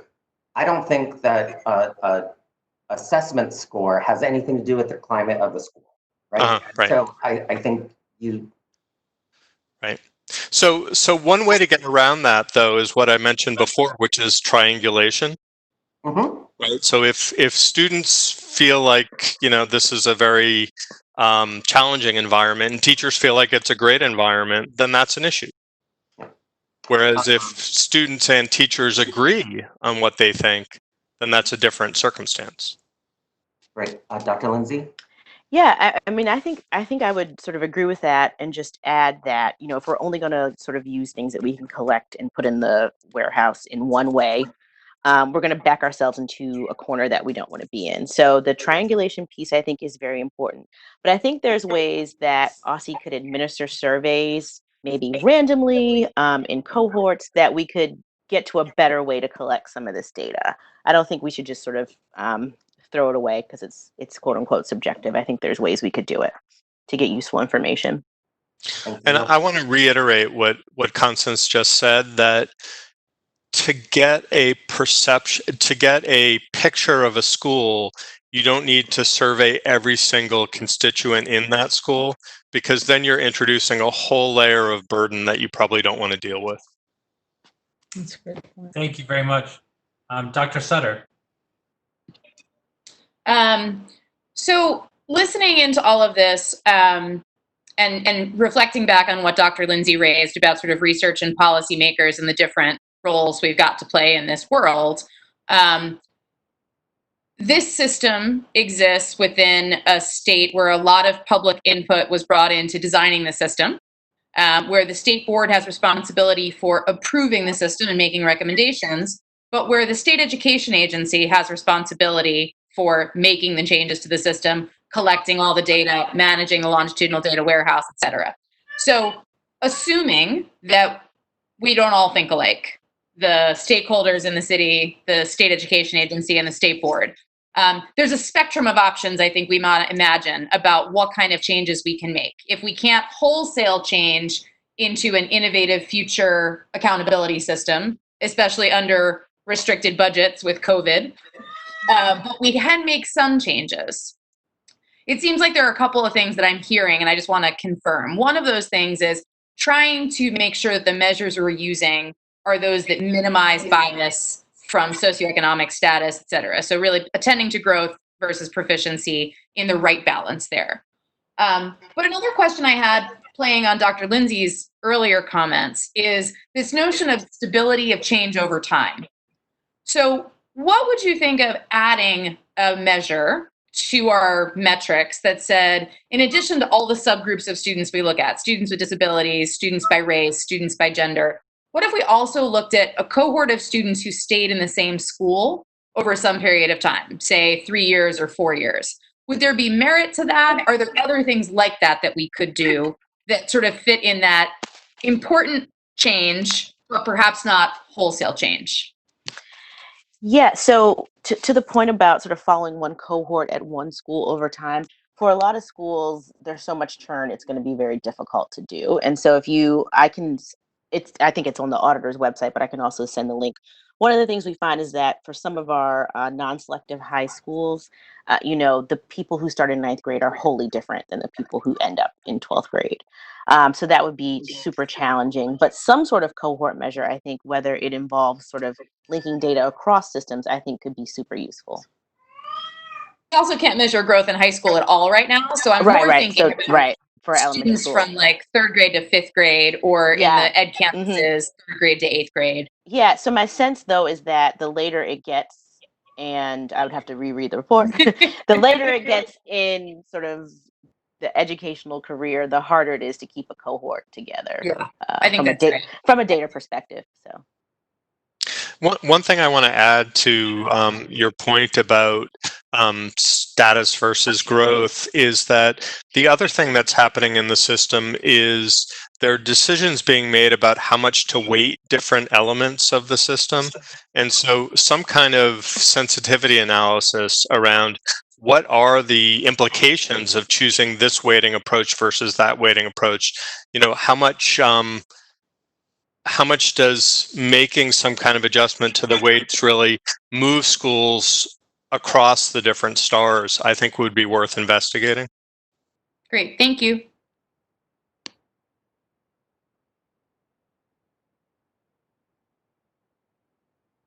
Thank you very much. Mr. Batchelor. Oh, I don't have any further. Sorry, I didn't know my hand was raised. Mr. Parker. Thank you. I'm going to ask a easy question and then a harder question. So for the easy question, I'll take that one. Yeah. So for both. So the easy question, generally, we're interested in examining inequities that are inherent in our system. Can you just speak to some that we should be mindful of, or specific ones that in your review of our framework that we should pay attention to? And then a much harder question, we know there is a troubling trend across the city of families following the stars, if you will. They are like derolling from schools or unenrolling from schools that may have 1 or 2 stars and aiming for 3, 4, and 5-star schools. And that matters in DC because of how we fund our schools. And so how might we discourage that from happening or ensure that doesn't happen, and how we communicate about the framework, but also how we represent the data, if that makes sense? Feel free to tackle both or one of the other. Yeah, I'll start with the first one because I think it's easier. That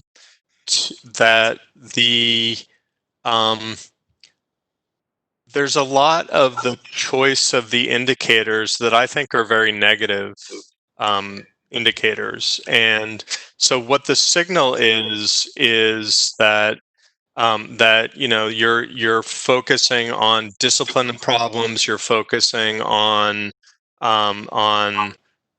suspensions, as opposed to what are the positive manifestations of those things, and can we reframe them so that they are things that we strive for, not that we see as strikes against us.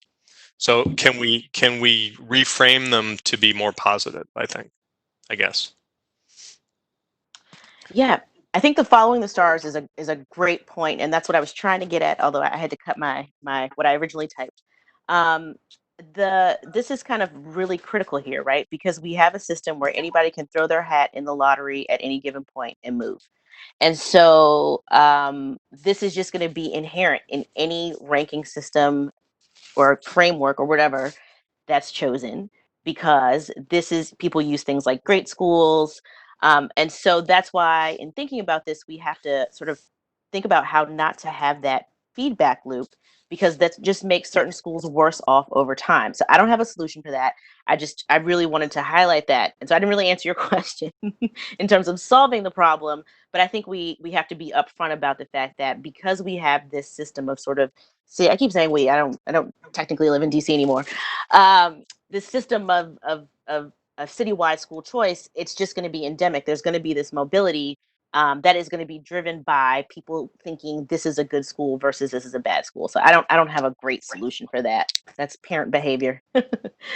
Well, I just to add to that, I think that the earlier comment about having more dimensions than one dimension, different people might value different aspects of schools than other things. So if a safe and secure school is another dimension that's made explicit as opposed to rolled into the star rating, then that may allow people more information about which dimensions of the stars that they follow. Thank you. President Wattenberg. Thanks. My cat's meowing, so it's bothering me. So hold on. All right. It's better than my dog barking. So. Okay. He's also clawing, but all right. I just want to say one thing on the stars and the point that Mr. Parker raised, which is, and on this dimension issue, if you had different dimensions, right, so some people might chase, so to speak, a school that was safe, but I think people would look to the high growth schools. I mean, you could educate people that what was important was the growth and not the proficiency. So you could simultaneously, I mean, I don't want to mislead people about where to go to school by pretending something is great if it's not. But if you made the growth really transparent, you'd have sort of a legitimate way to describe a school's quality that could drive more of that followership, so to speak. But okay, I'm saying not to. Anyway. Well, but that also points to the notion that people want to go to places that are moving, right? That are changing and growing and moving, and growth reflects that, right? Yeah, that's a good point. This is a question for Dr. Lindsay, which goes back to the very beginning where you talked about wanting to know about long-term outcomes at a high school. What I wonder about that, and you also said something earlier about the quality of schools changes over time. I think you talked about that as well. And the thing about high schools, well, schools change over time. So if I discover, 8 or 10 years from now that this high school has produced a lot of students making good choices, wow, what does that tell me, if anything, about the quality of that school today? I mean, it's like you want to have researchers there to capture that. Yes. So you can use it to sort of develop better schools, but. Right. Yeah. So that's a great point. And that actually is kind of what we did in that study. Was we said, let's find schools that sort of outperform what we would expect. And then the next round is to actually go in the schools and look and see what's happening. And so, yeah, I think that's a great point, right? And also in DC's particular context, there is so much change that you might be concerned that by the time a cohort gets through, a new policy has come, a new set of things. But I think that's where it's important to have some of those qualitative measures that allow us to get at the mechanisms to see what produces the longer term outcomes. And I want to go back to a question that you both talked about earlier about the importance of following a cohort. And I thought I heard one thing, but then I thought I heard another thing. I mean, I thought what I heard is let's follow actual students and see what their actual growth is, not sort of this year's 4th grade versus next year's 5th grade.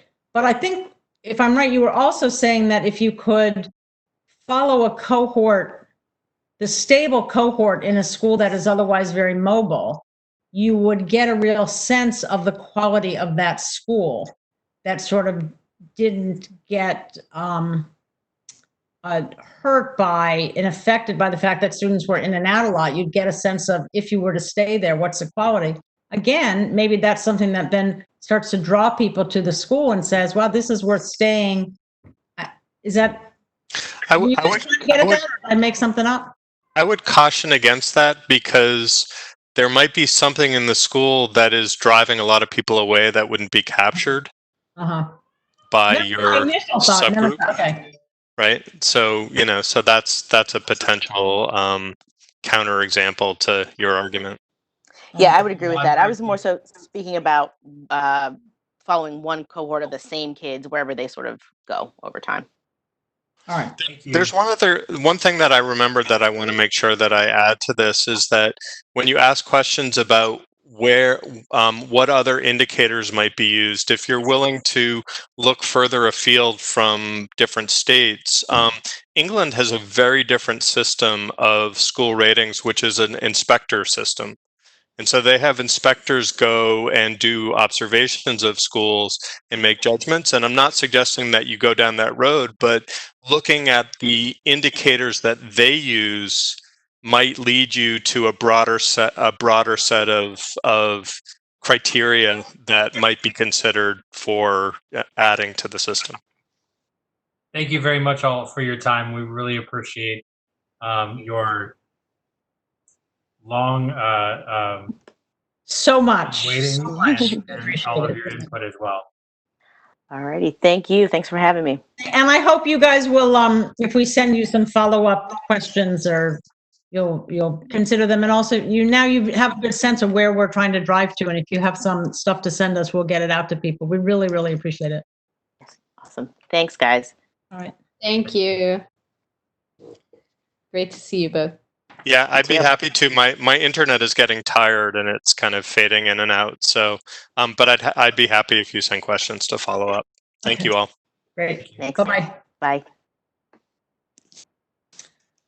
Okay. So I'm open to some advice here, which is possibly that we take, if I'm right, I think all of the Marcus?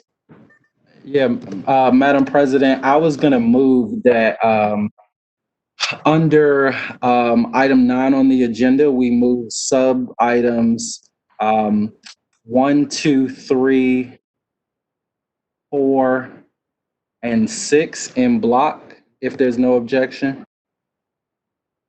Under 9?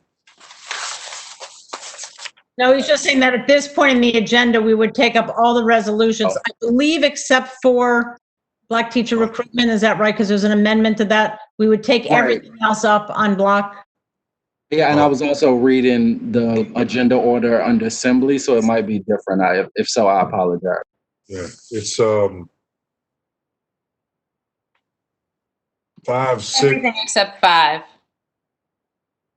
Yeah, exactly. Okay. All right. Hearing no objection, I am now going to do this. And John Paul, you'll let me know if I have the process right. But I'm now calling for yays and nays on Marcus's motion, which is to move all the resolutions except for 5 in a single block. I'm trying to check on this. Does that include the Pride resolution?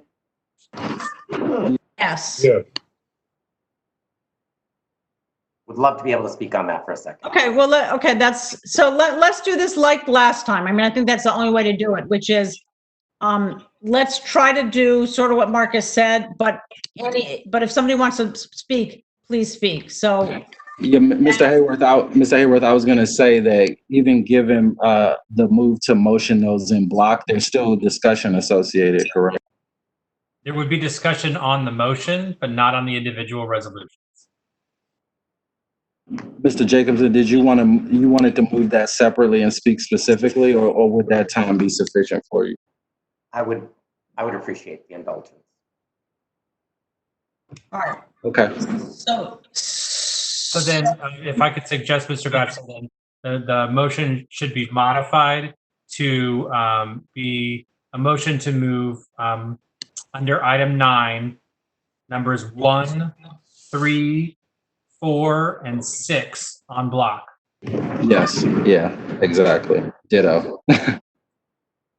So, Madam President, if you can call for a second for that motion. yes, a second. Second. Okay, all those in favor signify by saying aye. Aye. All opposed, nay. Okay, all right. The motion is passed. Time to talk about. So then the next item would be then, Madam President, a vote in all of the resolutions that I just mentioned. I thought that's what we just did. No, No. we moved to put them all in block. Oh, I'm sorry. Okay, all those in favor of adoption? I'm sorry, Madam President, I apologize. Because of the virtual status, we do have to do a roll call vote to approve actual measures. So I will call the roll if there's no discussion. Isn't there an amendment? Not here. To these resolutions. So to be clear for members, the vote is currently on approval of, under item 9, the Student Advisory Committee and Student Representative Recognition Resolution, the Juneteenth Independence Day Recognition, the SR 20-7 supporting teacher retention in our schools, and the adoption of the Student Advisory Committee report. As I noted, I will need to call the roll, so I'll do that quickly. Dr. Gasoi.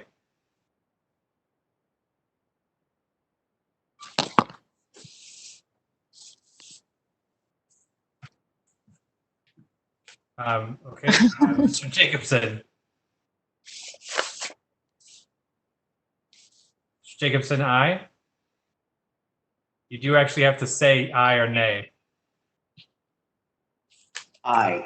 Thank you. Dr. Gasoi, going back to you, is Aye. I guess I was muted. Sorry. I said aye. okay. Thank you so much. Dr. O'Leary. Aye. Mr. Parker. Aye. Dr. Sutter. Aye. Ms. Williams. Aye. Mr. Batchelor. Aye. Ms. McClay. Ms. Burton. Mr. O'Sullivan. Aye. President Wattenberg. Aye. The motion carries. The motion carries. The next item, the nomination. That was my line. That was my line, but okay. Sorry.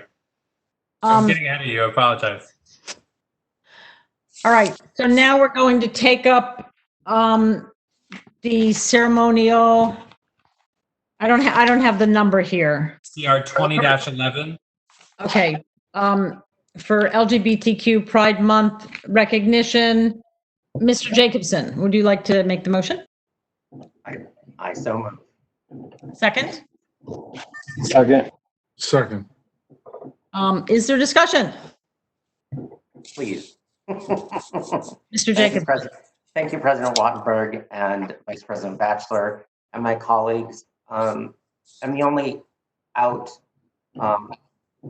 elected official above an ANC here in DC, and it's so important that our students feel safe and accepted.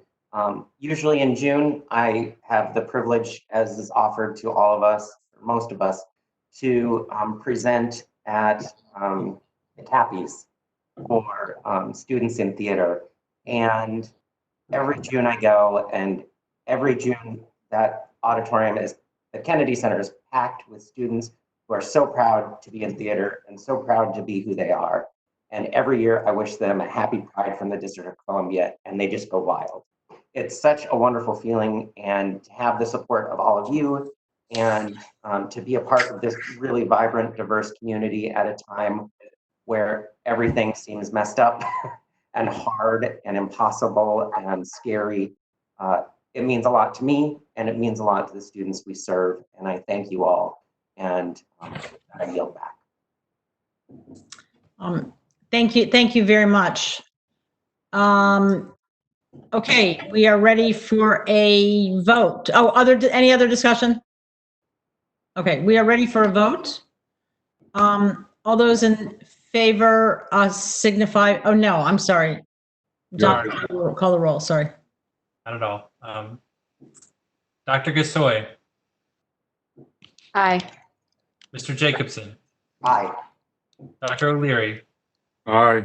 Mr. Parker. Aye.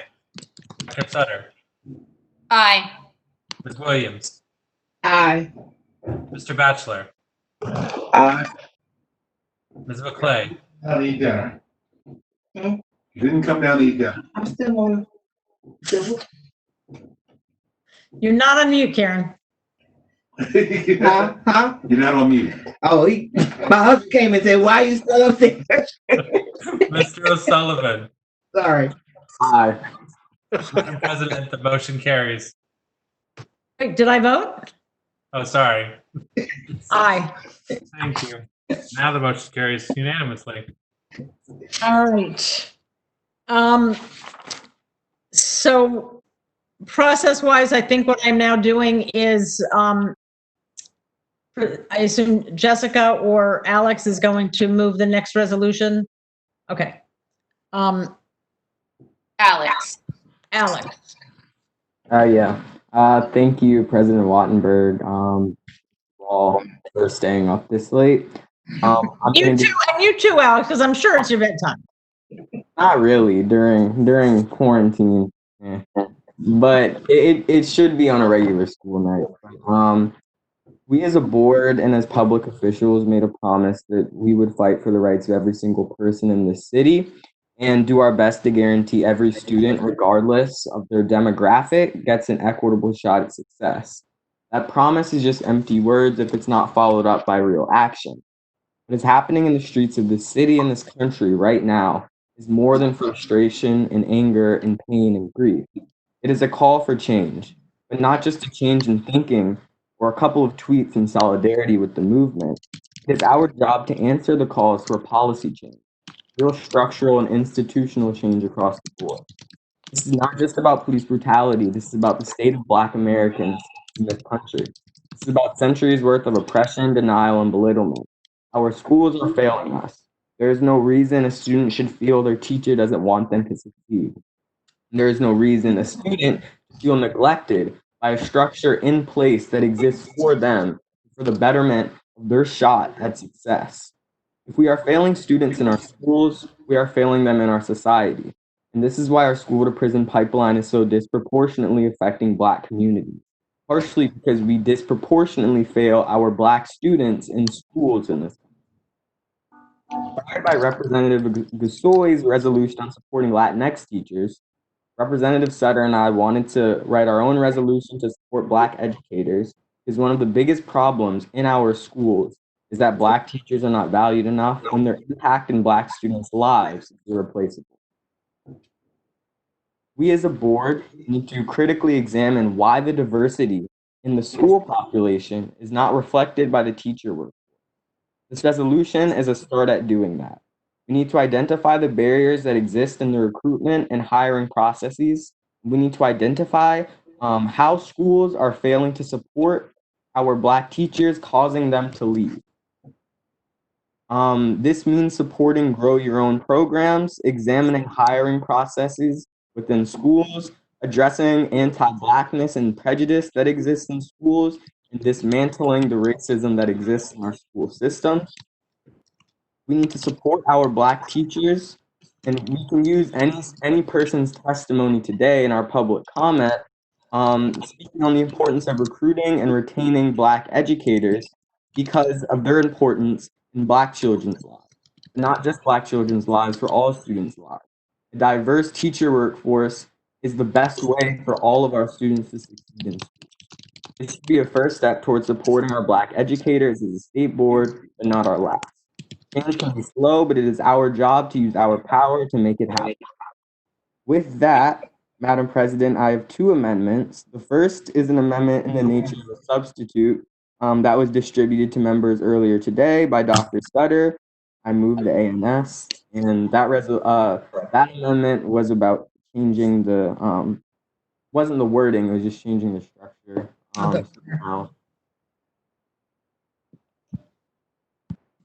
I'll second that motion.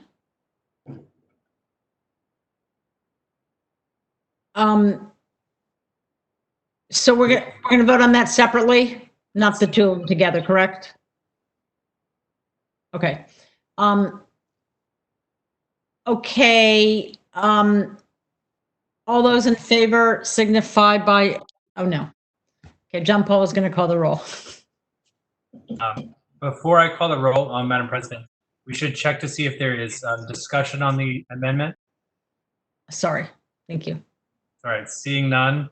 I want to give props to John Paul. I think I am definitely, falling asleep, and you are doing great at keeping us all together through the end of this. So I really appreciate it. Seeing no discussion, Dr. Gasoi, Aye. Mr. Jacobson, Aye. Dr. O'Leary, Aye. Mr. Parker, Aye. Dr. Sutter, Aye. Ms. Williams, Aye. Mr. Batchelor, Aye. Mr. O'Sullivan, Aye. President Wattenberg. Aye. The amendment in the nature of a substitute is adopted. I believe, President Wattenberg, that Mr. O'Sullivan had a second amendment. Mr. O'Sullivan? Thank you. Madam President, my second amendment would insert text on line 57. The new text reads, LEAs provide increased transparency within schools to school staff on teacher hiring and leadership promotion processes. I move the amendment. Discussion? Madam President, I'll just offer this. I was honored to work with Mr. O'Sullivan on putting this resolution together. And this amendment was his idea, specifically around the fact that, as our Black educators shared with us earlier tonight when they came to testify about this resolution, there's a lot of uncertainty in workplaces for Black educators around what the unspoken rules are about who gets chosen for promotion and advancement. And so this idea Mr. Sullivan offers, I think, is a wise one, which asks for LEAs to provide clarity within the workplace for employees in the workplace around what the expectations are for promotions and advancement. I would support the amendment. Second. Further discussion? Oh. Okay, Mr. Hayworth, you can call the roll. The motion is on adoption of the Sullivan Amendment. Dr. Gasoi. Aye. Mr. Jacobson. Aye. Dr. O'Leary. Aye. Mr. Parker. Aye. Dr. Sutter. Aye. Ms. Williams. Aye. Mr. Batchelor. Aye. Mr. O'Sullivan. Aye. President Wattenberg. Aye. The amendment is adopted.